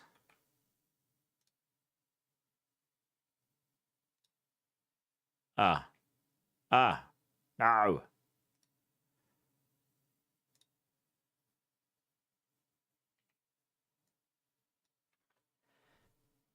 You don't know who Spiritborn is, well, that doesn't help, does it? You played someone's build, you can't remember whose it is. What type of build is it? Can you at least tell that?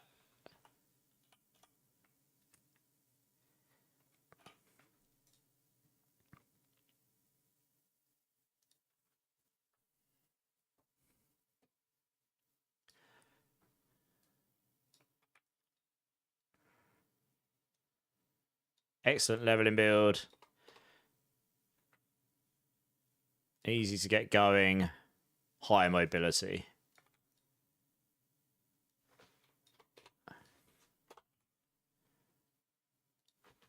I'll do high mobility first, actually. There we go.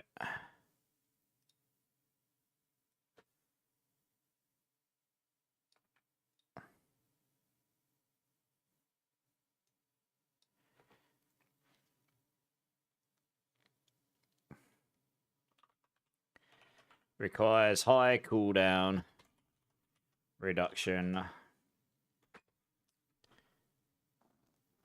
for perma teleports, perma evade.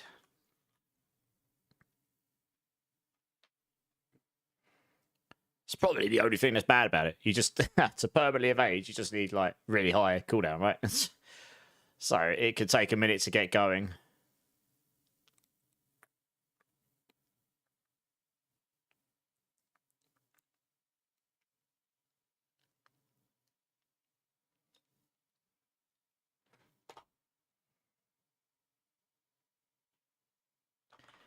Yeah, I'm actually going to put evade spam as a weakness here.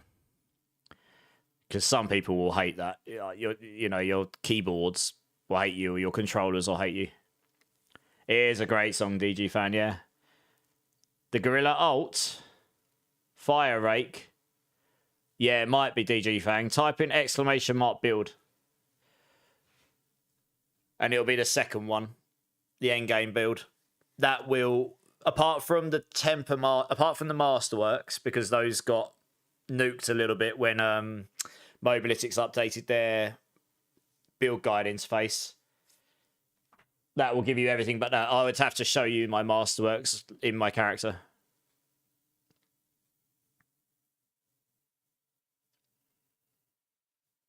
Yeah. Endo, how's it going, man? How's it going, dude?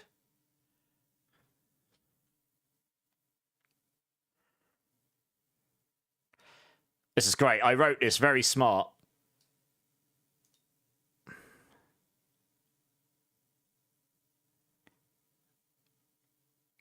Literally, I can leave that exactly the same for every guide. Winning! I like to work smart. Hey, nice. This is good, right? Yes, we're going to have... I don't even know why I put all the skills here on that, because I won't have all those skills here. You can't get them all at this stage. I guess I did it because Mobalytics only shows the first variant up on their site, so it looks like you're using a build that's like 2 buttons or something.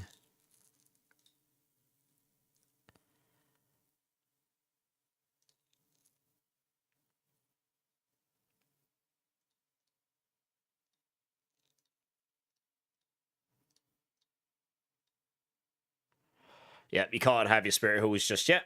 Onto this one. This should take a lot less time, I'm hoping. The others will be interesting because I haven't actually theory crafted them before, nor have I tested them, so it's all going to be theory. But hey, in theory we trust, eh? No, noob. I actually changed. Oh no, I didn't. There we go. I did use these. You'll get going. Bargashi, no worries, man. Have a great rest of your day, dude. I'll catch you soon. I'll be back on Sunday, and I might actually be doing some gameplay then. You wrote It's Disturbed song. It is a good tune, but no, sadly not. It is a banger, though. Work smarter, not harder. Absolutely. Work smart so I can sleep. Different runes. I don't think Loaf did did Spiritborn. Endo's like, yeah, work smart, get some sleep.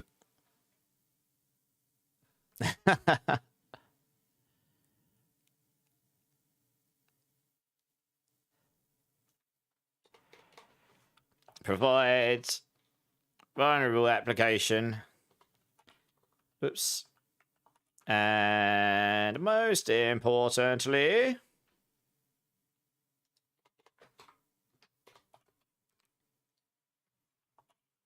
fire 6 storm feathers projectiles.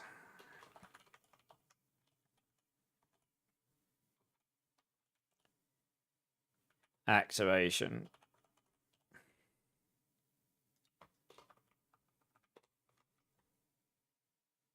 There we go. That one's specifically different for this build. Oh, another tune. Yeah. Playlist is going crazy. I can knit this one from here. That's fine. In fact, actually, this actually does change a little bit. Specifically good for us here.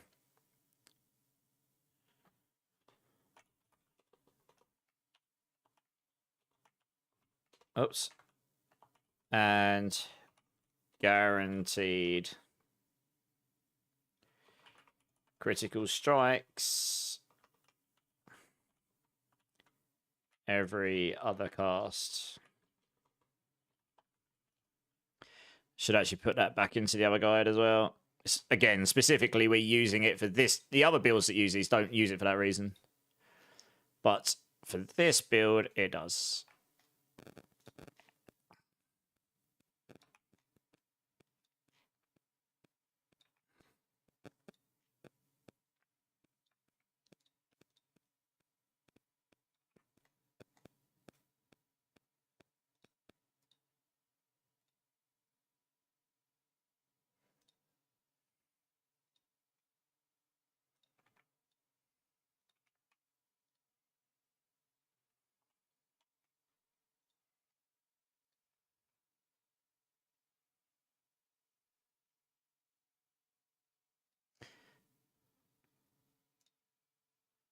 Now, crease them nipples. Oh, that sounds far more expensive.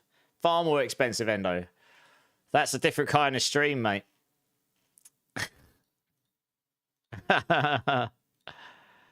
Dear, oh dear.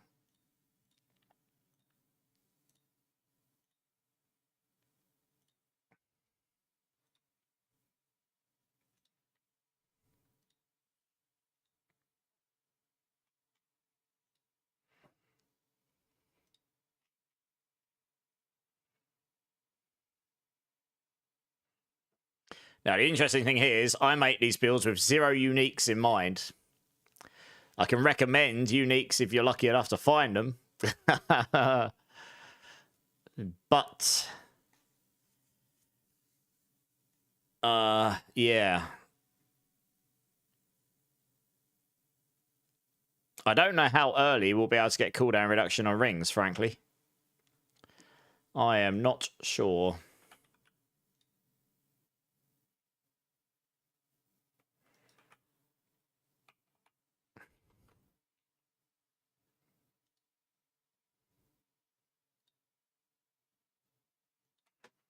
I guess at this point, I just assume we can't get cooldown really early, and if you do, it's going to be super low. So you're better off just getting max life so you don't die.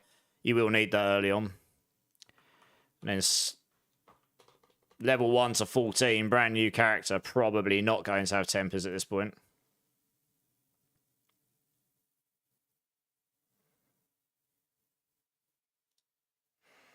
I suppose we can just stick Stormfeather Potency in there. Since these are the important ones.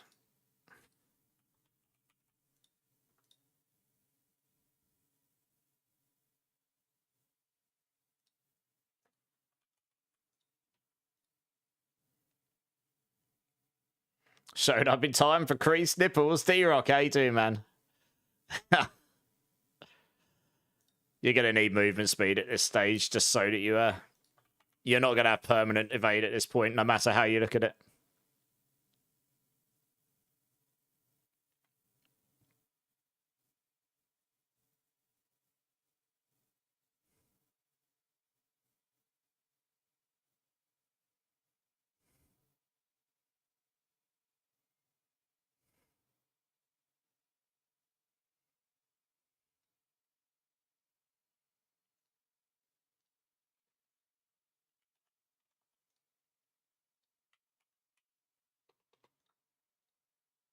Oh yeah, it's got that. I have to mention that to them. That's got an interesting bug. If you change those something else, bugs them out, and it does that.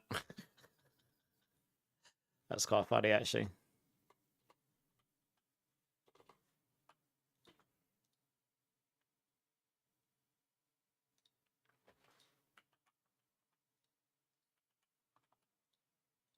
I only use blue runes at this stage as well.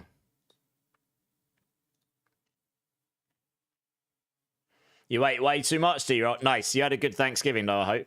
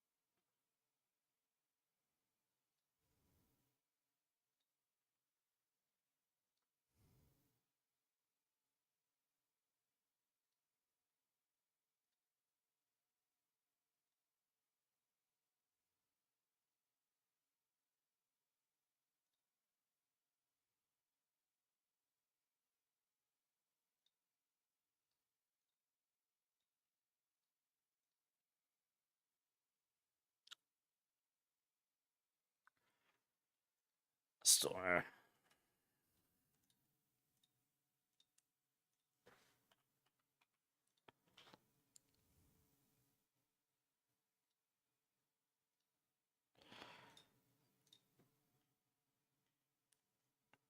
You're probably going to want a Seer rune because that's cheap and easy. Seer.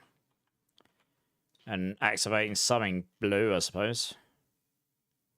Reduce your ultimate cooldown, maybe.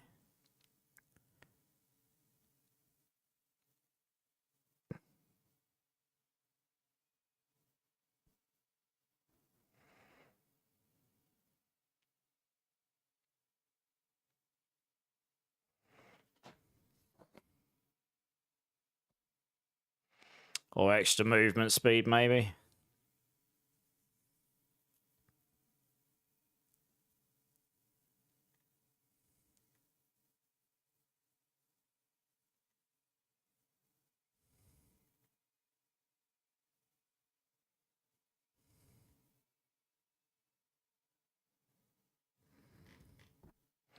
Guess so. It's the only thing that's really useful if you're going blue runes only. Just what I typically do. And then you can go Sem, Ton. So you just got meteorites flying around, you just destroying everything.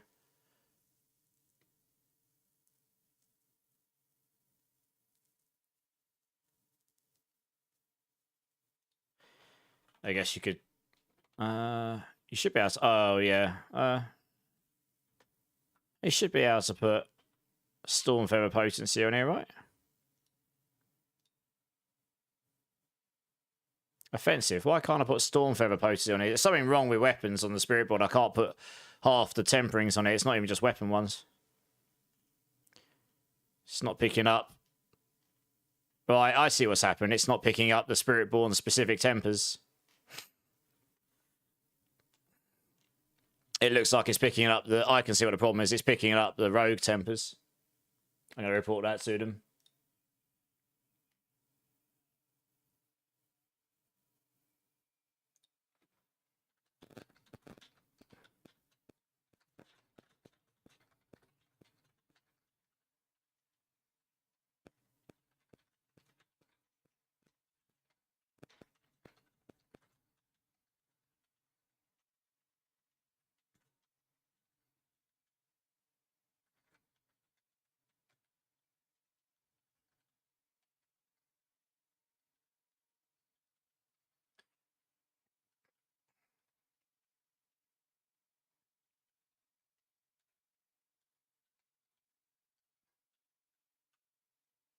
Alright, problem. I've referred that, so hopefully that'll get fixed, because that's quite an annoying one. It's been a good one, D-Rock. Nice. That's awesome. Glad you had a good time.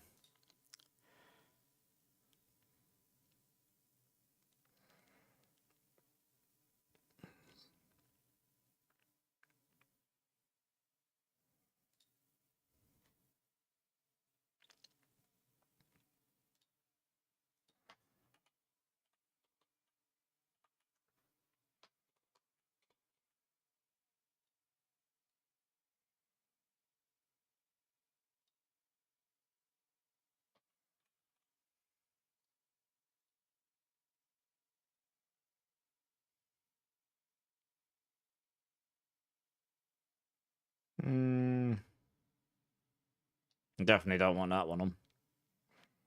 That would be very bad.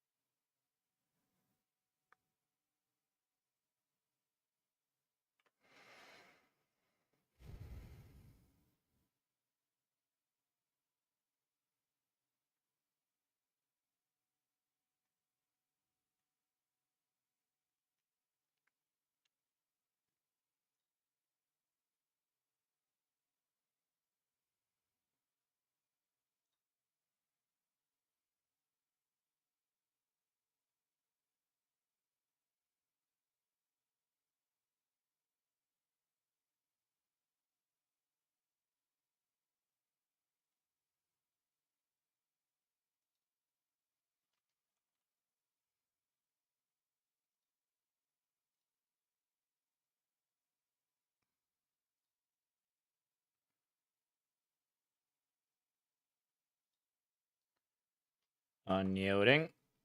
Running out of aspects to use. Oh,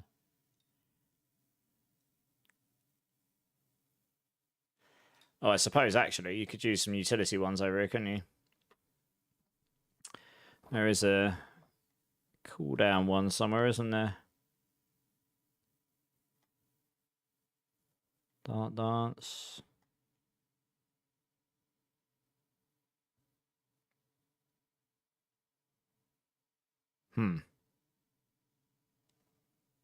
Eagle skills have a up to 32% chance to summon a spirit feather. You can collect spirit feathers to reduce your mobility skill cooldown.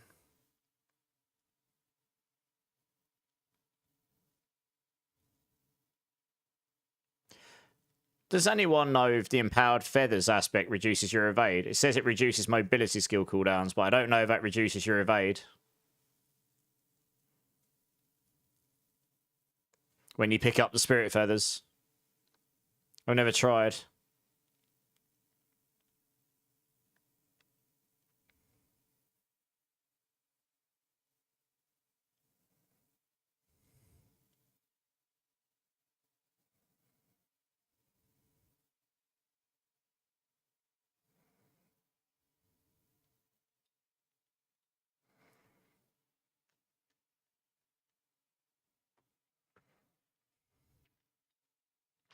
Might be better to put unyielding here.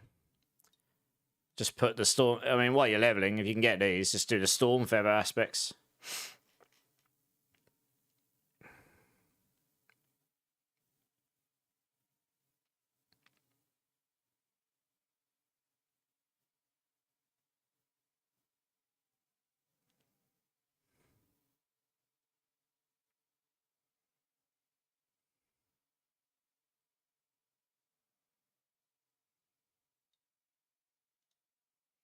You're probably not going to be spamming your ultimate every 8 seconds with this. Sort of thinking you might actually be better off just...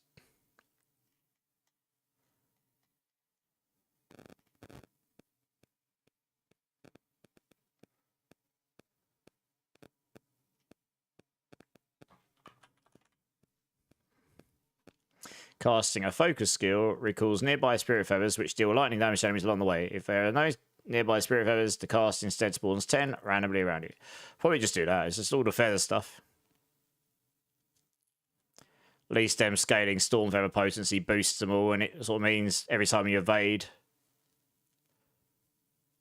spawns storm feathers behind you. Storm feathers now drop from the sky as they are spawned, dealing damage. You got a chance to summon a spirit feather on lucky hit. If you collect it, apparently it reduces mobility skill cooldowns. Don't know if that really helps us, but it's more chance to spawn them. And then it recalls nearby ones, or spawns 10 if not. For leveling, I mean, if you're leveling, this would be fine, I think.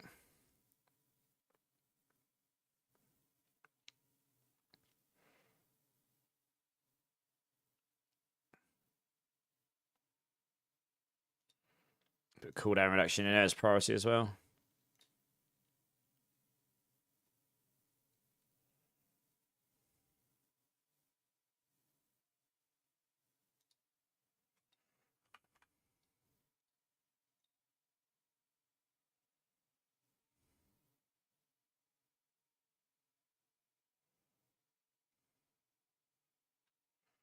Seems reasonable. Wish I could copy paste that stuff in here. Oosh. Yeah, that's gonna take a minute. I don't really want to rewrite all that stuff if yeah, I'd rather not rewrite all that stuff.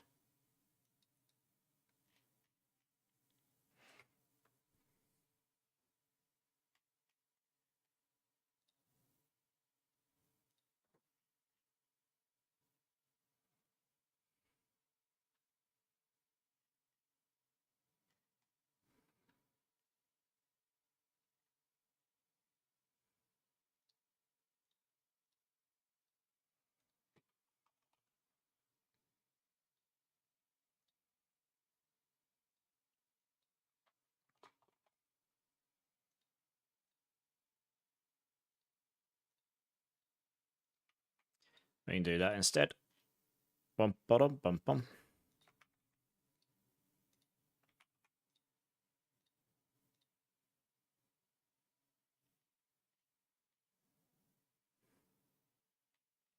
That's fine, so that stuff's going to change anyway.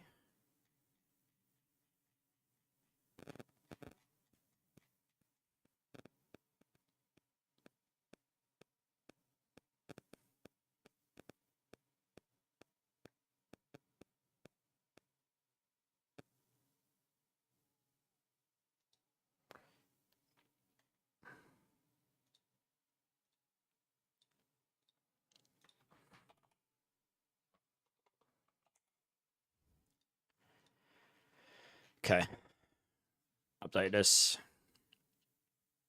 Actually, you better refresh because it's bugged out a couple of things.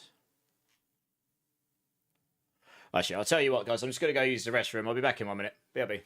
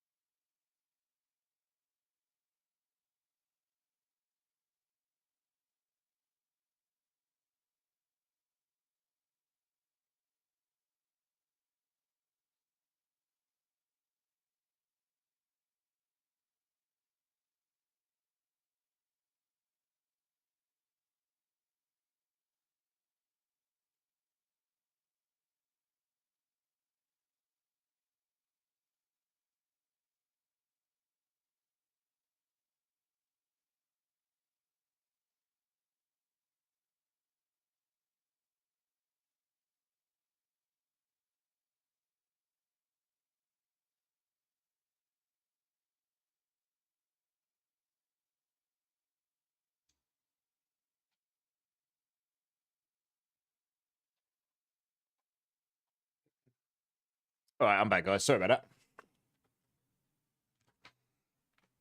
that.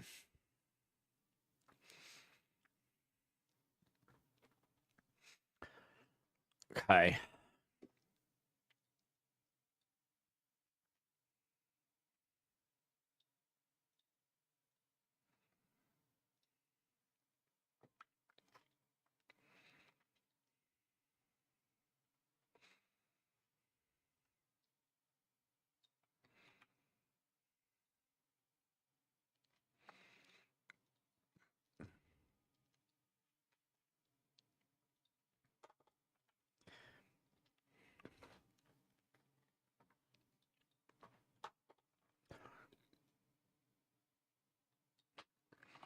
All right, okay, just Halls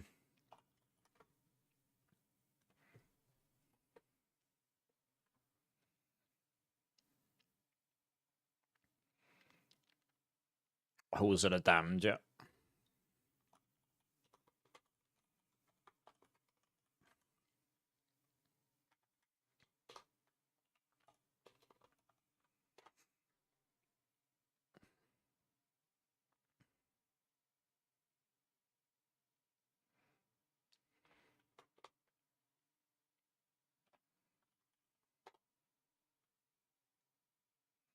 And that's an error in my other guide. It is. Big rip.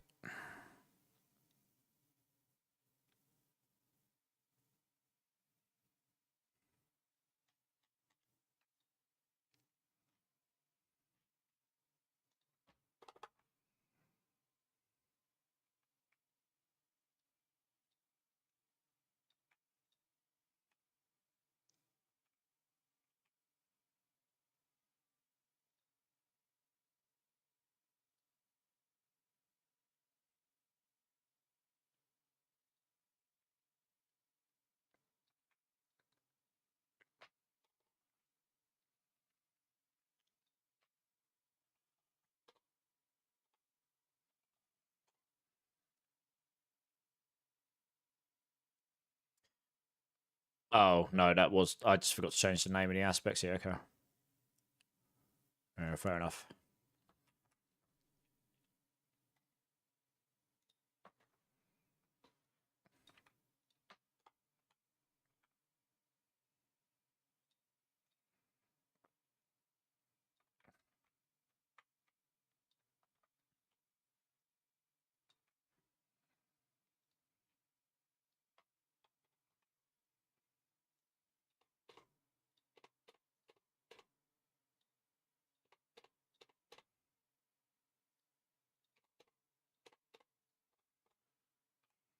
But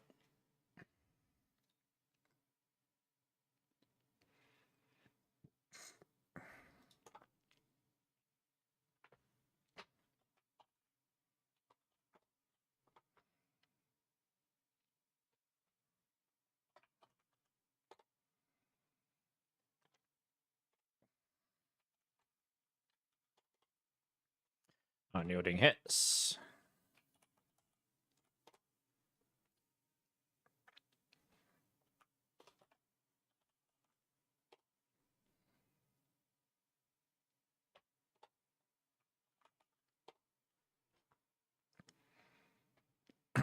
Okay.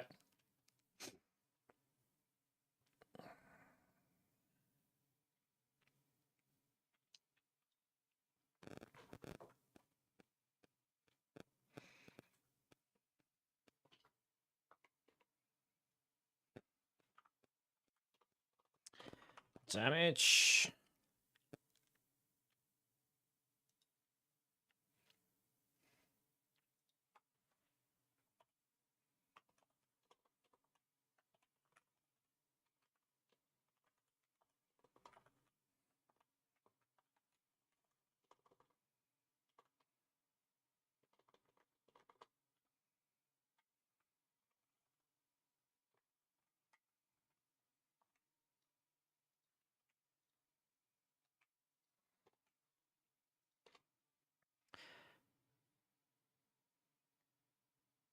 Ah, what the... What the hell? I've doubled up on the aspects here.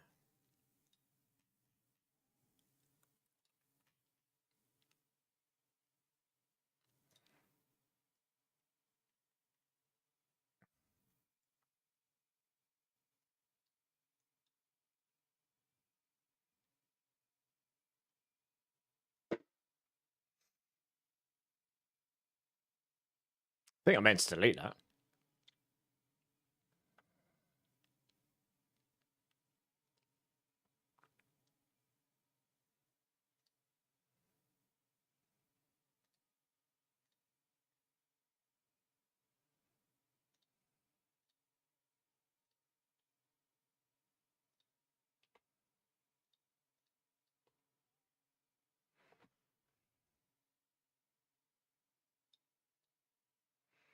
Should probably do it that way around. It ain't what it is, but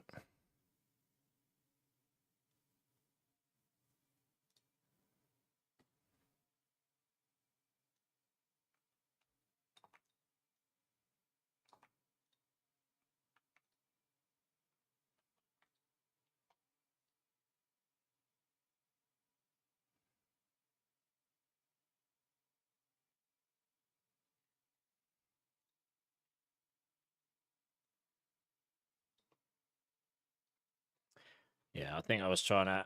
That's how I originally had it, and then I was just trying to simplify it, and I forgot to delete it.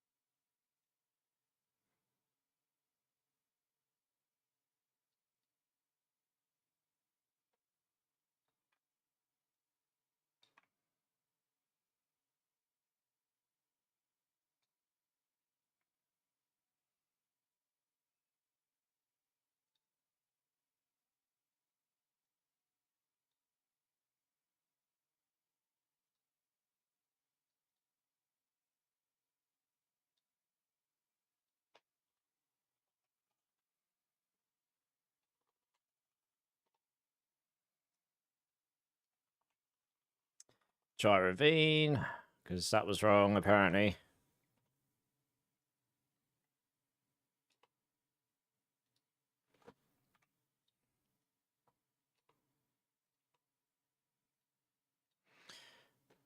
Ugh, they're all wrong. I have to go through and fix those at some point.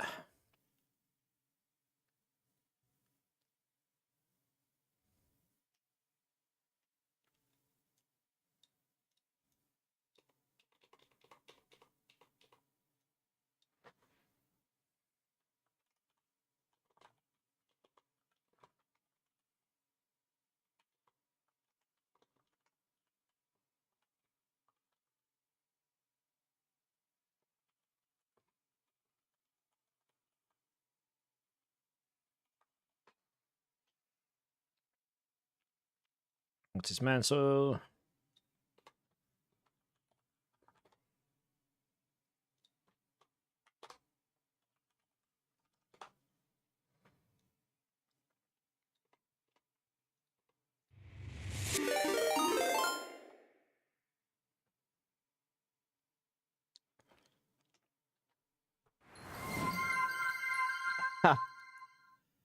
Oh, wow, we got a raid coming in from Violet. For some reason, my browser jammed up there, so I didn't actually see who it was. I had to switch browser there to see it was you. Welcome in, Raiders. Welcome in. How is it going? Violet and Raiders. Let me move over here. Perfectly timed Final Fantasy VII fanfare right there, Zach. Welcome in, Violet. Welcome in, Raiders. I am Immortalized. I am on a team with Violet, and I am the Spiritborn lead for D4 Mobalytics. So if any of you are interested in any of that stuff, you'll be seeing me do a lot of build guides for the next day or two on stream. Guys, if you have not checked out my team, mate and very good friend here, Violet, please go show her all the love. Let me just get the old shout out going here if we haven't had one already. Doesn't look like we have. There we go. Oh, no, apparently I can't do shout outs, apparently. Good job, me. There we go. Nice. Go check her out. Show all the love, guys. You know what to do. Violet, thanks for this. Thanks for the raid. I appreciate it. How's your stream? What were you getting up to? Yeah, I'll try. I'm cooking. Me eating, lol, while watching you cook. Hey, Jesus, how's it going, man? December for the next season? Absolutely. Chaotic Kami as well. How you doing? How you doing? You're super hungry. I just had to go get a snack myself, yeah, to get myself through. I get you. Hey, 4318, welcome in, welcome in. Ah, appreciate it, Violet. Just grinding, nice. You looking forward to season 11, Violet? It's going to come round sooner than we think. It's looming upon us. I was getting all the Spiritborn builds in place. I have 11 endgame builds, and I'll have 4 starter builds, and I might have a 12th endgame build for support purposes in the tower. Waiting for the finished build, Jesus. Well, they're not completely done yet, but I do all of these with the yellow. There's too many. I can't. It feels more than the screen. Oh, you can't see them all. They're behind my. Yeah, let me do this. There will be a few. Here we go. All of those. Yes, all of these. These will all be endgame builds. Well, most of them. All of those will be. All of those are endgame builds. Those 2 are leveling. Those are all endgame Spiritborn builds. And I'll probably have a few more. There will be a few builds. The starter is important. This is Evade, yeah, so I'm just throwing together an Evade. I've done the endgame Evade build, except I need to wait for the final patch notes. I can't do the very last stuff, like sanctifications and all the extra bits, until we've got that, and then MOBA updates to Season 11. So that will have to happen nearer to whenever the season's going to launch and whenever we get that info. But for now, I'm just doing as much preliminary work as possible, because I've already spent a good 30 hours on these this week, and I'm still not done. I don't really mess around, you know. Do you know what you're going to play next season, Jesus? Or are you still undecided?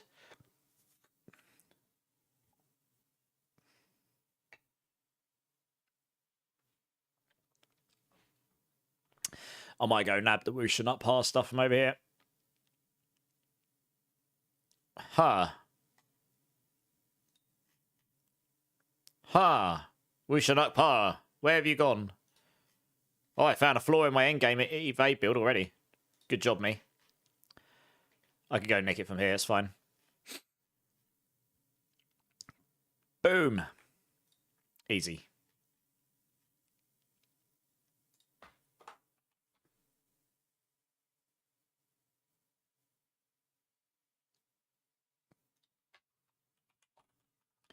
Yes. Need that fancy tag in there. Where's Rushing Claw? It's the only Wusha build I've got, fortunately, so I don't have to go change this in too many places. Let's make that look shinier. I like shiny looking builds. They've given us all these tools. We should use them, right?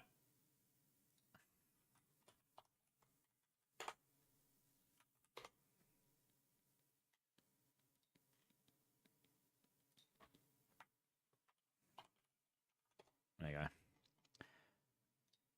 All right, back to evade. Can't copy. There we go.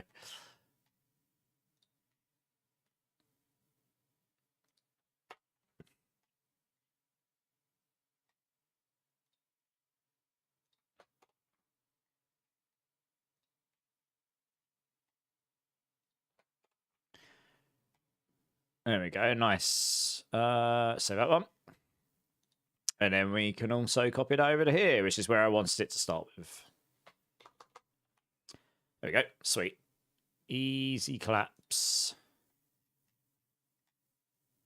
Ooh, yeah, I don't typically do underscores on that, do I, actually? I did here, though. That's right. I started doing it after this guide. I'd probably need to go back through and adjust accordingly. Okay, I can do that.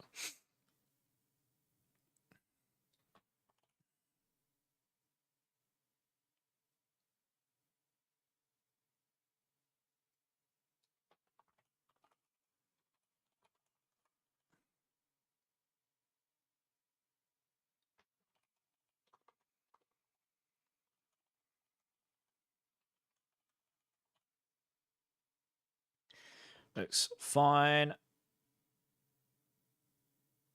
Right, I also need... Did I not put runes in there? Oh, this is before I started putting stuff here. Oh, yeah, I'm going to have to address this build. I did this build and I made some changes afterwards and I haven't gone back and changed it, have I? Alright, we'll do that as we do this. That's Sem. Plus Aton.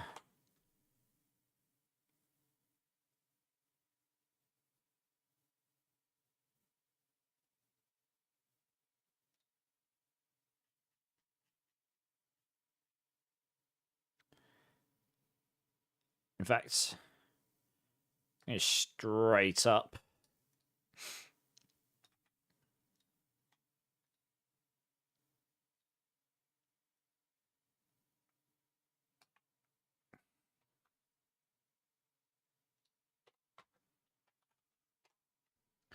Sem and Sequoia. Yep, that seems reasonable. Yep, that makes sense. We'll go fix that build in a moment. That doesn't is going there.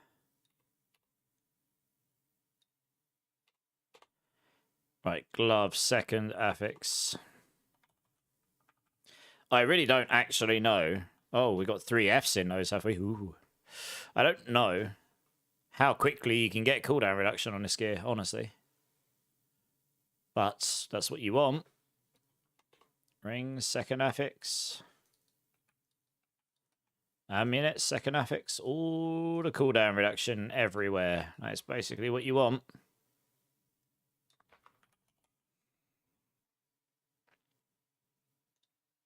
Oh yeah, I can put that one on there, can't I? There you go. Boom. We don't have to put that there. I think that's probably...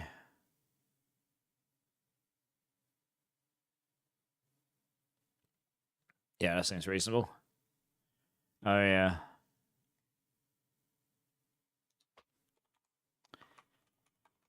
Weapon temper. Storm feather potency.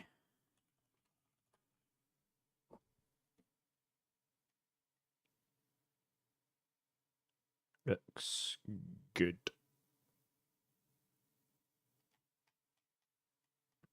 Oh, I'm just going to go fix this build up. I forgot.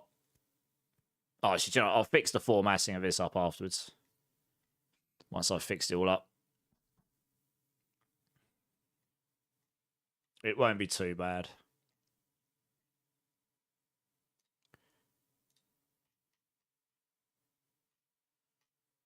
Okay, we don't care about the Chaos perks. Evade, evade. I mean, the store... Oh, yeah, you won't get... Sorry, how many points did I spend here, actually? 15. 1, 2, 3. I mean, it doesn't matter. You don't really spend Vigor at this point, so it's not really doing anything for us, frankly. Spend enough to move on. Well, actually, no, at this point... We should probably just take something else to use as a...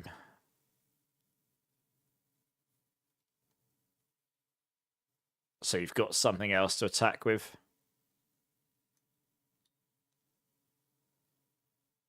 Grants resolve per hit.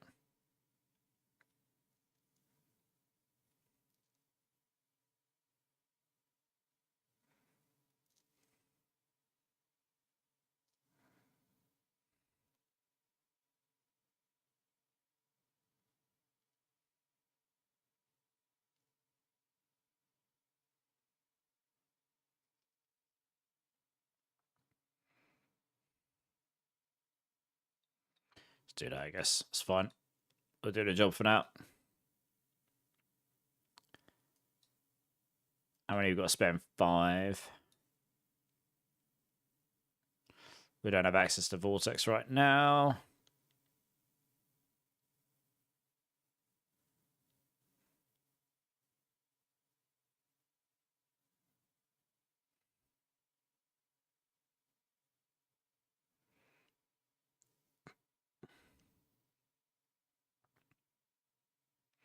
Yeah, we'll be making enemies vulnerable, so we'll do that.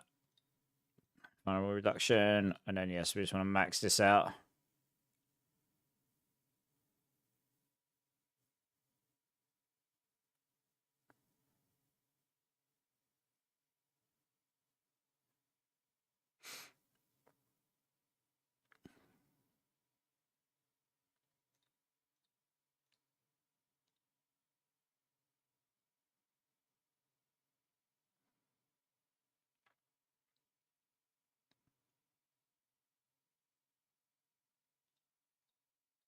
Scourge first.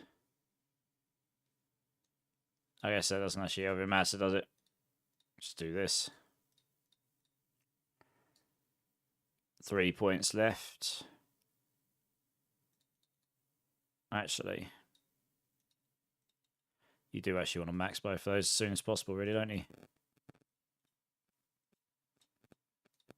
Yeah, do that. 1, 2, 3.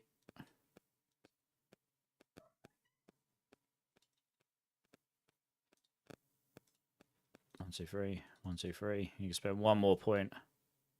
We're not really spending resource moment. You alright, cat? How are you? Yeah? You got a little grin on your face. Yeah, good boy. Guess we'll take counter attack here. Actually, I suppose. Actually, no. If we go back on this. Oh, we've overspent on points anyway. What am I doing? We got 1 more point. Okay.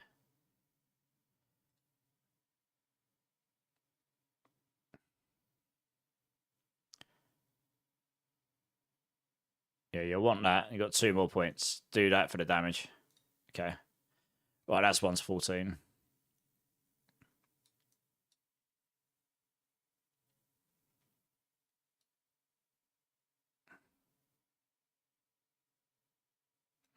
We don't care about that bit.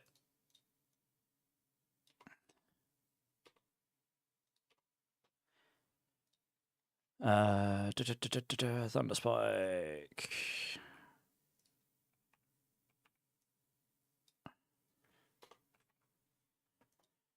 And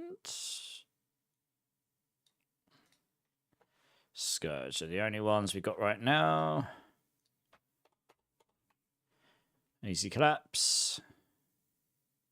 Don't care about the Paragons. Now that's movement speed and attack speed. Neither of those really help as much. We should probably go for Subo on this build, I guess.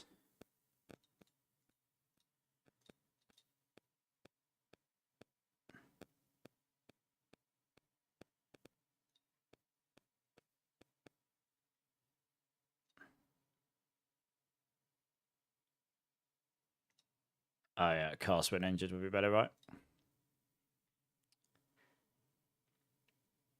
Right, I've got Subo over here as well, so I can copy this.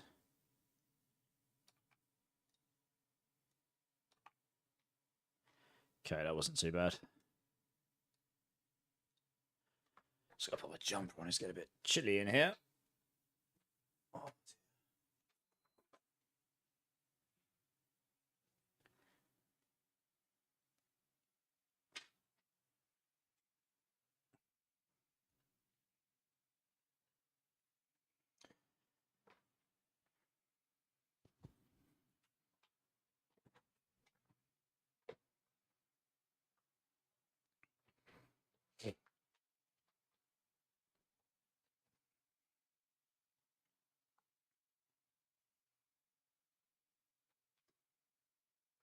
Hey, Lee Carras, how you doing, man? How you doing, dude? How are you?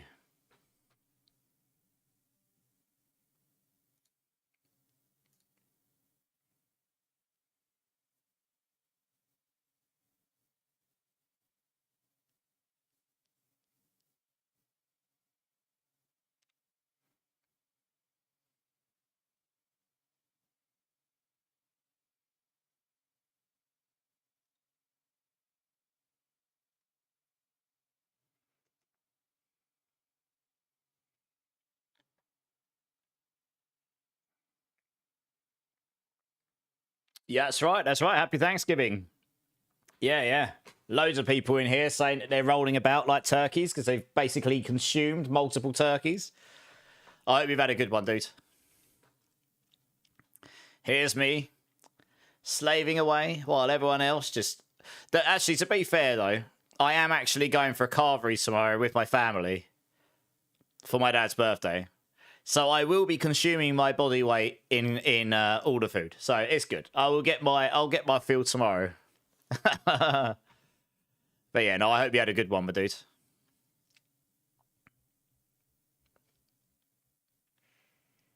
You have 3 turkeys, but not eating them all at the same time. Probably for the best. That would be a loss of turkey.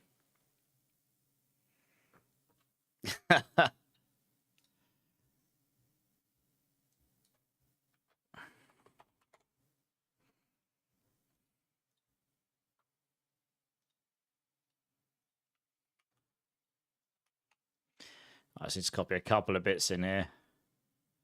I do actually want those over here. That one there. The rest pretty much stays the same as this. Yeah, not a lot will change here. Actually, what did I do over here for that? I do progressive, don't I? Yeah, 3 stats. That's what I did over here.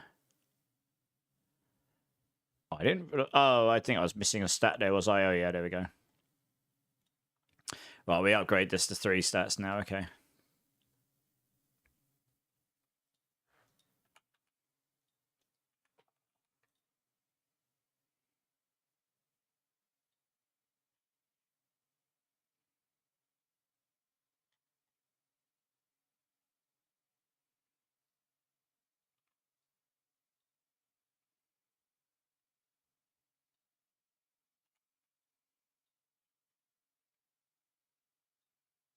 I'm probably going to do 3rd, actually, and just change it all to that. Oh, no, it's okay, because people aren't going to see this, it's fine. It's only for me, it's just a note to myself.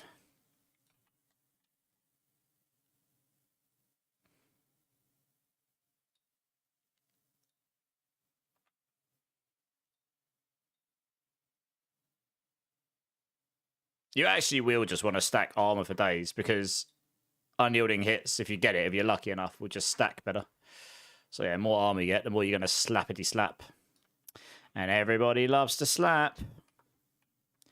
You are actually going to want some life sustain, actually. So genuinely, you're probably going to want life on hit there.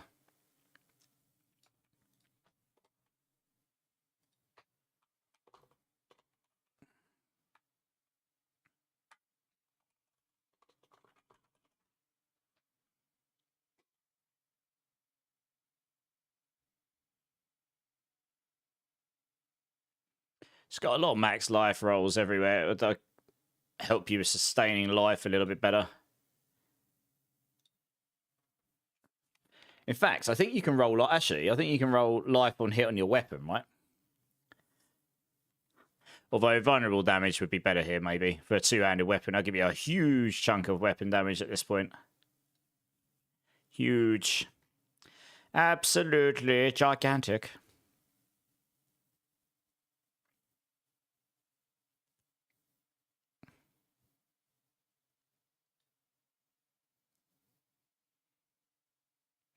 You're not likely to get passives at this point. You'd be lucky.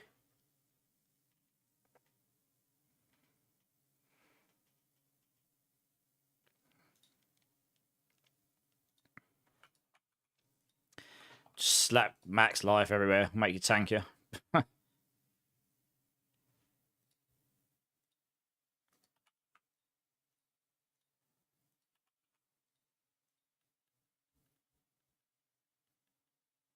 There you go. I mean, it's pretty straightforward. Aspects are the same. This is all the same. Runes are the same. And that's notes to myself. Sweet as a nut.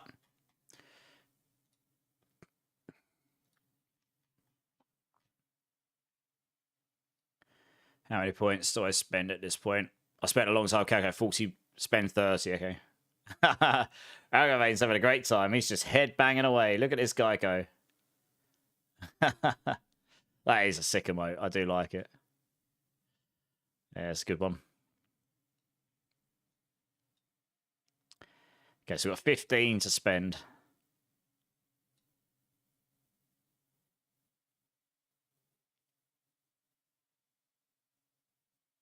The question is, where do I go next?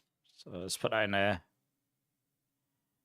And then it's 3. Need to spend one more. We don't really need that. Let's put that in there for defensive purposes.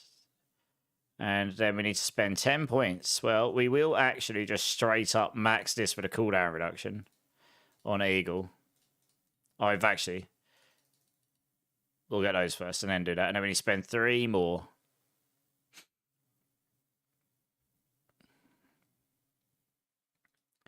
I guess we can just go in there. Take vital strikes. Oh no, we've overspent. Shocker. That looks good.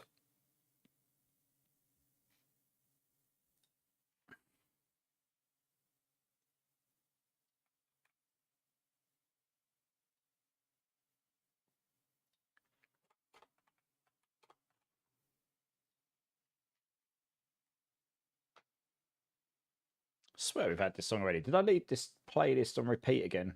Oh, I did. Whoops, we're listening to the same playlist again by the looks of it. Are we? Maybe. Alright, after this track, I'll fix that. Keep forgetting, I keep listening to music off stream and changing the repeat.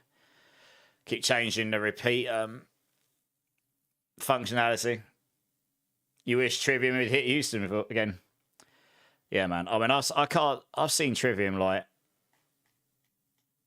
Oh man, I'd have to go back and work out how many times. A lot. I can, however, show you a set list that might make you a little jelly.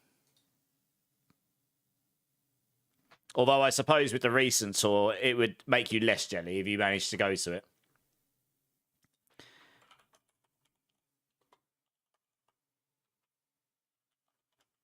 However, they did actually play some B-sides here. Okay, here we go. In 2006, I was at this show. This was the first time I saw Trivium.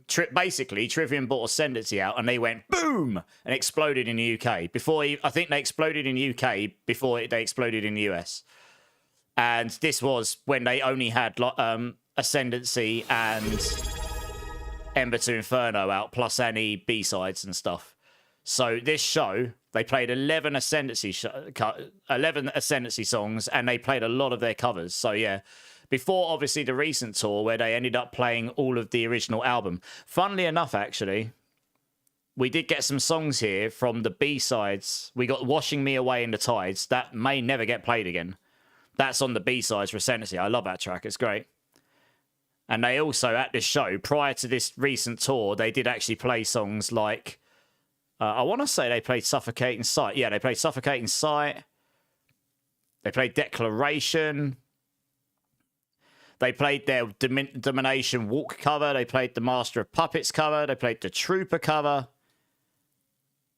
Yeah, they played a lot of covers, and yeah, it was a good show, that one. And they had God Forbid supporting them, which I don't know if you've ever listened to them. They did come back a little bit. They never really blew up like Trivium, but they've got some good albums.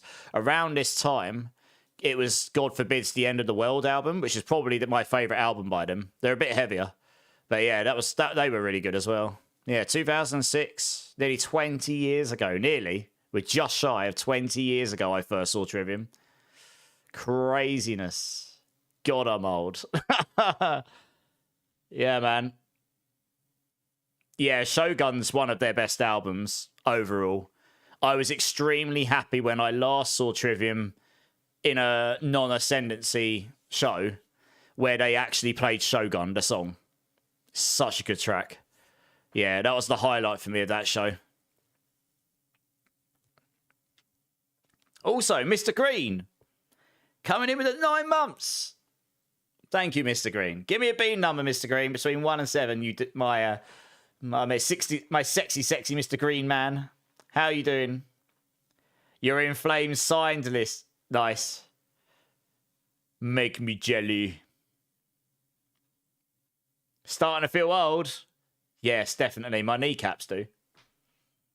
Right, let's get the playlist into AI land rather than on repeat land.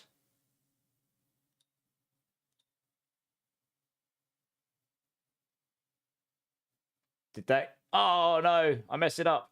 I forgot to turn the repeat thing off. What a noob. Right, let's try again. There we go. Nailed it.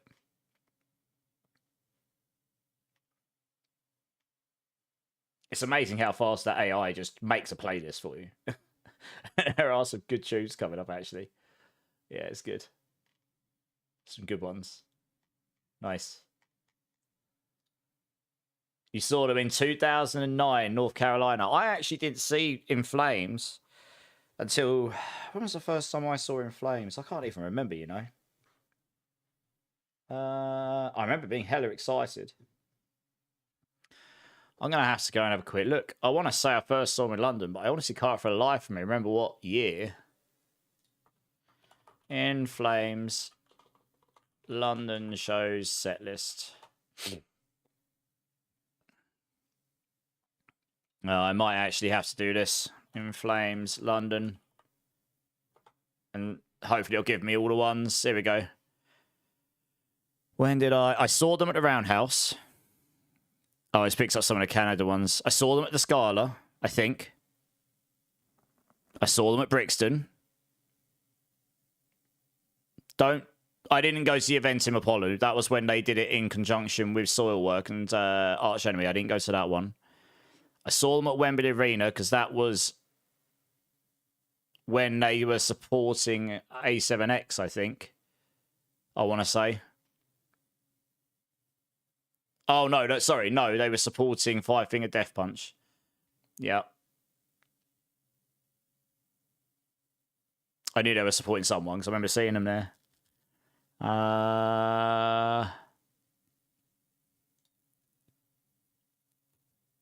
When did I first see these? I can't remember when I first saw In Flames, honestly.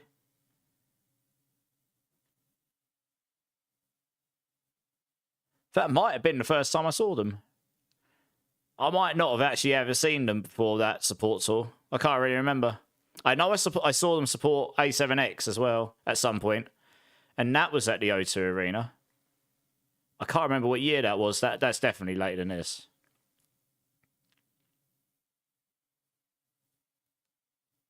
I thought they were supporting A7... Yeah, there we go. A7X Disturbed. That's right. Yeah, that's it. That's when I saw them. 2017 is probably the first time I saw. I don't think I saw them before. I was trying to think. I'm not sure I actually ever got around to seeing them. They always eluded me. I think they were one of those bands that every time they played, I never got a chance to. And because I moved to the Midlands for so many years, they never really played up there much. Okay, so I've seen Soilwork. Yeah. I've seen Soilwork. Have I seen them twice?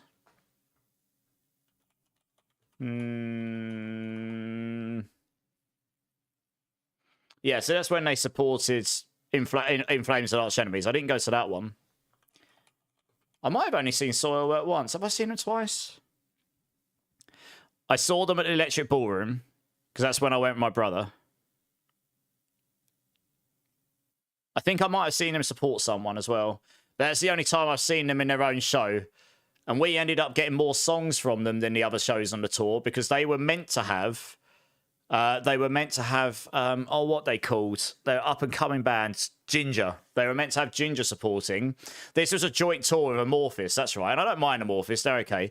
They were meant to have Ginger supporting as well, but they had to pull out because they had issues with visas or something, right? So we ended up getting a banger of a set list. They ended up adding in 2 tracks. They ended up adding in... I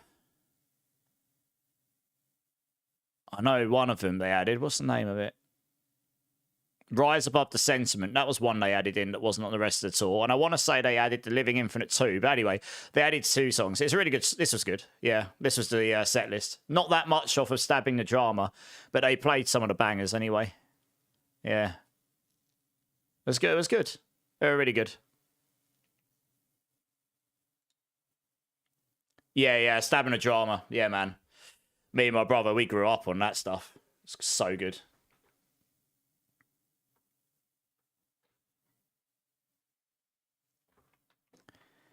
Right, we've done this. Updated. That's wrong. That's meant to be the Seeker. Which means that's likely wrong over here as well. It is.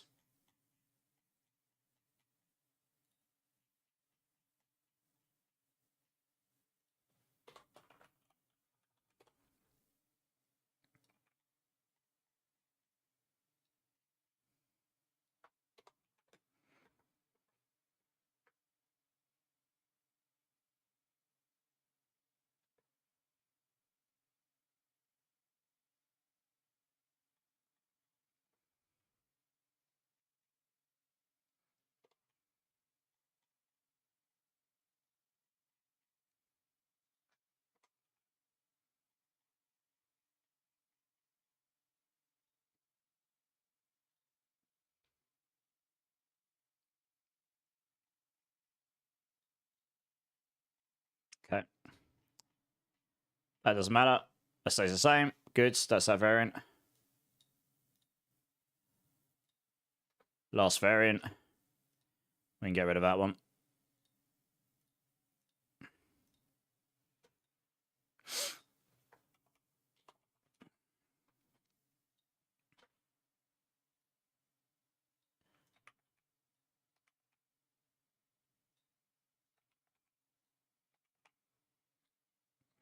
You need Partway Drive on a headline here. Have you not seen them live before? I'm upset that I missed out on this recent one they're going to be doing. And I missed out on the I missed out on the tour before as well. I kind of didn't really get into them until later than most people. Why the hell is that not coming up with anyone? Partway Drive, what the hell? For some reason, that's not found anything. What?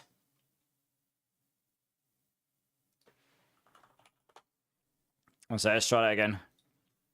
Parkway Drive. Set list. Why are you not finding anything? Noobs. What? That's dumb. That's going to make my life hard. Countries. Oh, I suppose I can at least do this. Oh, no, there we go. You can do it like that. There you go. Easy. All right, cool. Yeah, so I missed out on the October the 4th one, which was gutting. What did they actually play here? Yeah, Reverence. I missed out on that tour. They played quite a lot of old stuff here, actually. I went to their Darker Steel tour. That was pretty decent. They do put on a flipping good show, though. Holy moly. When I last saw them... Oh, they didn't play... Oh, that's a shame. So in this one, they didn't play one of my favourite tracks by them. They didn't play... One sec. Partway Drive. They didn't play... They didn't play Shadow Boxing. But when I saw them, they played Shadow Boxing and they had this, like, 4-piece quartet with, like, viola and cello playing alongside it, and it was epic. They did 2 songs, but that one particularly, that was the hit home track. Like, the whole show was great, but that was... Yeah, that was pretty... That was at this show here, the 22 show. Yeah. Shadow Boxing, and they did The Greatest Fear as well. That was seriously epic, yeah. Yeah. They played a good spread here of Reverence, Iron, Darker Steel, actually, and then a few older ones. It was a good show. I'd have preferred a different venue. I'm not a big fan of Alexander Palace. I'd rather not go to shows there, but it's... Yeah. Hey, Monkey Luffy. Thank you for the bits, dude. With the new crazy combos system. How you doing, Dan? How you doing? How's your Thanksgiving? Truncated set, okay. Yeah, man. Parkwave are sick, yeah. Gaming, how you doing, dude? How you doing? Mr. Green, you're going to go with number 5? Sorry, I've just seen that, Mr. Green. I get too embedded in the old... Get too embedded in the old build guide stuff. We're getting there. We're making progress now. Making good progress. Almost done with Spiritborn. Here we go. Right, I've got it. I've got it.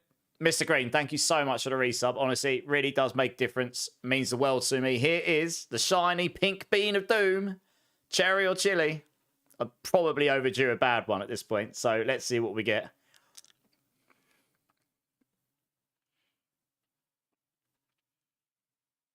I think everyone's going to start saying rigged in a minute. That is, in fact, cherry again. Yes! There is a Jesus. It does mean there's less good ones, so I'm probably screwed in future times. But hey, thank you, Mr. Green. I do appreciate you. I've had some serious luck on those beans in the last few rolls. If only my loot luck was like that. My life would be so much better.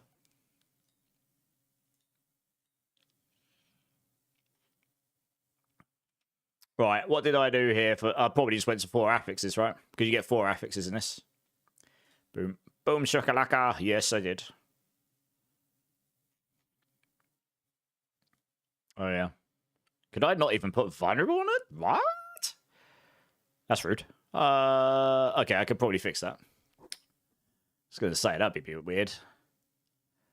I'm assuming I put armor on that, did I? Oh, no, thorns. That's the thorns build, of course. Probably just slap armor in here because scales up unyielding. We want to do that.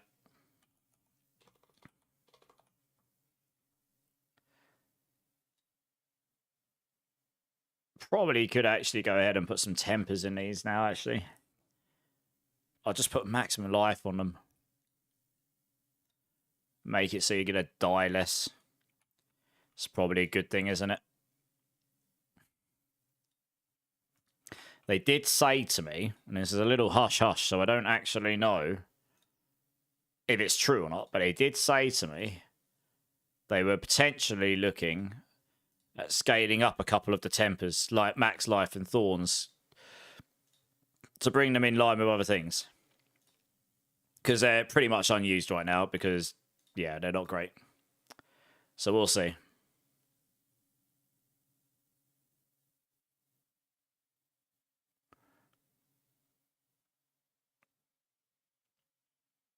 Okay, this is pretty much the same. None of that changes. Oh, actually. Affixes, though.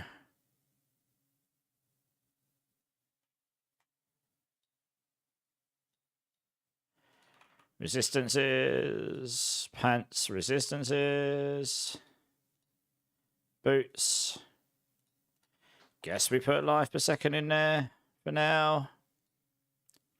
Oh, no, I know what we can do. Armor. Yeah. Yeah, vulnerable damage.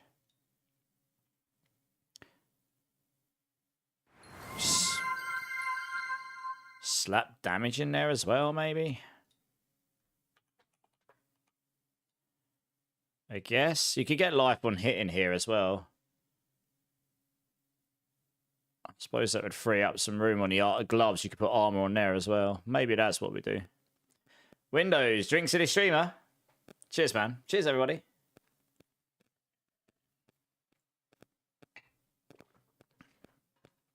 Oh, I love this track. Love this track.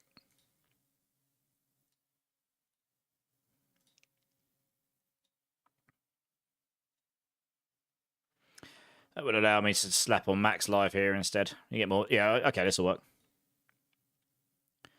Max life. Max life. Oh.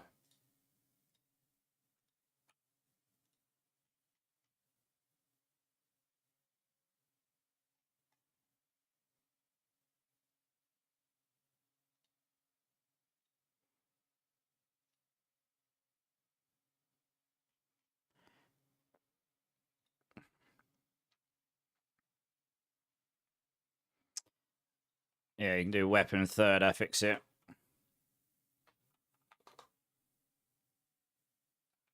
That would actually give you more life on hit as well. So sustain will be pretty useful early on, honestly.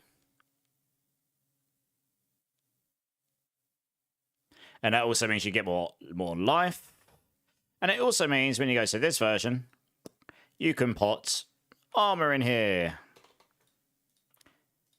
which will help towards the unyielding while you're at this stage. And then it also means we go life on hit here.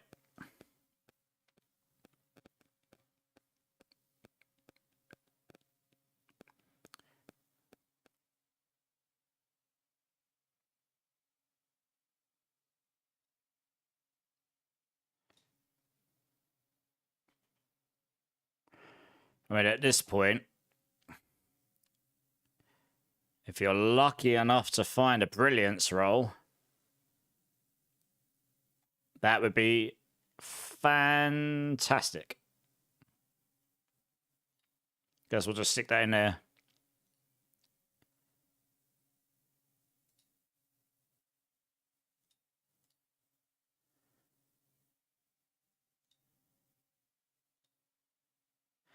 At this point, we could reasonably go crit damage here.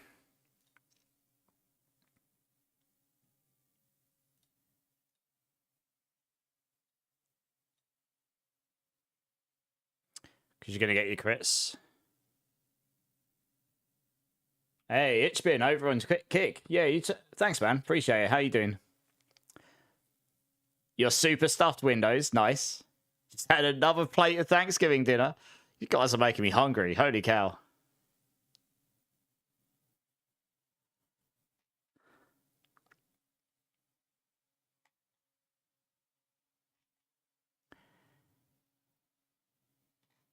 Alright, yeah, we'll need to copy that over here.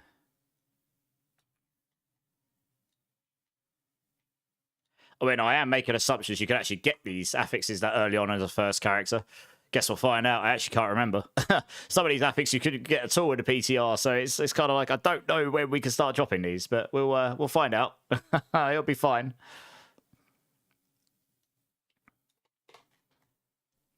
What could possibly go wrong, right?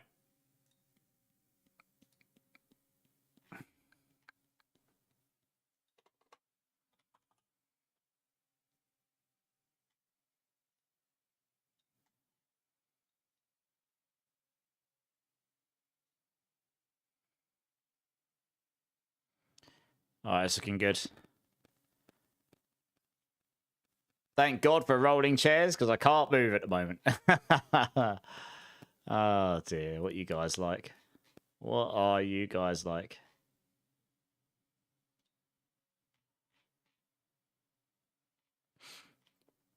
Right, we need to spend the rest of our points.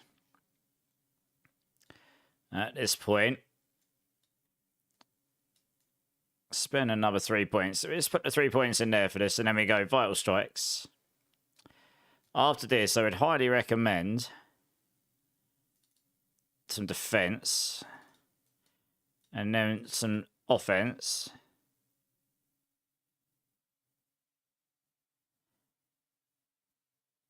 Fact. And then we can take this, and then we go for that offense.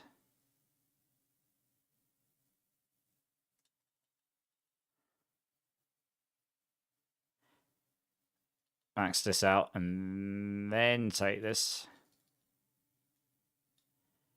21 left.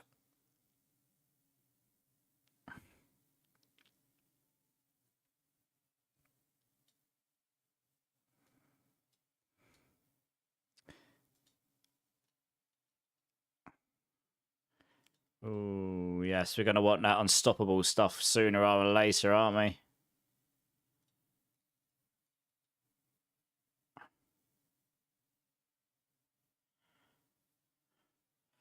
Make it so we can't get crowd controlled. So those, right, 9 more.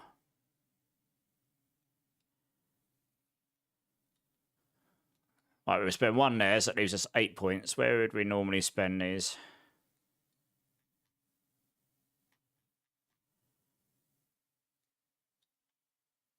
I mean, normally take that out of there, actually, and put them in there instead.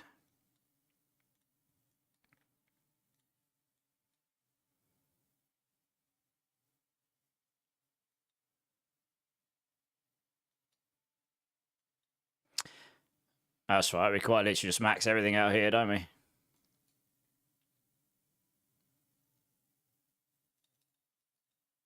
Five points left. What have I missed? One.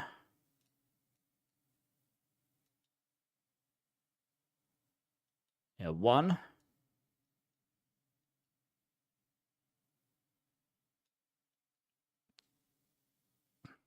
That's three. But then you take that back, so now you're down to two. And I've still got three more to spend. I've missed something somewhere. What have I missed?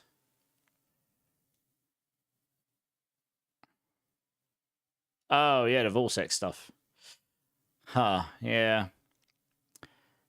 Hmm.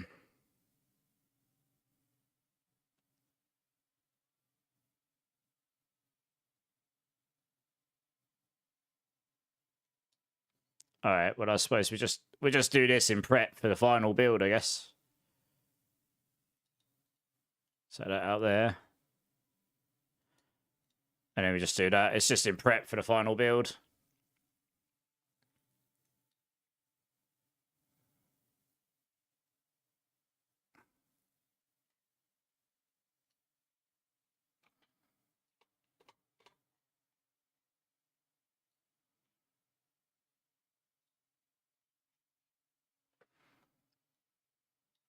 Stick that in there.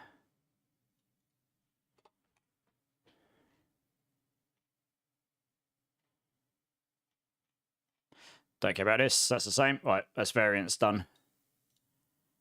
Just got to check the items over again to make sure. Good, mate. Going to start playing Diablo, but I'm new and don't know what build to play. Everyone telling me to play with Spiritborn. You've come to the right place, funnily enough, Ixbin.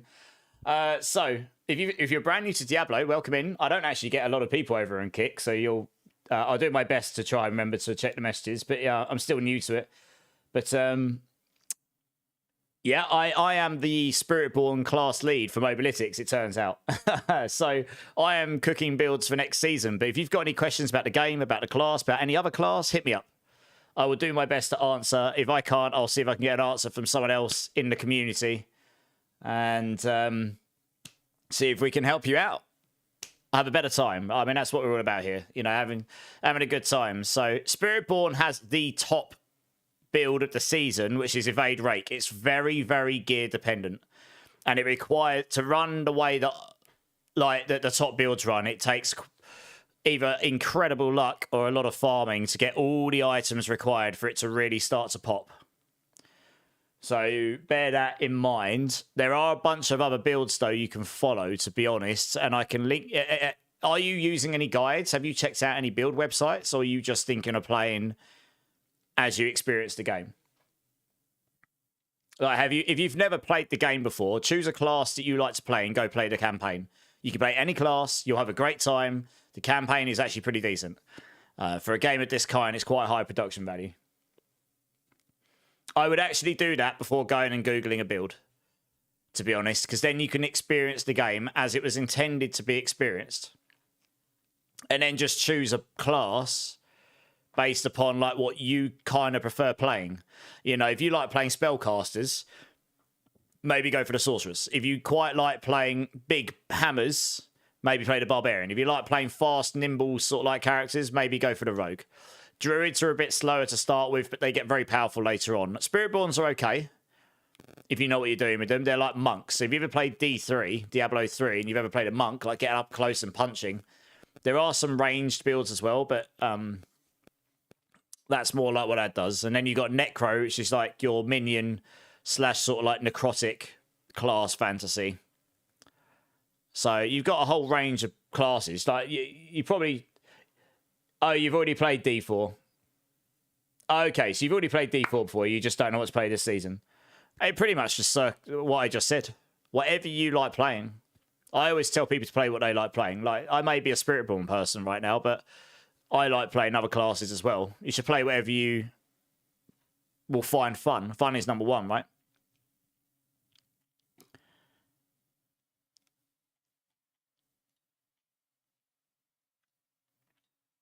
Okay. Right, we're almost there with this guide. Done most of the legwork now.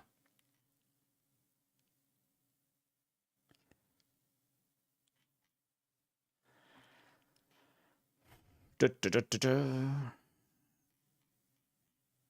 see to update this stuff.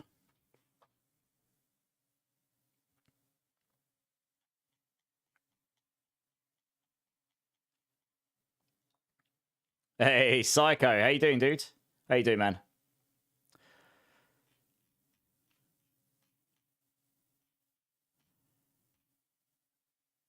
I could probably take most of that playstyle thing from here because it's kind of relatively the same. Apart from the whooshing up par stuff.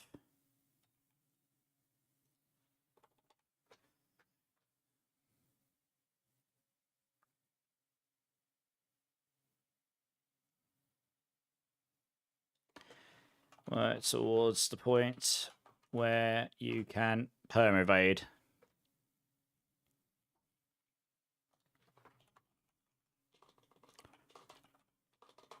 Lucky enough to drop one whilst leveling.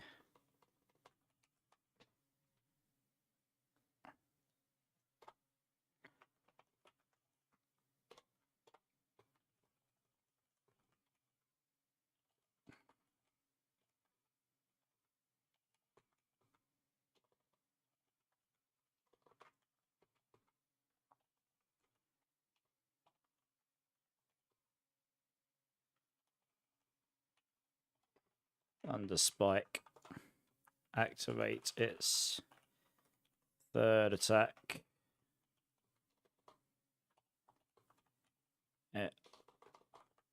On every single evade.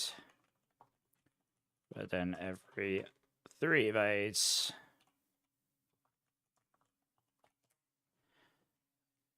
This is the same. Yeah. Okay, that was easy. Let's got this last bit.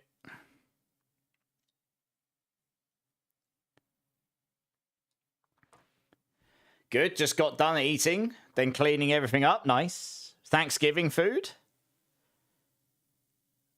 Kobe, how's it going? Still no final patch, so it's not yet, no. Hopefully soon? Question mark. How's the cooking going? Exceptional. It's cooking, baby. It's cooking. Yeah, it's good. I've got all the endgame Spiritborn builds drafted, except maybe a Supportborn build that I'll maybe put together.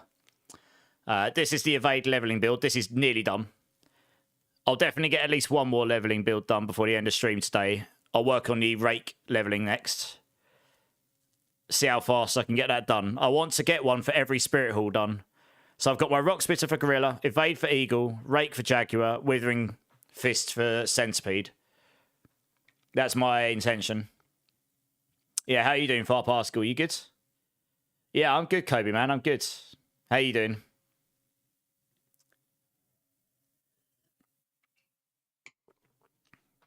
Yeah, this is nearly done. I can probably copy most of this from here as well and just tailor it for leveling. Save me a bunch of time.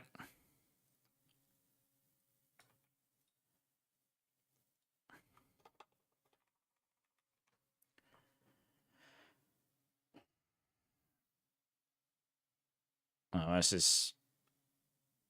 Da, da, da, da, da. Yeah.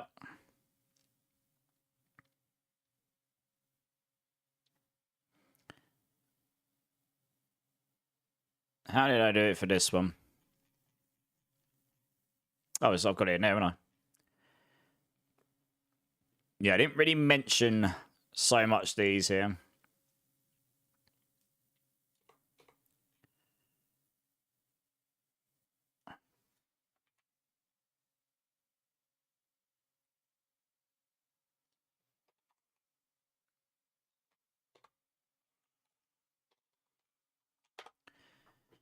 So, on Eagle Prime using Evade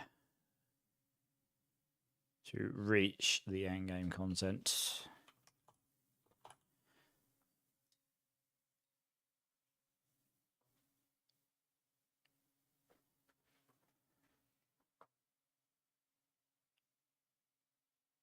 Your good day off? Hey, that's always a good day. Days off are always a good day. Made some amazing food and now took some stomach acid pills. Oh, what? Because you ate too much? Well, I hope the food was good at least. Hey, Joden. Thank you so much for the follow. Welcome in, man. How you doing, dude? Ate too much.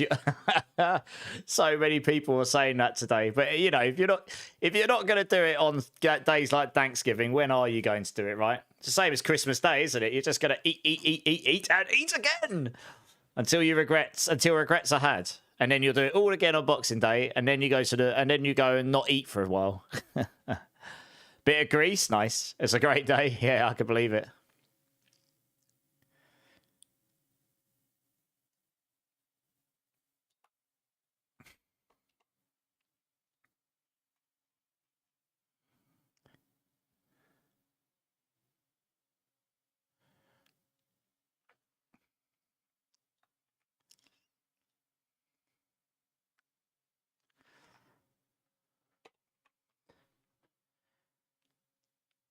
We don't really care about that for leveling. It's just there as a preliminary for the endgame guide.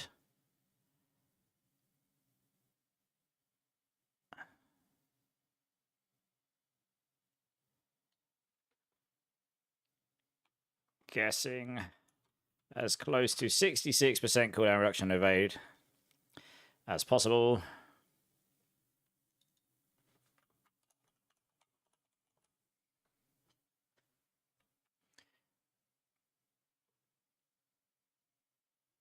We'll do that.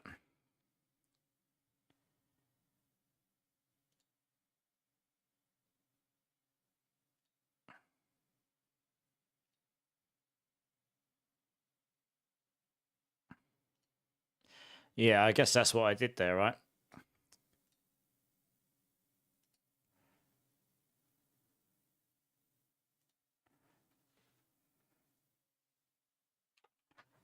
Making use of a Wusha Nakpa. If you drop one. You're lucky enough to drop one, yeah. Oh, goodness sake, what's happening here? Why has that gone down there? There we go. I was going to say, that's weird. Let's do some weird formatting.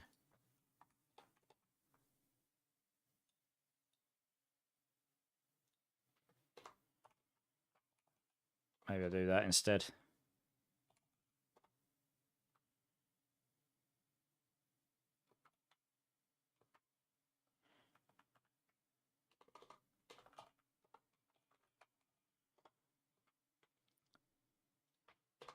Yeah, so just having repetition in there makes it simpler. There you go.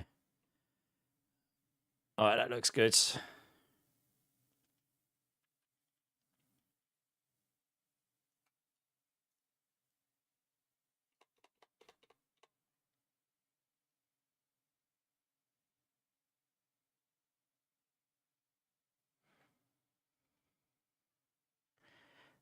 Don't need that.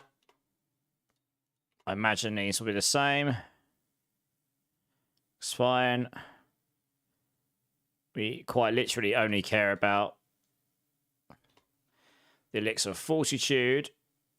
Yes.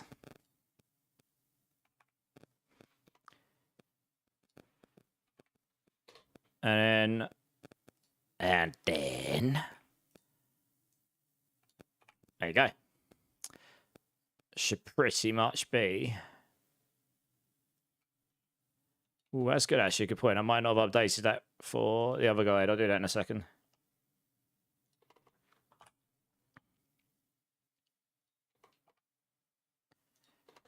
Whenever it's ready. All right, I think that guide's done. You're doing well as a legacy player, coping with the legacy change, but otherwise doing well. When you say legacy change, what stuff are you referring to, man? I feel you. I feel you. I mean, I've played all of the Diablos, so I've played Diablo 2 from near enough when it first came out. I played Diablo 3 on day one, and you know, I haven't played it in recent times, but I used to play it a lot. So I saw that go through a lot of change. I've played D4 pretty much permanently since it came out in beta, or even before in beta. Oh, I see. So you play in Eternal. Okay. Is there a reason why you just sit and play an Eternal rather than seasonal? There's nothing wrong with that, by the way. I know some other people that do. I'm just curious as to why you choose to do that. Like, yeah, he means Eternal. That's right. Yeah. Shiny green site, Aussie. Yeah, man. Oh, there you go. I'll make you a. Let me make you a mod. Can I do that from this screen? I actually don't know if I can. Can I do it as a command? Maybe. I don't know what we can and can't do. Oh, I can. Here we go.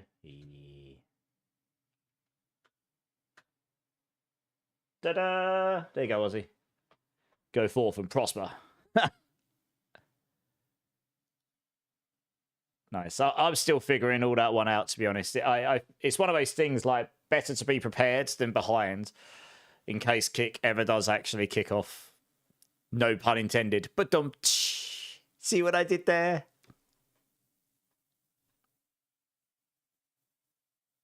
Herd mods. Psycho, yeah. No, there won't be any build guides specifically for Eternal, but that doesn't mean you can't play there, right? Where's your mod? I don't just freely hand it out, I'm afraid. It takes many, many, many cookies before I consider such things. Many cookies. Far too many cookies. That's why I'm fat now.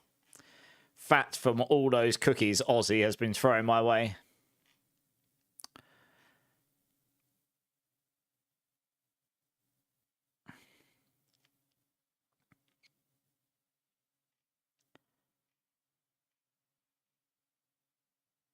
Alright, this looks fine.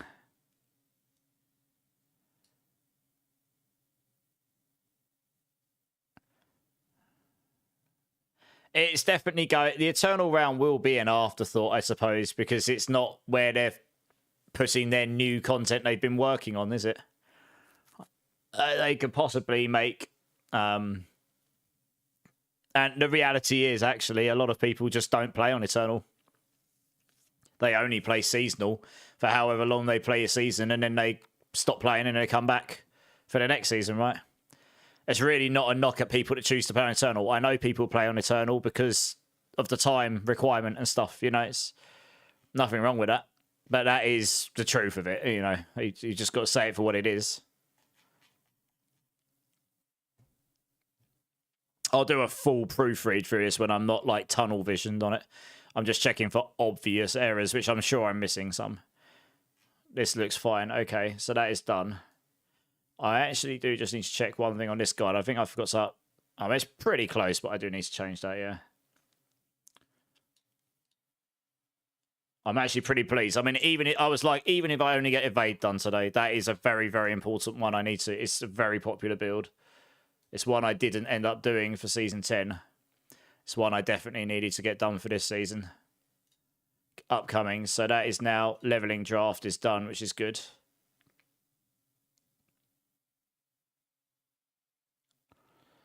Man, it's going to take so long to update all these in final drafts and copy them over and such. Challenge runs in D4, I haven't done, but it doesn't mean I never would. Who knows in future? Mostly your friends play Eternal. Well, there you go. That's a good reason to do it. Many cookies and feet pics. Yeah. Yeah, that's a good reason to do it, Joe. I totally get it. You still play season for one character, maybe a second. I did on... Oh, you did the Chaos Armors, yeah. Yeah, fair enough. No, that totally makes sense, Joe, then. No, I was just curious. It really wasn't a knock. Kick plugin. Hey, nice, Aussie. Nice. I mean, I wouldn't prioritize kick stuff too much right now. Because honestly, kick is really, really not that widely used by ARPG viewers at all. There are a few, but it's, you know, it's...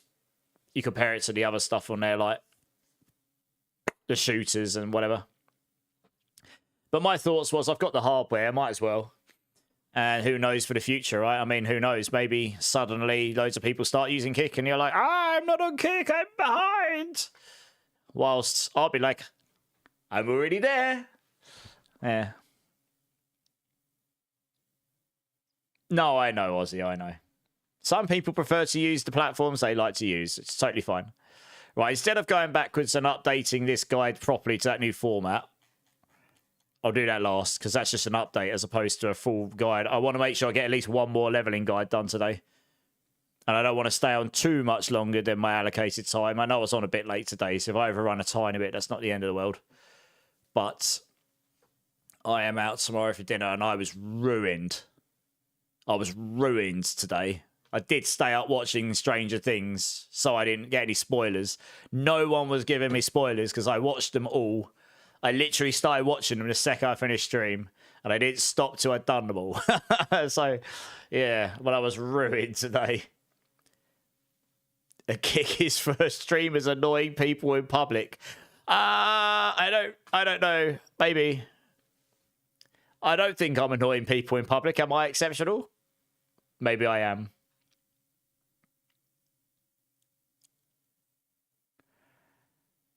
Cletus is the guy that's making the bot, yes. Or made the bot.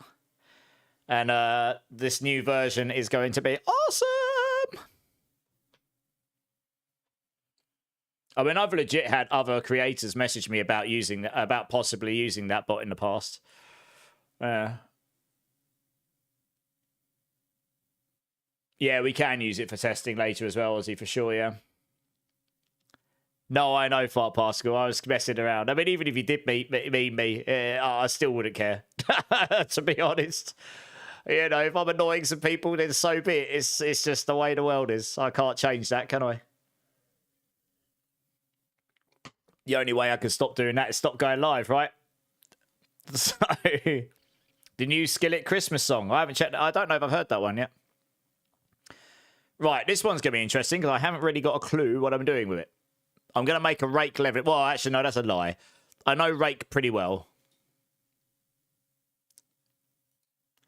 I'm sure I can come up with a rake leveling build that won't suck all of the balls. Only some of them. So let's do that. I've literally been asked, is there a rake leveling build? Like, over and over and over again. So we're going to do that.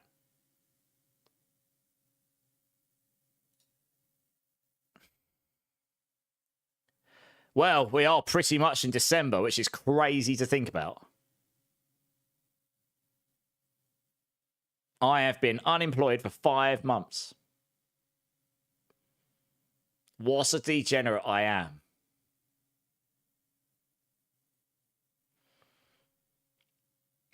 You take it I like Spiritborn.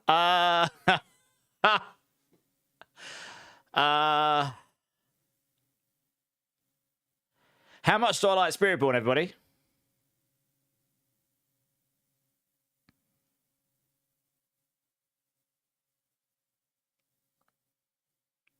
All right, well, no one's... So much so, no one even responded. No, Joden. So, I actually like a lot of classes, like Sorceress, Necro, Druid, Spiritborn. But, like the day before Season 10, Mobalytics, this website I do build guides for, which is one of the bigger build guide websites, I've been doing build guides for them for a while across different classes, but they approached me and asked if I wanted to be their Spiritborn class lead. So I accepted.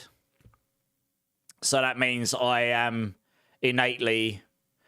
so if I go to the tier list here, it's pretty thin at the moment. I was playing catch-up, to be honest, here, and it was thin for a while.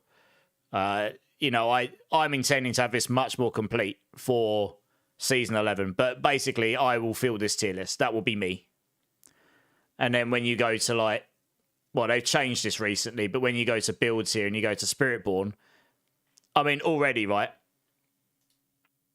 There are a few other builds on here by somebody. This is the Druid class lead. He was the Spiritborn class lead. He's gone back to Druid. And then Makuna kind of does what Makuna does, I suppose. He does the builds he wants to do. Calyptus does occasionally. He's the Barbarian class lead. He occasionally does one. And I do some builds in other places as well. And then you got Screamheart, who's a Druid guy. But this is this is like an old season one, right? So if I go season 10 here, this will be nearly all me, probably. There's a couple of others. So you do have a couple of others. So you got one for Medieval Marty here. Funnily enough, that's a Withering Fist leveling build, which I'll be doing my own one. Evade Storm leveling event, and that's endgame. But yeah, look, you can see all the ones that have got the green buttons, they're mine. It's nearly all of them, right? Next season, this list will be almost all me. Probably. So, yeah. Builds you an Eternal one. That sounds expensive. But I don't have time right now. If I'm being, that's really, jokes aside, I am not joking when I say I've got something like 18 builds to get drafted. I've done a lot of them now. Well, let's assume next week is when the patch notes will drop. And then once we've got those and Mobalytics updates to season 11, so I can finish them off, I've then got to go through all 18. Some of them I've got to copy content into my old planners that have all the people that have favorited them and followed them, because Mobalytics doesn't have a system to merge one into the other right now. And then I've got to update them all to make sure they're all complete. And then I've got to get all my video footage together and thumbnails, get those prepared, etc. Right? I've got a phenomenal amount of work to do. So I'm going to try not to add any more on right now. Once the season starts, maybe I could probably take a build that is seasonal and probably add an Eternal variant if you really were keen on it. You'd be best to approach me and go, that build looks awesome. Can you make it work in Eternal for me? Most of these builds, if I'm being completely honest, don't require the runes so much. The runes just make them stronger, so they will be viable. I don't think I've made many builds which actually rely on the runes to work. And that's the only thing that will be changed, really. That's the only thing that would change, I think. Everything else comes as part of the... Oh, well... Yeah, no, yeah. As long as you got the DLC, because obviously you can't play Spiritborn, right? Worth it when you're ranking. You don't, yeah, I mean, you don't need... All of my builds don't require these runes to level. So you can just take this build and ignore runes. To be honest with you, Joe, I don't really make builds reliant on runes. Not like some people do. You could just ignore runes and put in other socketables and you'd be good, probably. To be honest. So you could just do that. That would work just fine. Especially these leveling builds. In answer to what you said, Exceptional, Evade Rake isn't really going to be a thing in Season 11 because evade builds like that were kind of put together because of the powers in Season 10, right? And the Chaos Uniques allowing the Zepazontic and all the other bits. If they make the Path of Emissary unique boots, the new ones, better, then maybe they will, and make that work with Rod of Kepaleka, or add some crazy damage scaling into it, but really it needs to work with Rod of Kepaleka, which it did not on the PTR, then maybe you'll be able to have some mobility core skill builds in general. Not just Rake, but Rake would be one of them.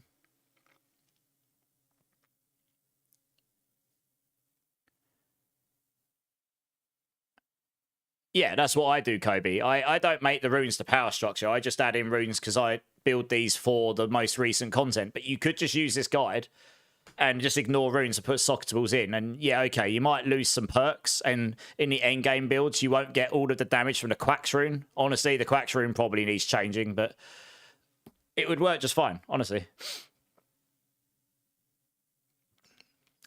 So some people... No, not really that strange, Kobe. Aggravated, lost 3 points. Oh no. Yeah, it's not that strange, Kobe, because you've got to imagine a world where when you get to the ultra min-maxing, you might be using runes to min-max something for you.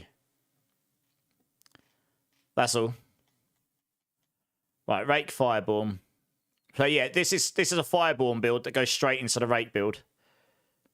Like, I want an actual Jaguar leveling build as well. You know, that'd be nice, wouldn't it? Some people might just want to level as a Jaguar. Why not? Where's my Rake build? I'm probably going to be able to copy-paste a whole bunch of stuff from this, honestly.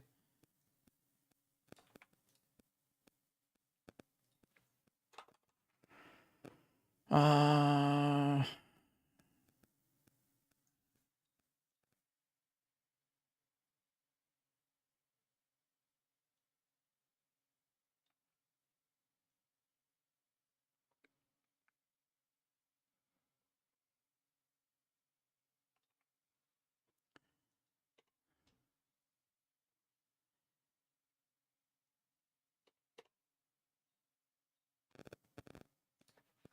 Okay, and that one will need to go to, at least for now, that one.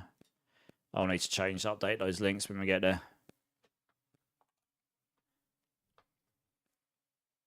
Ozzy's being nice and giving you some of his points. Yeah, Kobe, yeah. Yeah, they actually do, yeah. The point system will be cross-platform for V2. Nice. That would be sick. Yeah, this point system works well enough, but there's a couple of features, major features missing. One, being able to give all people points from chat would be super nice, including allowing mods to do it.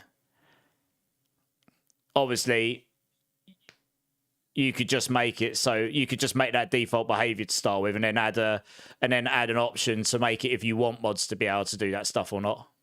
But obviously, for me, it's fine, and because that would be nice. And there was one other thing. I forget. It'll come back to me. Yeah, that'd be really nice. There was one other thing, but I really can't remember what it was. Gambling by percentage, that'd be nice. Because people do that. They're used to it from Stream Elements. That's missing from Streamlabs. Yeah. That's obviously quite an easy one. As long as you get your math right, it's just a different way of gambling. Instead of taking a hard value, you just take a percentage and cap it between 0 and 0, 0 and 100, right? And if you just literally clamp it between 0 and 100. So you can't minus your points and do some crazy math and stuff. You can just do that in the logic. There was some other stuff as well, but that, that's the bare basics, really.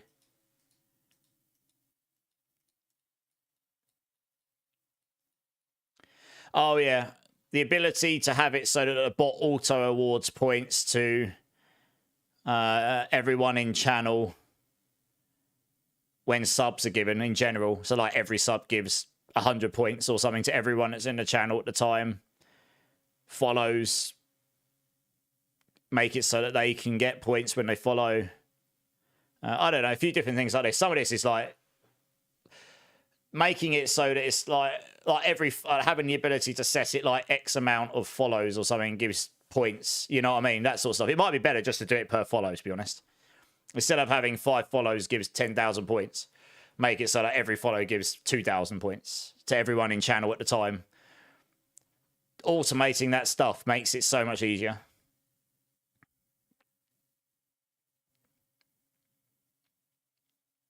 It's doable though, right? You just have the bot pick up a gamble. Yeah, I get what you're saying. Oh, it's not too bad, actually. No, it's not too bad. That's not too bad.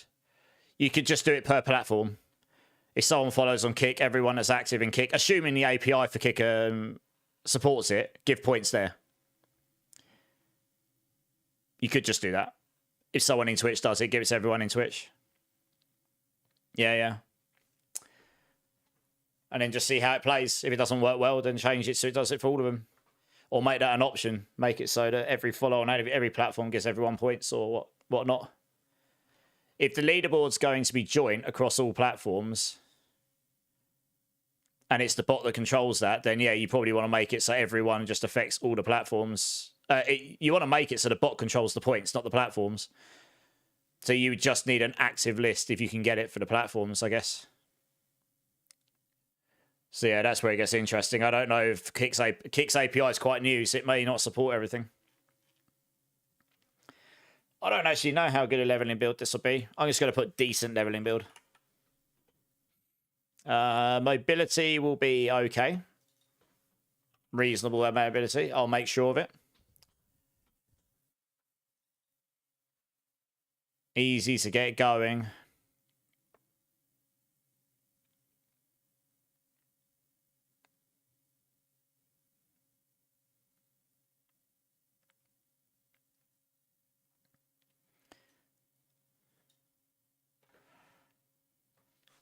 Resource dependent. I actually really love this song. I haven't heard this in ages.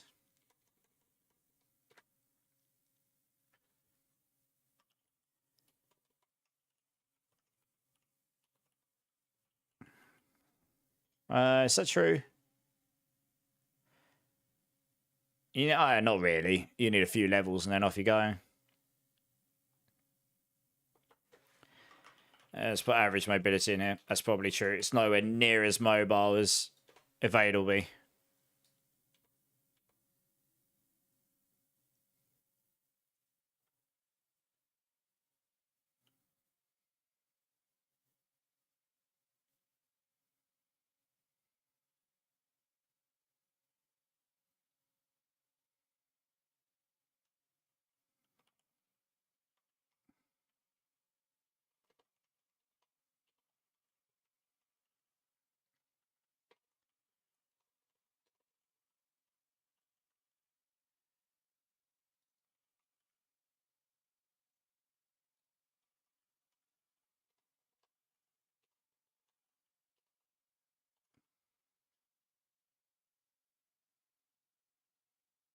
I was going to do that, actually.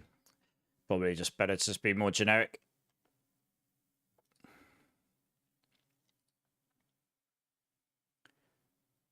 Yeah, no worries, Ozzy. I mean, there's no rush, right? I appreciate all the effort. You made a rogue on the Eternal Round windows. Nice.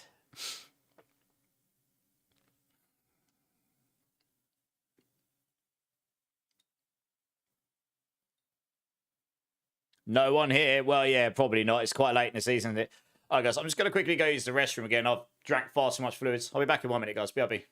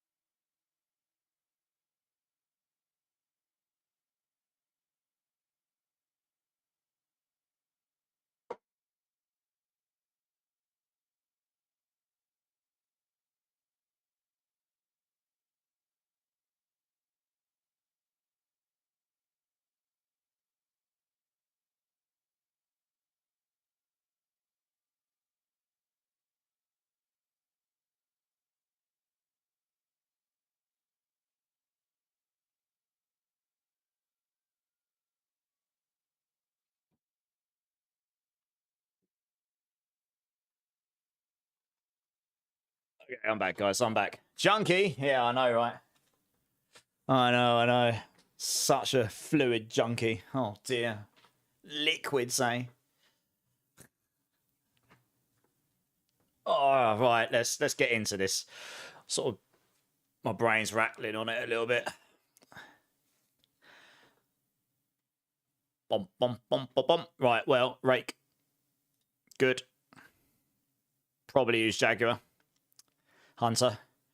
Armored Hide. Counter attack. Ravager. And Scourge. That's a shocker. Same setup as every build. Nice.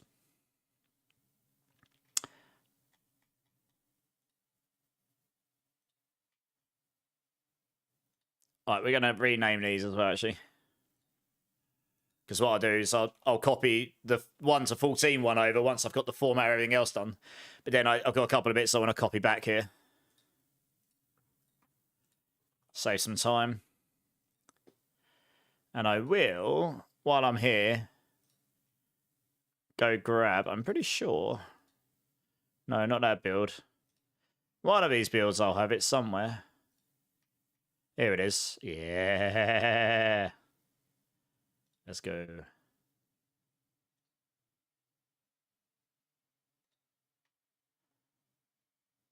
I'll certainly have to do this. Oh, no, I've done the wrong one. Oh, no, I want Gorilla Eagle, don't I? Yeah, I want Gorilla Eagle. What am I doing? Must have a build with that. There you go. We've got Gorilla here. Yeah, you gotta go Gorilla Eagle to start with. Mainly for the barrier gen. And then I guess Eagle.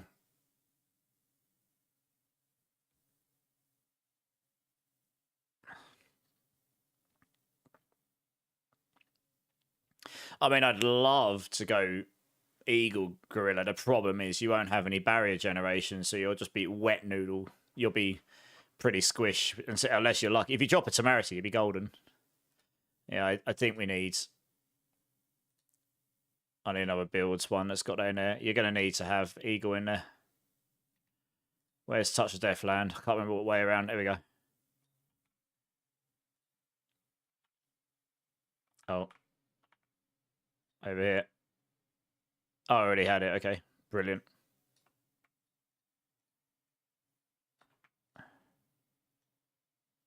Fact, it's written differently though, isn't it? There you go.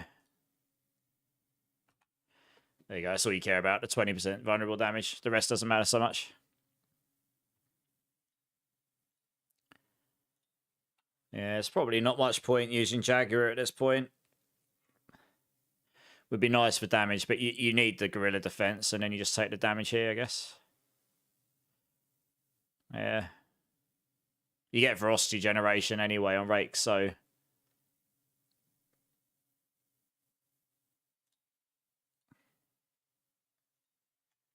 Okay. You drink all day long for no reason? I mean, you gotta have fluids, otherwise you die, right? I mean, I was jesting. Okay. So... a lot of this will be the same, because I kind of build my leveling builds similar, right? We will want Wild Claws. That is, actually, in fact, that can just go straight on the weapon. Like, if you get that while leveling and you get a good one, you're going to laugh all your way back to hell. It's going to be amazing. And... yeah, the question is more, like, the Sem won't work very well here. So we'll use Seer as one of them.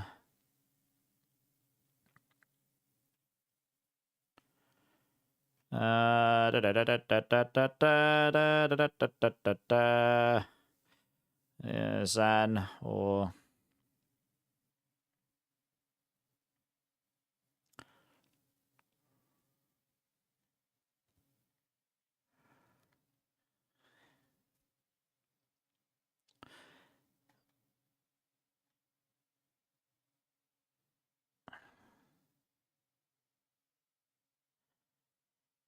she don't know. Seer Qua for the movement speed seems reasonable. You're going to want movement speed early on. I'm just trying to work out what I want here. The Meteorites is pretty good for leveling on, actually. It's surprisingly good. But the Sem won't work. Well, I suppose you could use Sem every time you evade. Oh, you could just use Sem. Screw it. Every time you evade, you have some Meteorites go around. Why not? Give you a way to just evade and get some stuff. I can't read. There's not that many. I try to use only blue runes for leveling because it's built as if it's a first character you're using in that season. Right, I doubt I've even got the temper that's worth putting on here.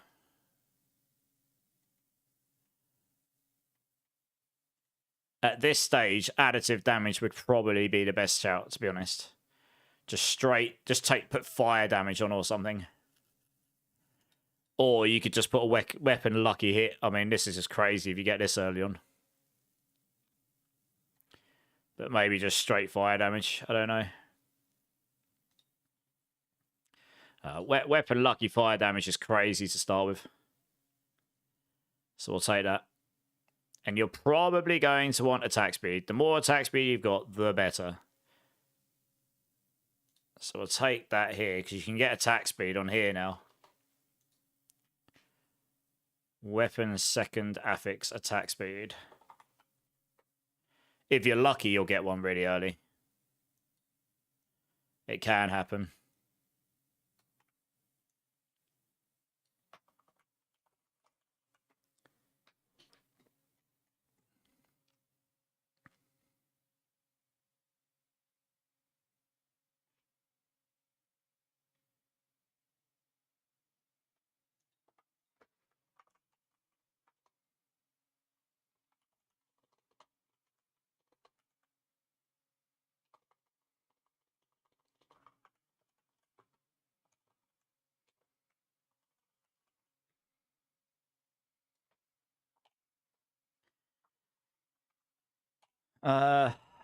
See, quiet makes sense. Dexterity, movement speed. We don't care about evade cooldown so much here. We could just go for rake size for the lols.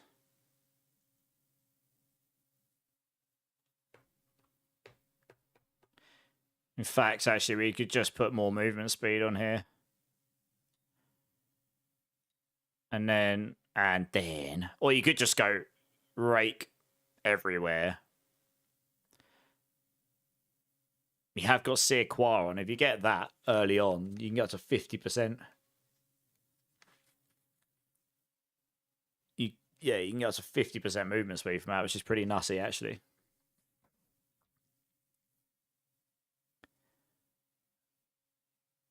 Basically solves movement speed for you. We put rake size over here. That seems fine.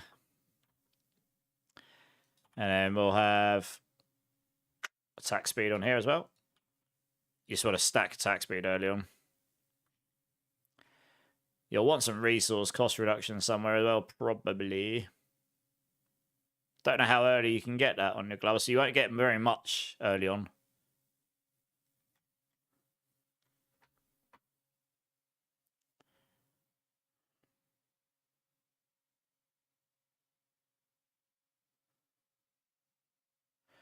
What has been your favourite Spiritborn build, excluding Chaos Armor's Rock Splitter? And I've been the guy at Thorn's Rock Splitter. It's basically a Thorn's Gorilla build, and I'm the guy that did it before. I mean, it's pretty good now. It's going to be pretty good next season. It's the build I've supported for the longest on Spiritborn, I'd say. Yeah.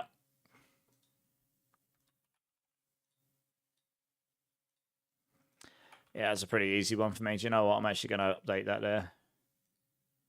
It's a really easy build. It's literally you don't need anything to get going. And the only thing is, to make that work really well in the end game, you do need a runes. That is the one Spiritborn build where you won't be able to push as high without a Zamrune. Because the Zamrune is the only way at the moment to make your Thorns damage crit and overpower. You cannot make it crit and overpower otherwise, which unlocks a lot of damage. A lot of critical multipliers and overpower multipliers and such. Yeah. But for leveling, it's incredible. You don't need any runes at all. You could even finish the end game probably without that Zamrune. It's just it won't really elevate to where I get it to without the Zamrune. I think that's possibly that and Payback are the two builds. Anything Thorns related on Spiritborn will use a Zamrune for that reason. Yeah.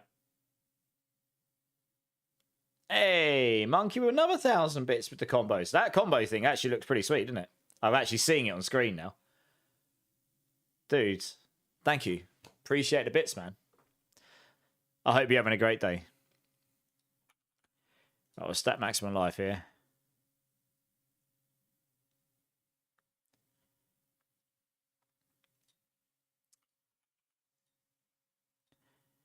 Yeah, I'm just going to do that there. Stat max life in places. I will put tempers on everything, just because I know I'm going to get asked, why have you not put tempers on anything? And I'm going to be like, oh, I'm sorry.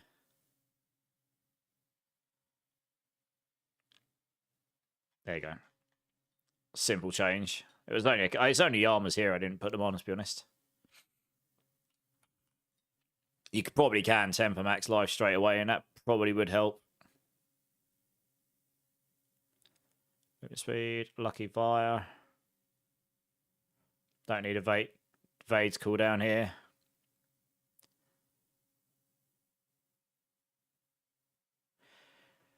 It might be worth shoving rake size on both, and the bigger your rake, the better. Giggity. Later on, you could change this to something else. Oh, actually, I don't know. You might want resource cost reduction, actually. Yeah, at this stage, you probably just want resource cost reduction wherever you can get it. Like any amount of it would help.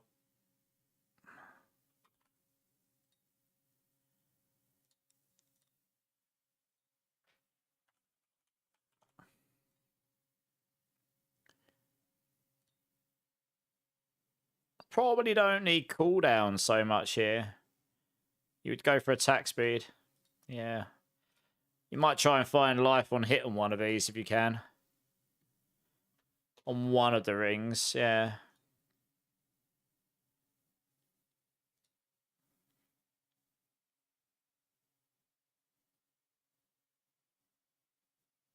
And change that to attack speed as well. Attack speed, attack speed, attack speed, attack speed. That combined with... What's it? What's rapid aspects again? Oh, it's basic skills. Without the Rod of Kep, you're screwed. You're not gonna. That's not going to work. There is actually, though...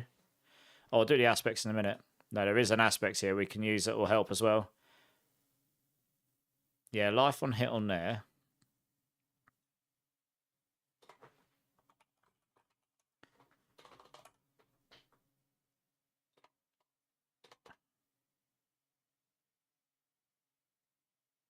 This is fine.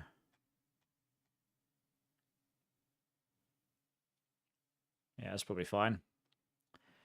Now, Wild Claws there. Unyielding hits makes sense, because that will scale this. There is a core skill. Attack speed. Oh, I can't type it in. Oh, for goodness sake. Okay. There you go. Critical strikes with core skills increase your attack speed.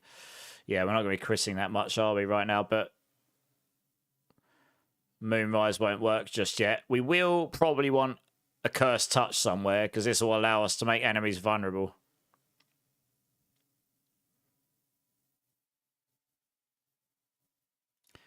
Yeah, we'll put a Cursed Touch on. That solves the vulnerable problem. Rolling lucky vulnerable early is just not going to happen. You would be so absurdly giga lucky. I wouldn't bet on it. After casting fight, that's useless to us. Disobedience is great. Might is basic skills. That's rubbish for us at this point. We want something else in here.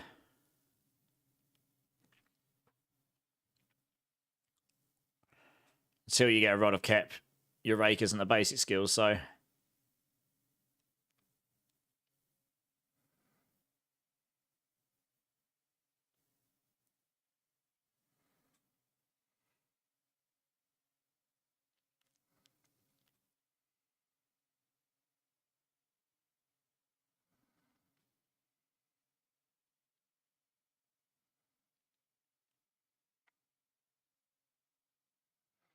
We're going to find duelists on the boots. That's what we'll do, because we are actually doing Veracity here on this build. You could just put Juggernauts on, actually. Makes your evade way longer, but it'll help you get armor early on. Pants.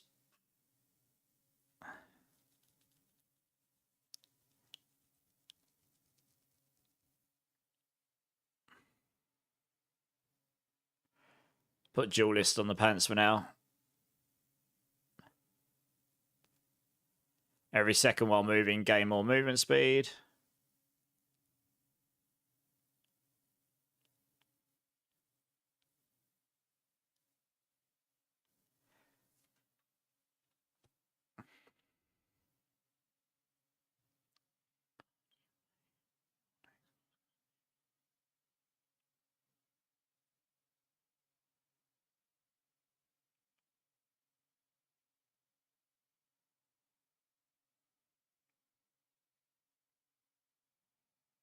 Yeah. Just leave haste on there. Wild claws, unyielding hits makes sense. We're not going to be critting enough right now about the Rod of Kep. And then we'll look for a resource aspect here. There's a few of them.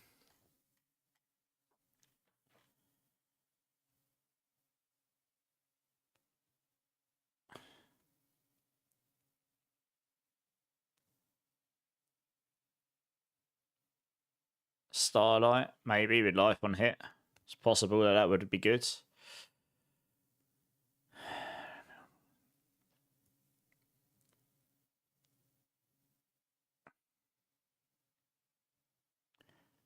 Not sure about that one.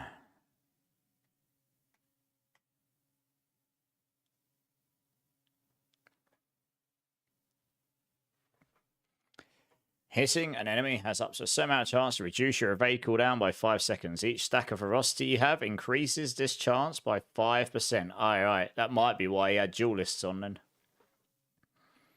On lucky hit, yeah, if you got like an absurd amount of evade cooldown and you've got, I don't know, 9 stacks, means on lucky hit you'd have like 80% chance to reduce your evade cooldown by 5 seconds. That's pretty insane. Okay, I understand why maybe he used duelists on his boots now then. You could potentially roll that as a sanctification and solve evade on evade later on. Interesting. The defensive skills cool down faster while moving. And adaptability, but we're not on a basic skill thing. Nothing really. It's only Umbral.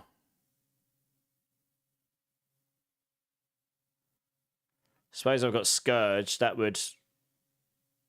I mean, Scourge will help me refill my resource anyway. But then this would also help with it as well. One of these is definitely going to be conceited, so we should put conceited on here. The damage. And then...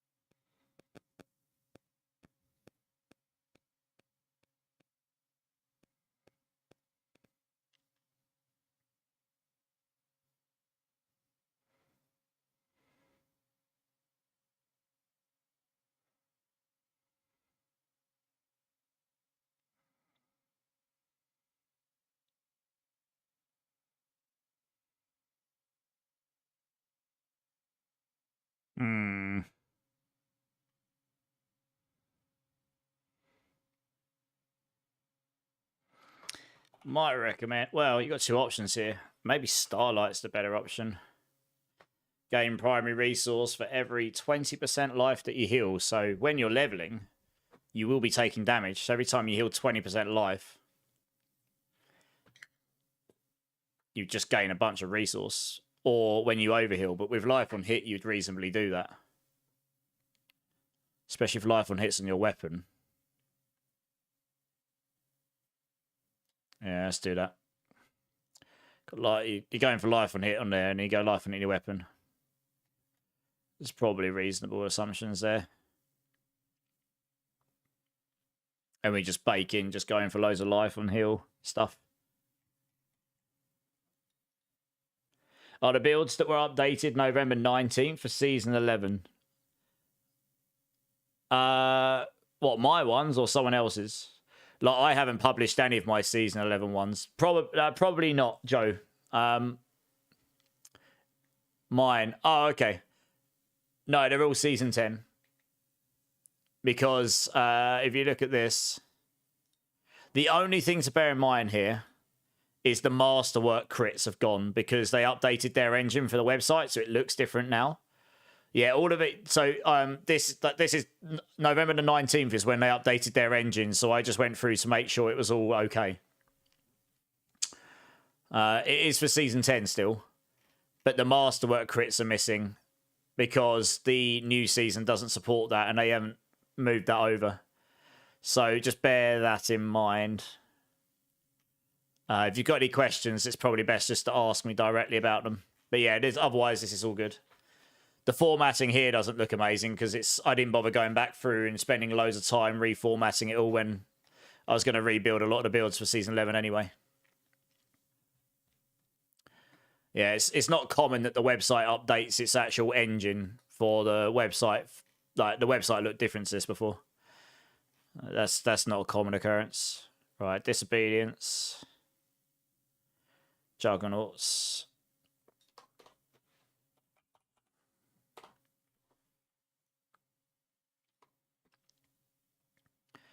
Curse Touch. Duelists. Haste. Wild Claws.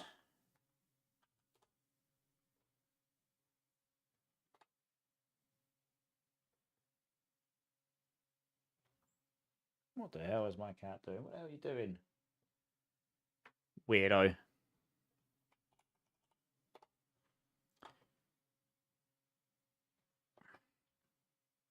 My cat's got beans.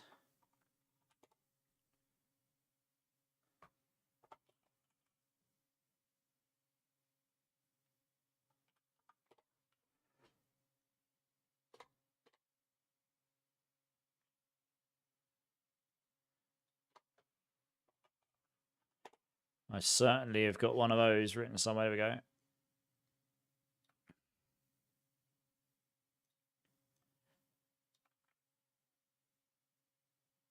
I mean, literally, all of these. If you can find any of these, then happy days. Go forth and enjoy.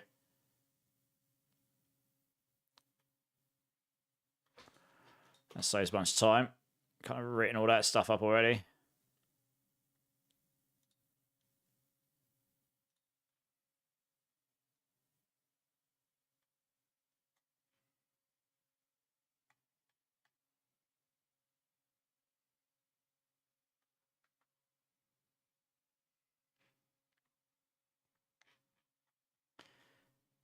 Okay.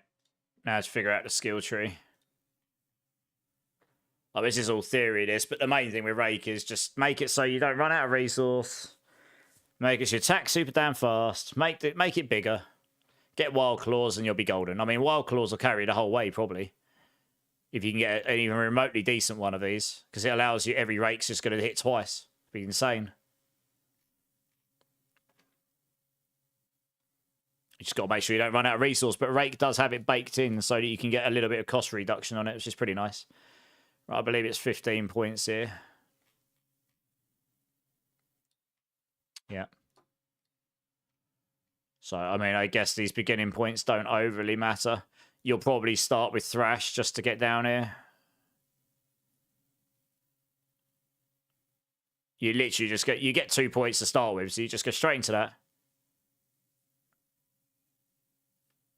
Allows you to generate resource super fast. I think.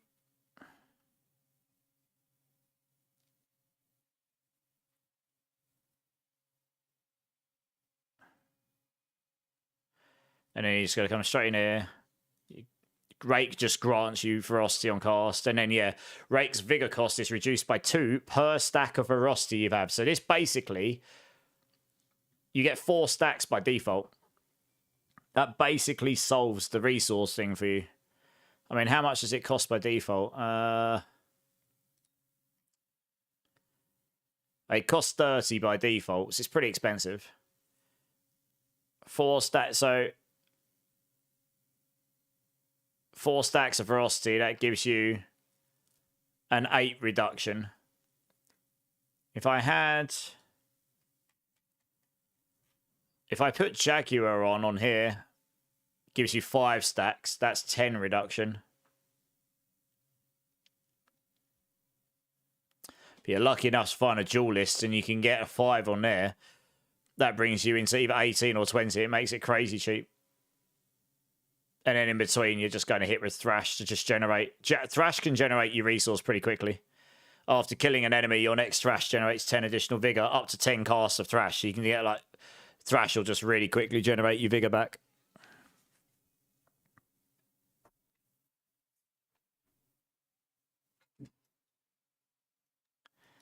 One more point.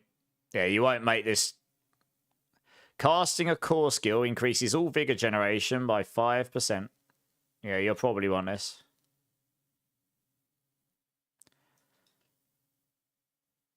And then the first thing you're going to take in here is you're going to go Ravager, Enhance Ravager, and you're going to take Measured, because that gives you the lock-on with it, which will help early on, but it also gives you another 30% Vigor generation, which is pretty nice. I mean, he spent 2 more points down there, so we're actually going to then max out. We're just going to max out all Vigor gen stuff to start with.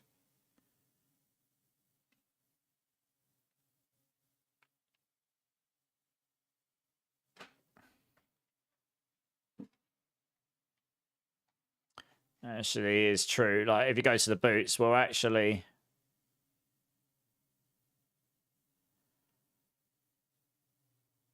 You could probably get away without this. Oh, I don't even know if you can get... You'll go for that for third. Yeah. Well, that's 11 points right there. You're actually really excited to try the Golem build? I was showing it on screen earlier, Monkey Luffy, yeah. I was showing my good friend XP's games version of the build, which he did on the PTI. It looks really fun. I can get it back up again for you if you want to see. Looks pretty sick. I just saw that video during the PTR and it looked really good. Let me show you again. Here. This here. It's not the highest quality, but you can just see he sends in his golems, and it's just like, he's obviously using blood golems, but they just go in like nukes and blow up. He pulls them in, and then the golems just go in and blow up. It does look pretty sweet. I'm sure there'll be some wizards that manage to pick up and make some crazy concoctions in the final version of the season, but it does look pretty fun.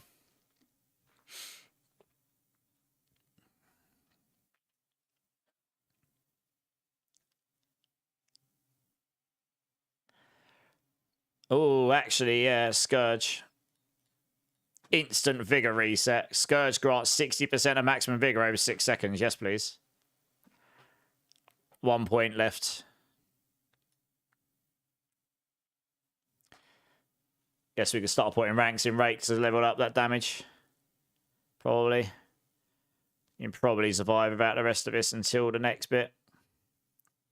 That's all about just getting the damage, getting the resource problem at least somewhat under control. You're gonna have to alternate in those first few levels between Rake and Thrash. You just are. But it will by the time you get to the next bit, it should be fine, I think.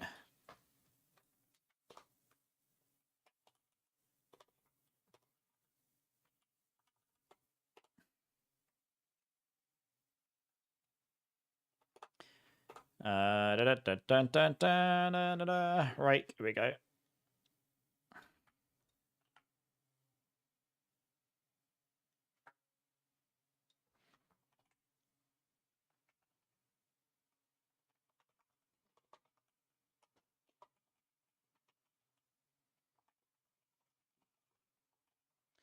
Both of my cats are going crazy. 1 second.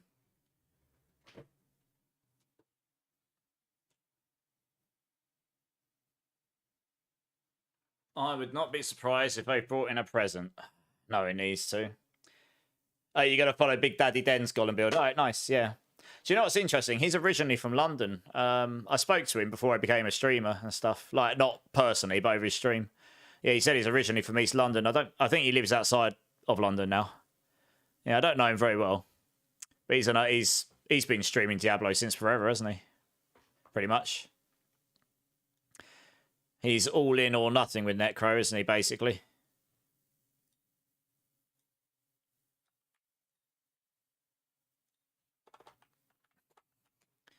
haven't taken Armored Hide at this point. We'll take Scourge.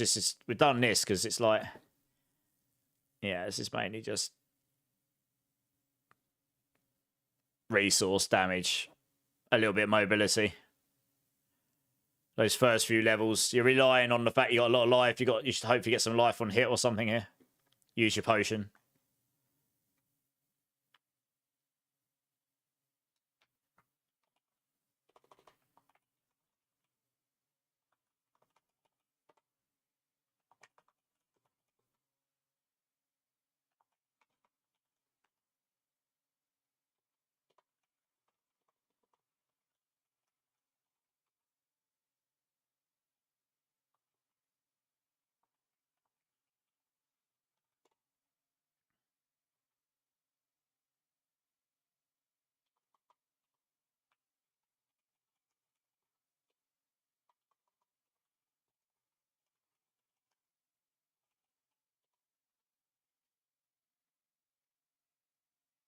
Don't care about this. Probably go for the old... For this, yeah, you're probably going to go for Variana to start with.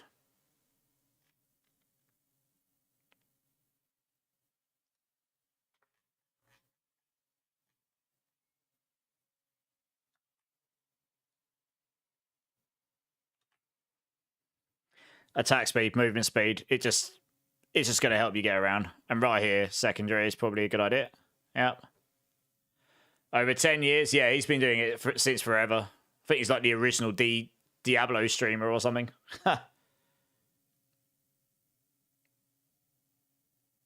Yeah, he's a nice guy. I don't know him very well personally, but he's always come across like a nice guy. Us Brits, we're not too bad. We're not too bad. Okay, this is actually going faster than I presumed, but... Yeah, this looks okay. Oh, it should be fine. It's just damage, right? Got the vulnerable, got a load of attack speed. You wouldn't necessarily get all of this stuff. Wild Claws would be the key one here.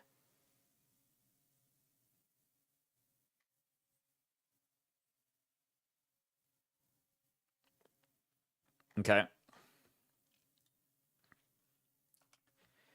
15 to 29.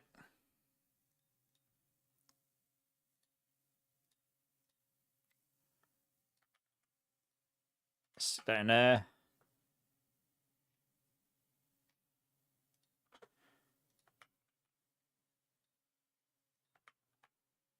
Gorilla. You need the gorilla for the old barrier gen early on, otherwise you're just gonna have like, yeah, you're gonna be super squish.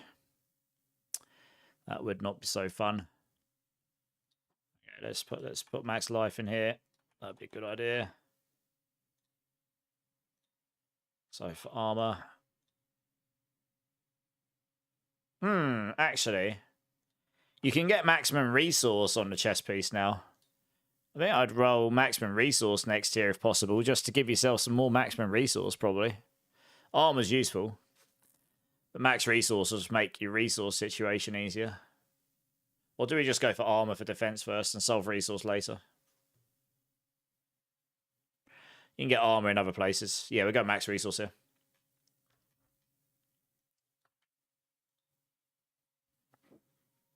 That'll be third.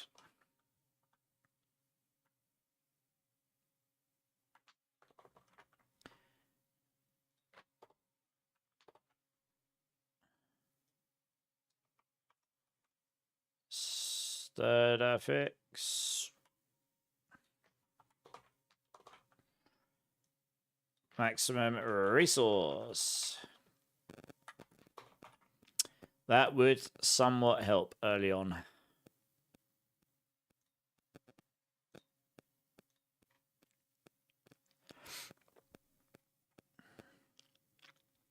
And then gloves, dex, attack speed. You can get life on hit on here. You're probably just going to want to... If you get the Starlight aspects, you just want a life on hit, but that'll give you a load of sustain. So we'll just do that.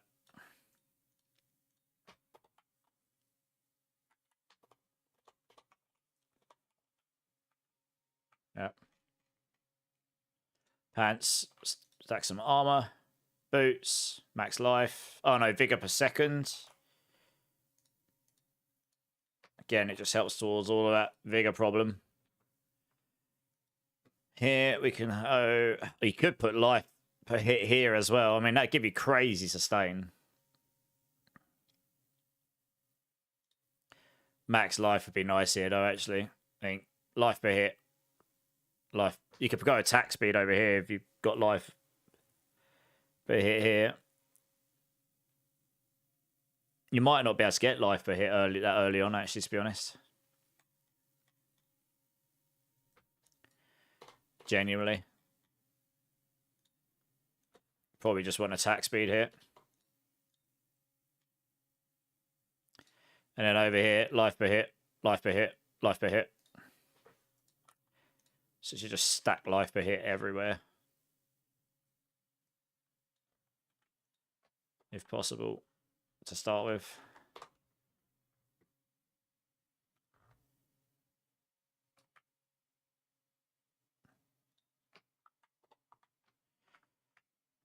Yeah, if you do that, then you can stick max life on your weapon, which just gives you a bigger chunk than the others.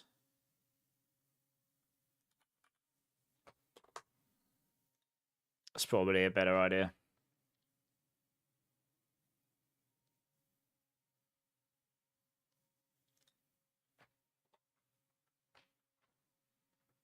Hey, Little W, how you doing, dude? How you doing, man? How are you doing?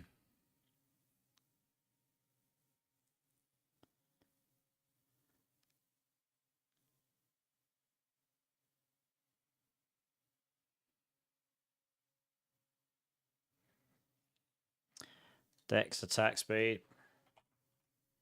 Well, you can get maximum resource here as well, can't you? Yeah, probably do that.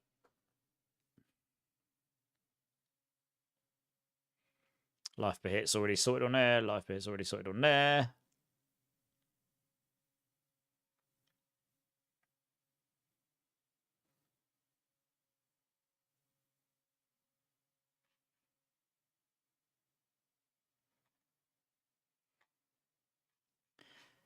Okay. Yeah, not bad, Little W. Not bad. I'm finally getting there with these guides. Finally getting there. All right, max out rake. 12 more points. We'll take these. Take this. You're not really critting at this point. So it's probably not worth going there. Yeah. And now we can come down here.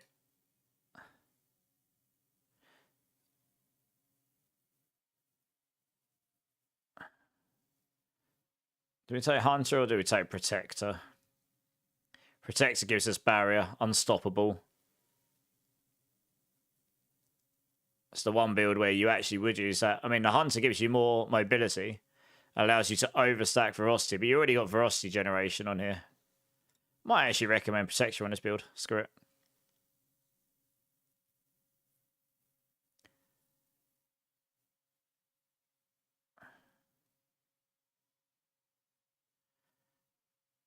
Four more points. Let's do that for now. Okay, I actually will do that. Oh, no, I just spent the points in 1 to 14. No! Got screwed.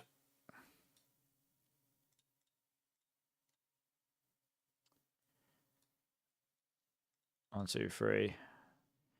Where did I spend these other 3 points? Yep.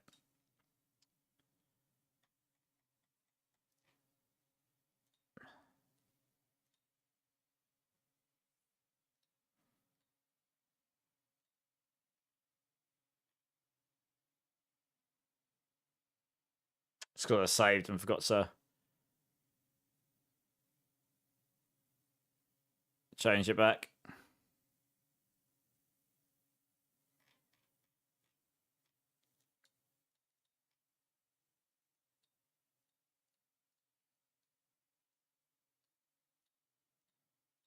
Two, three.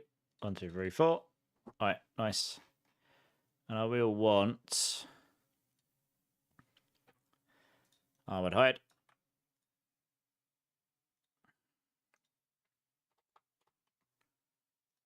Counter attack.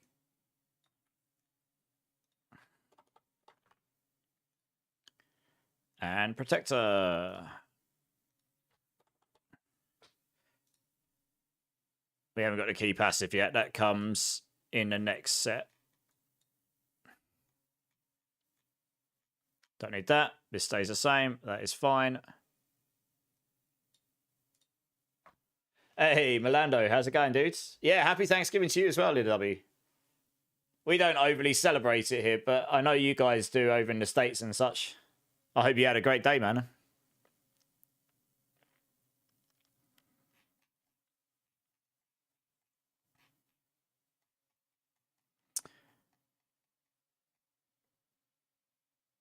Okay. 30 to 60. I will delete that one out. Copy that over here.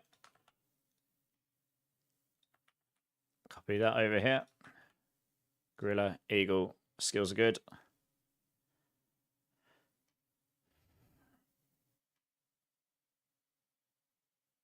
Can you get max resource on here? Maybe, but you're probably best putting some armor on here at this point, maybe.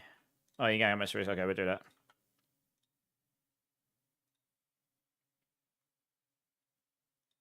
So you got max resource there. Armor.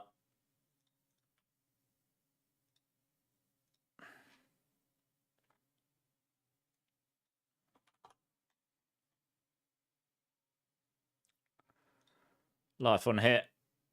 What do we put as the last one here? Core skills, I suppose. You're highly unlikely to find that, but you never know, you might do. Resistance to all elements. And at this point, you can put max life on here.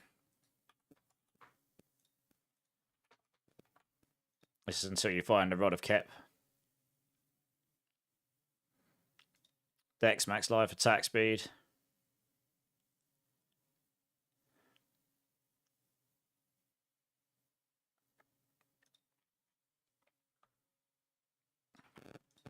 Just put life on here and there as well. Literally, oh no, you resource cost reduction here, don't you? Yeah. Absolutely. Actually, I can probably just stick that on, right?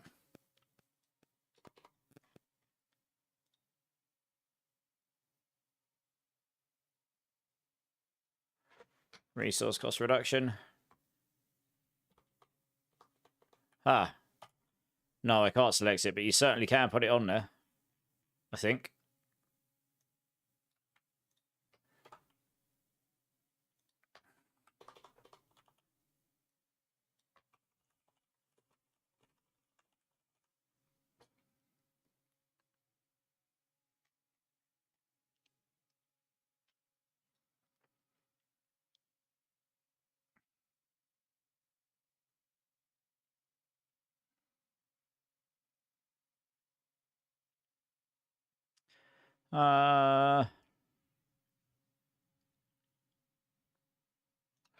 Yeah, I'll put those in there if you're lucky enough, maybe. Probably gonna want max life attack speed here now.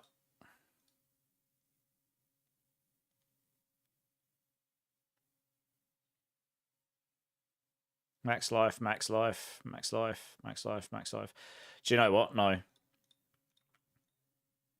Life per hit, and then we're gonna have cooldown on both of those.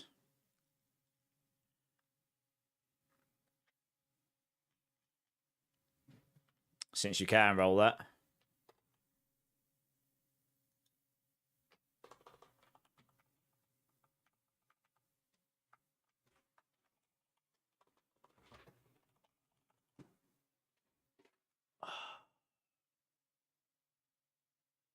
I will be back in a sec. One sec, guys. BRB.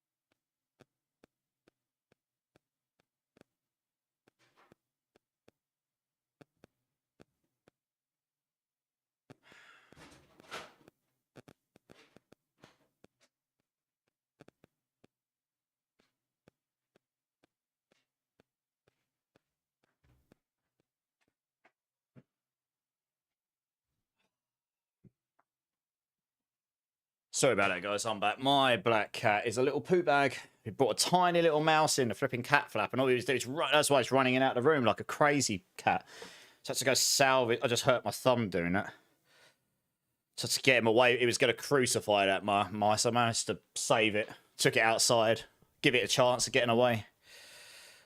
I've got this like grate thing I use to trap them. I just rubbed my thumb up against it. I shredded the skin. Never mind. Bloody cat.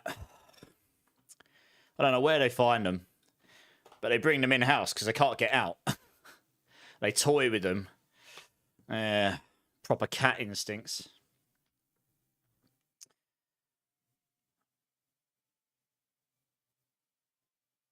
Right, okay, yeah, rings. I was going to put cooldowns on these because that'll just help. You can, because you can, I guess. It's not an absolute necessity at this point, but it will certainly help.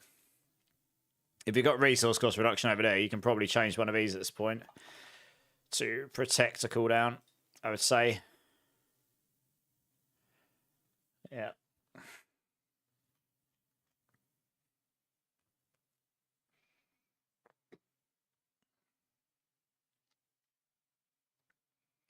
Seems reasonable. Right, skills, max the rest out. Start with that.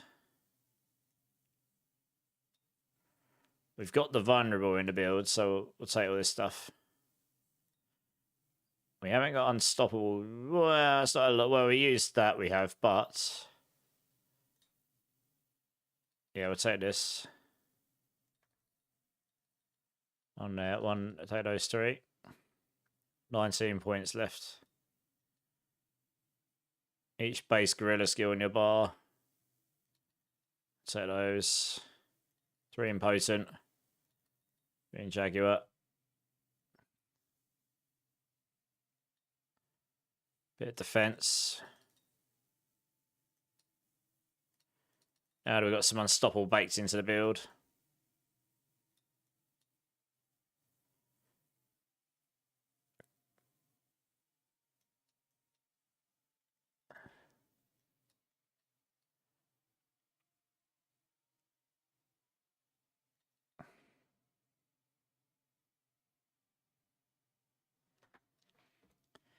Two more points. Where do we put those? Hey, thanks for that, Lil W. Appreciate it, man.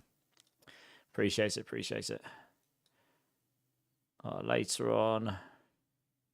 We haven't got the ability to knock enemies down right now, so that's later on.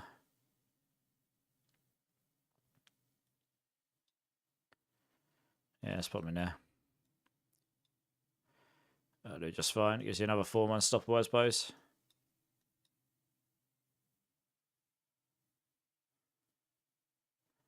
Guess that gives you more blot chance, but you're more interested in this. If I take those out, you get 2 points. I'd need another 2.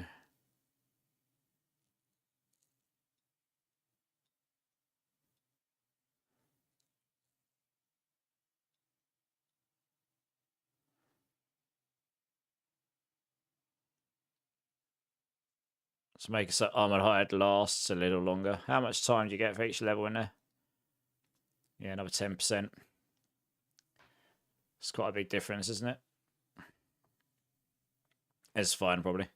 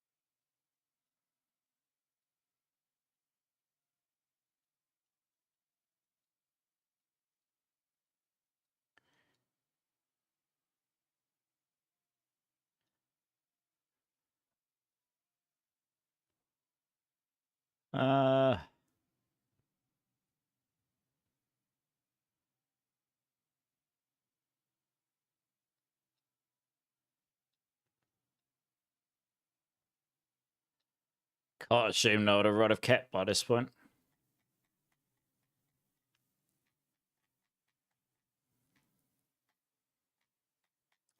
Oh, this is fine.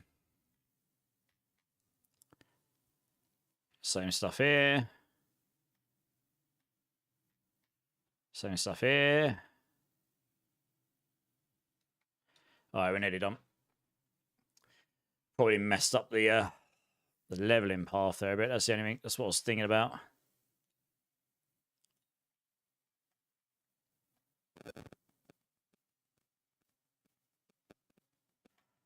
Oh, well, it's not so bad. It's fine.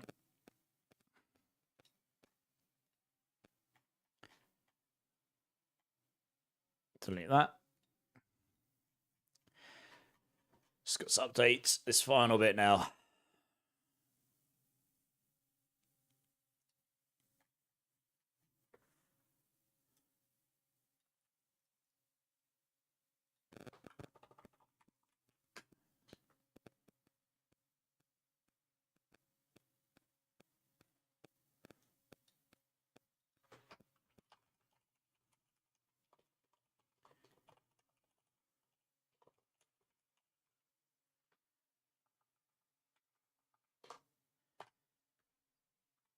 Aspects of the wild clause. This one has rates. All rate instances to hit twice and for increased damage. Yeah.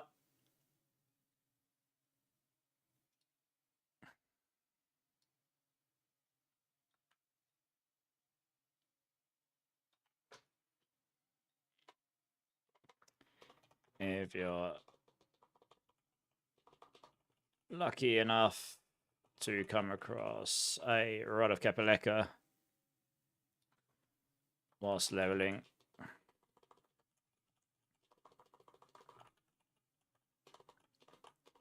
this allows us critical strike them on.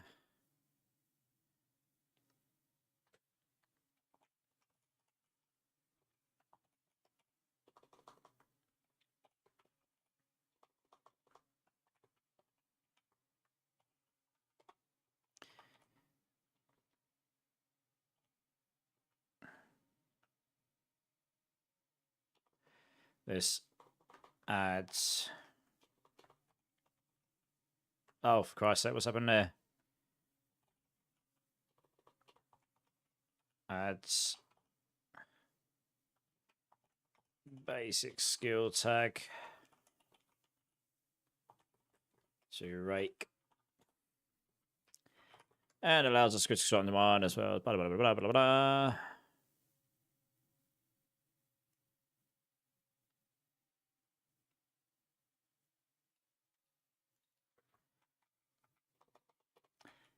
Opening up many synergies.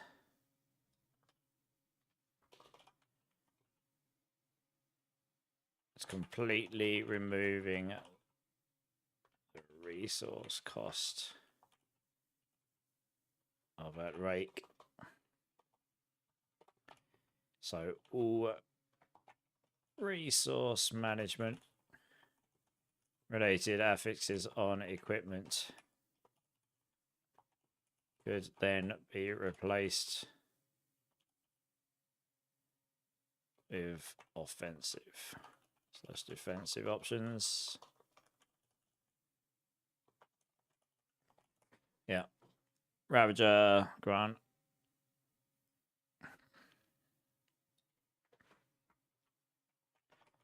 Lock on attack. And 30%.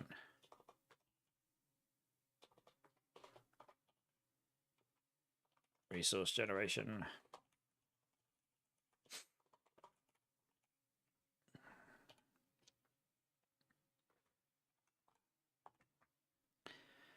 Armored Hired, counterattack, Scourge.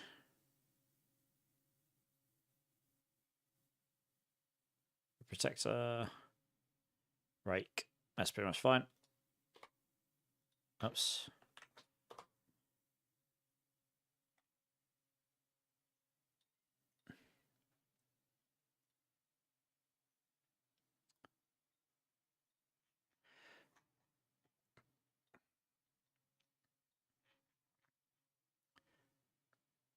Probably just copy most of this from here.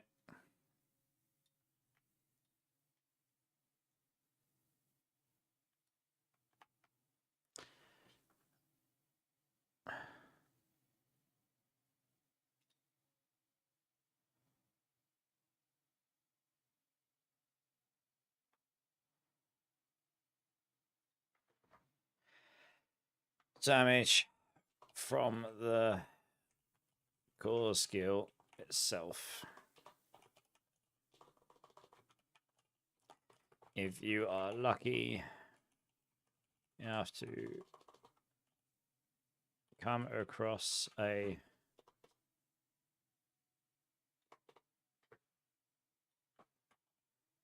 fast leveling in combination with the Spiritborn clause, this will allow you to last all the way to level 60 with ease and set you up nicely for the endgame build.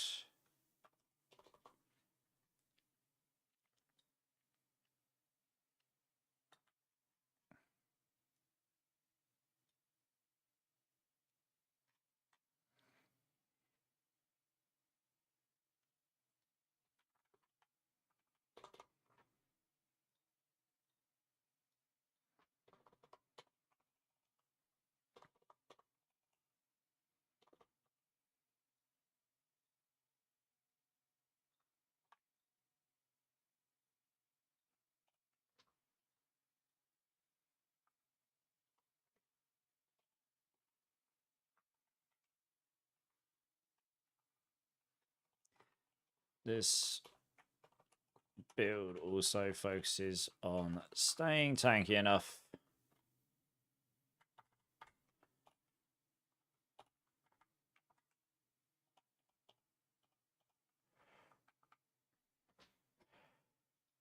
to reach the end game content. How do I do this for the evade build? Yep.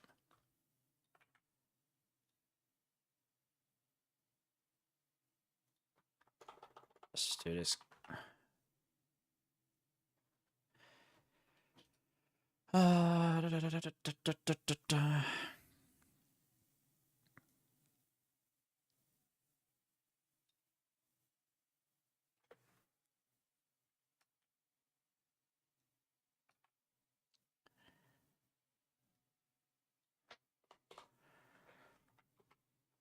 Rod of Kepaleka.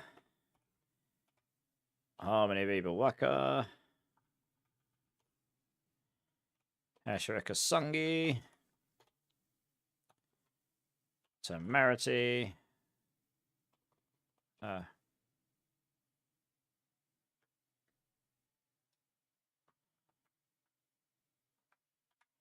Or if you drop an 8, yep.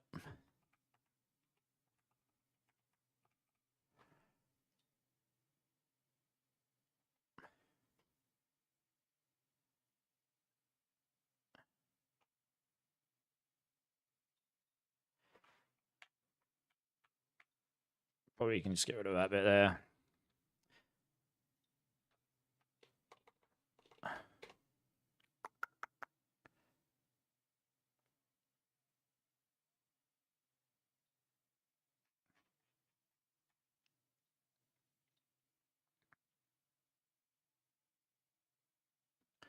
What did I put for the Thorns one here? Yeah, figured.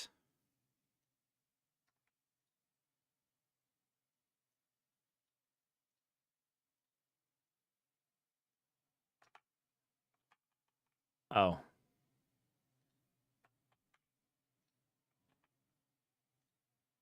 Oh, yeah.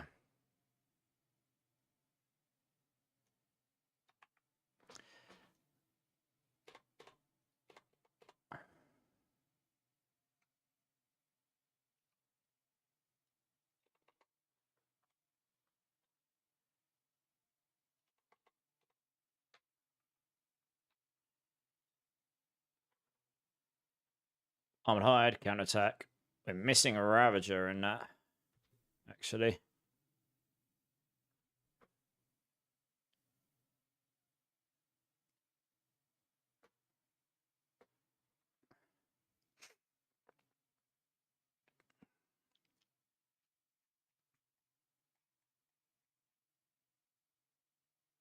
I probably don't need to worry about that.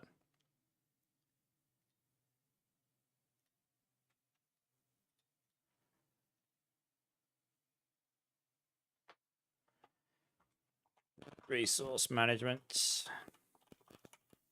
from aspects and equipment. Aspects, equipment, and tempers.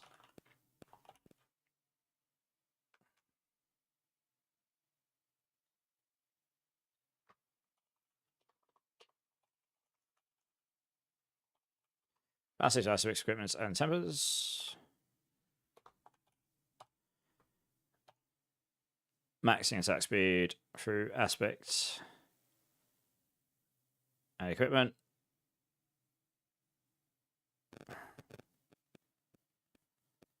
Yeah, okay.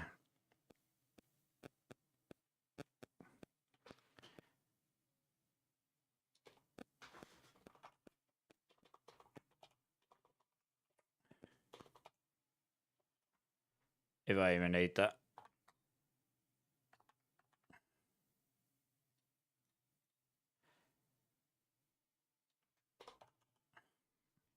Star tips, leveling strategies, divine gifts will be the same. This will be advantage.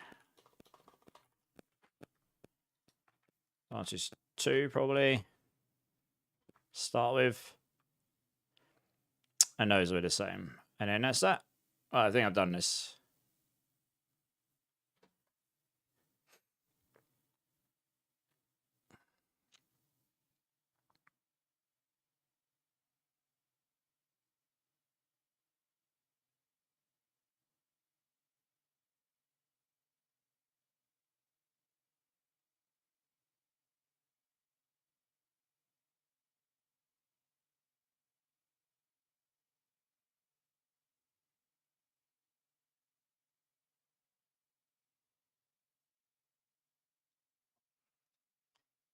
As long as we have full resource.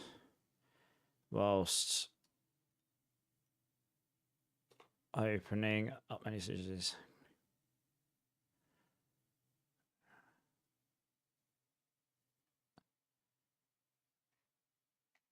Okay. Mariana, right here. Don't care about this.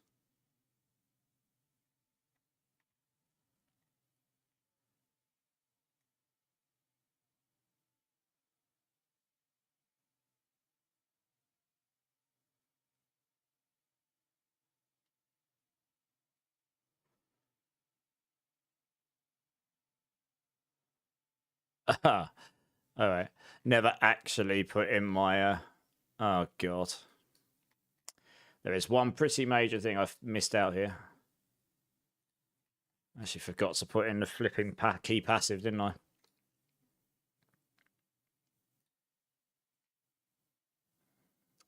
Oh, god damn it. 5-3.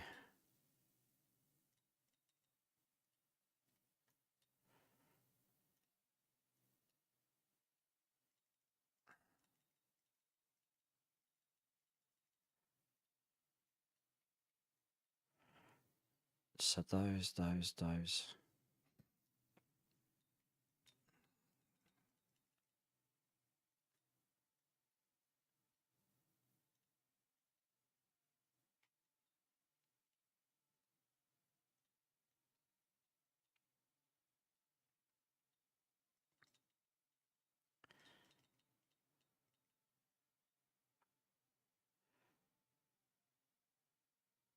Pretty sure I don't have many of those, right? No.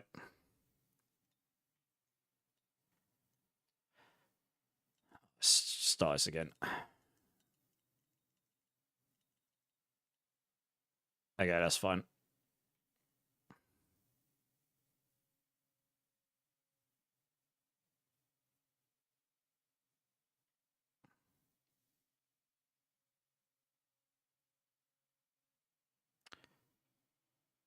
It's 5 points.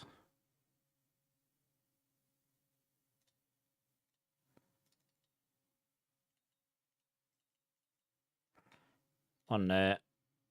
On there. 3 there. Unlock.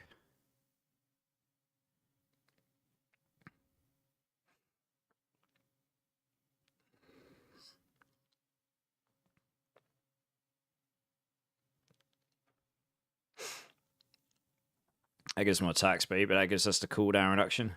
Until you get the roller cap, you don't get the double benefits, but it does give it a cooldown.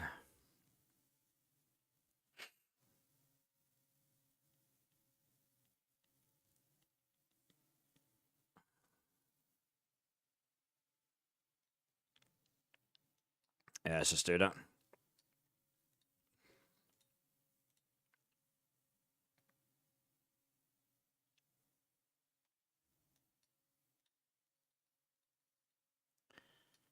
Let's do those. More attack speed. Do those last. 3 there. 3 there. 3 there.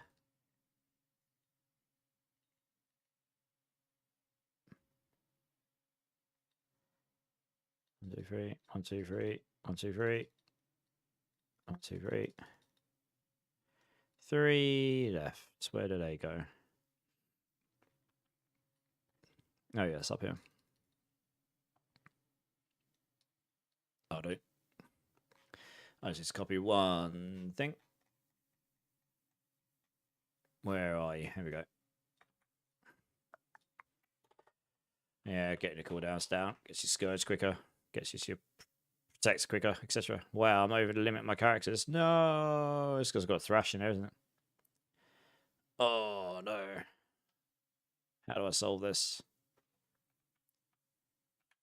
I was literally just on the wire there anyway. They need to increase that limit. So I can add in this.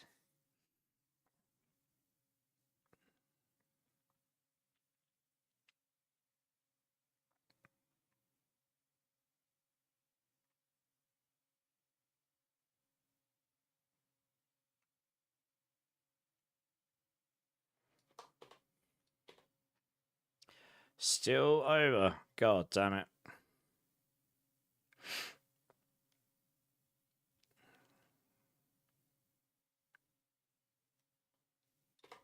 We don't care about that here. That'll have to do. Alright. Very quick look over and then I think we're done. Hey, stream up over on Quick. How you doing, man? Sorry, I've just seen your message. Hope you're well. Gorilla, Eagle. Aspects.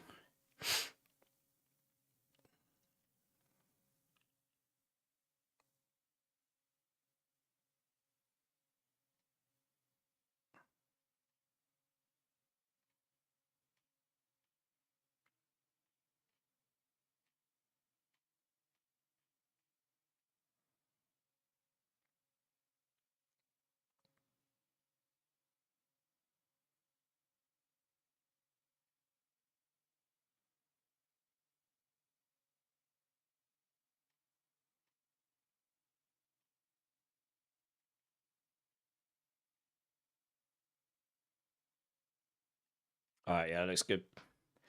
Okie dokie. That one's done. Blimey. Mentally drained. Oh, I don't think I've got it in me to do another one. Plus, it's 4:30.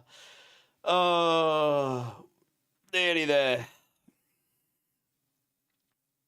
That's 13 Spiritborn guides.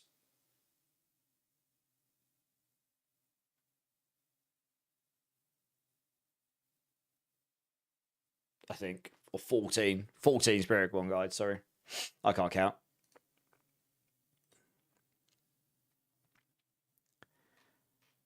Yeah, all of them. Loads. Okay, I think I'm going to call it there for the night. I need to go get some sleep and whatnot. So I'm not completely and utterly ruined tomorrow. Let's have a quick look. See who's online on Twitch here.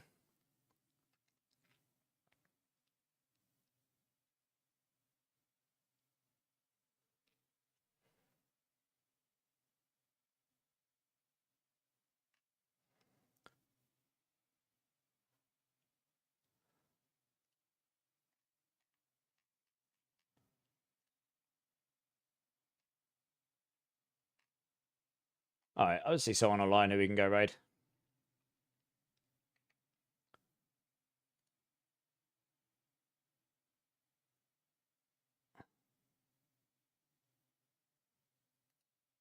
Nice. All right, let's flick over it.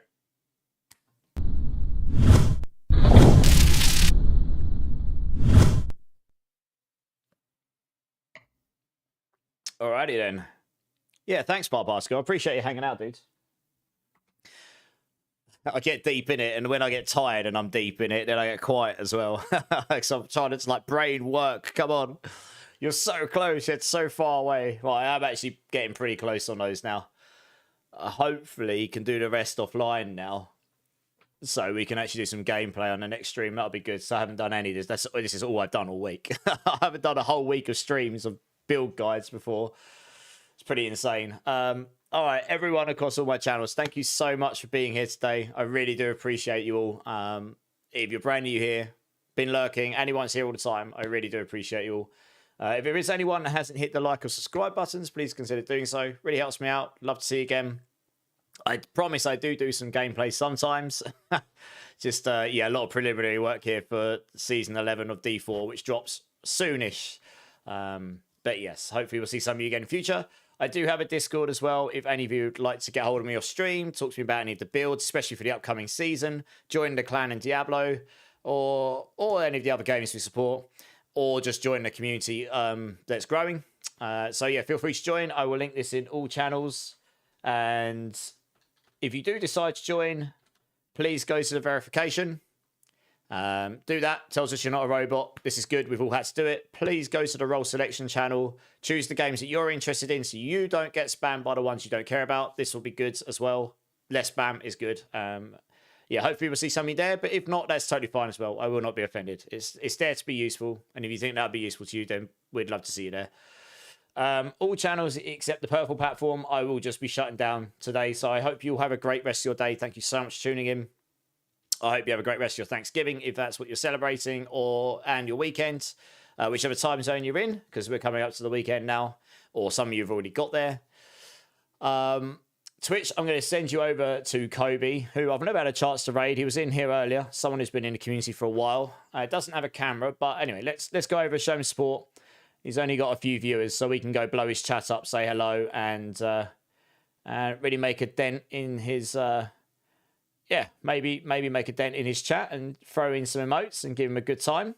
Hopefully some of you come over and show some support, even if it's just for 5 minutes. It'll really make his day, I'm sure. He's only got 153 followers, so sending over 40, 50 people would be quite a decent number for him.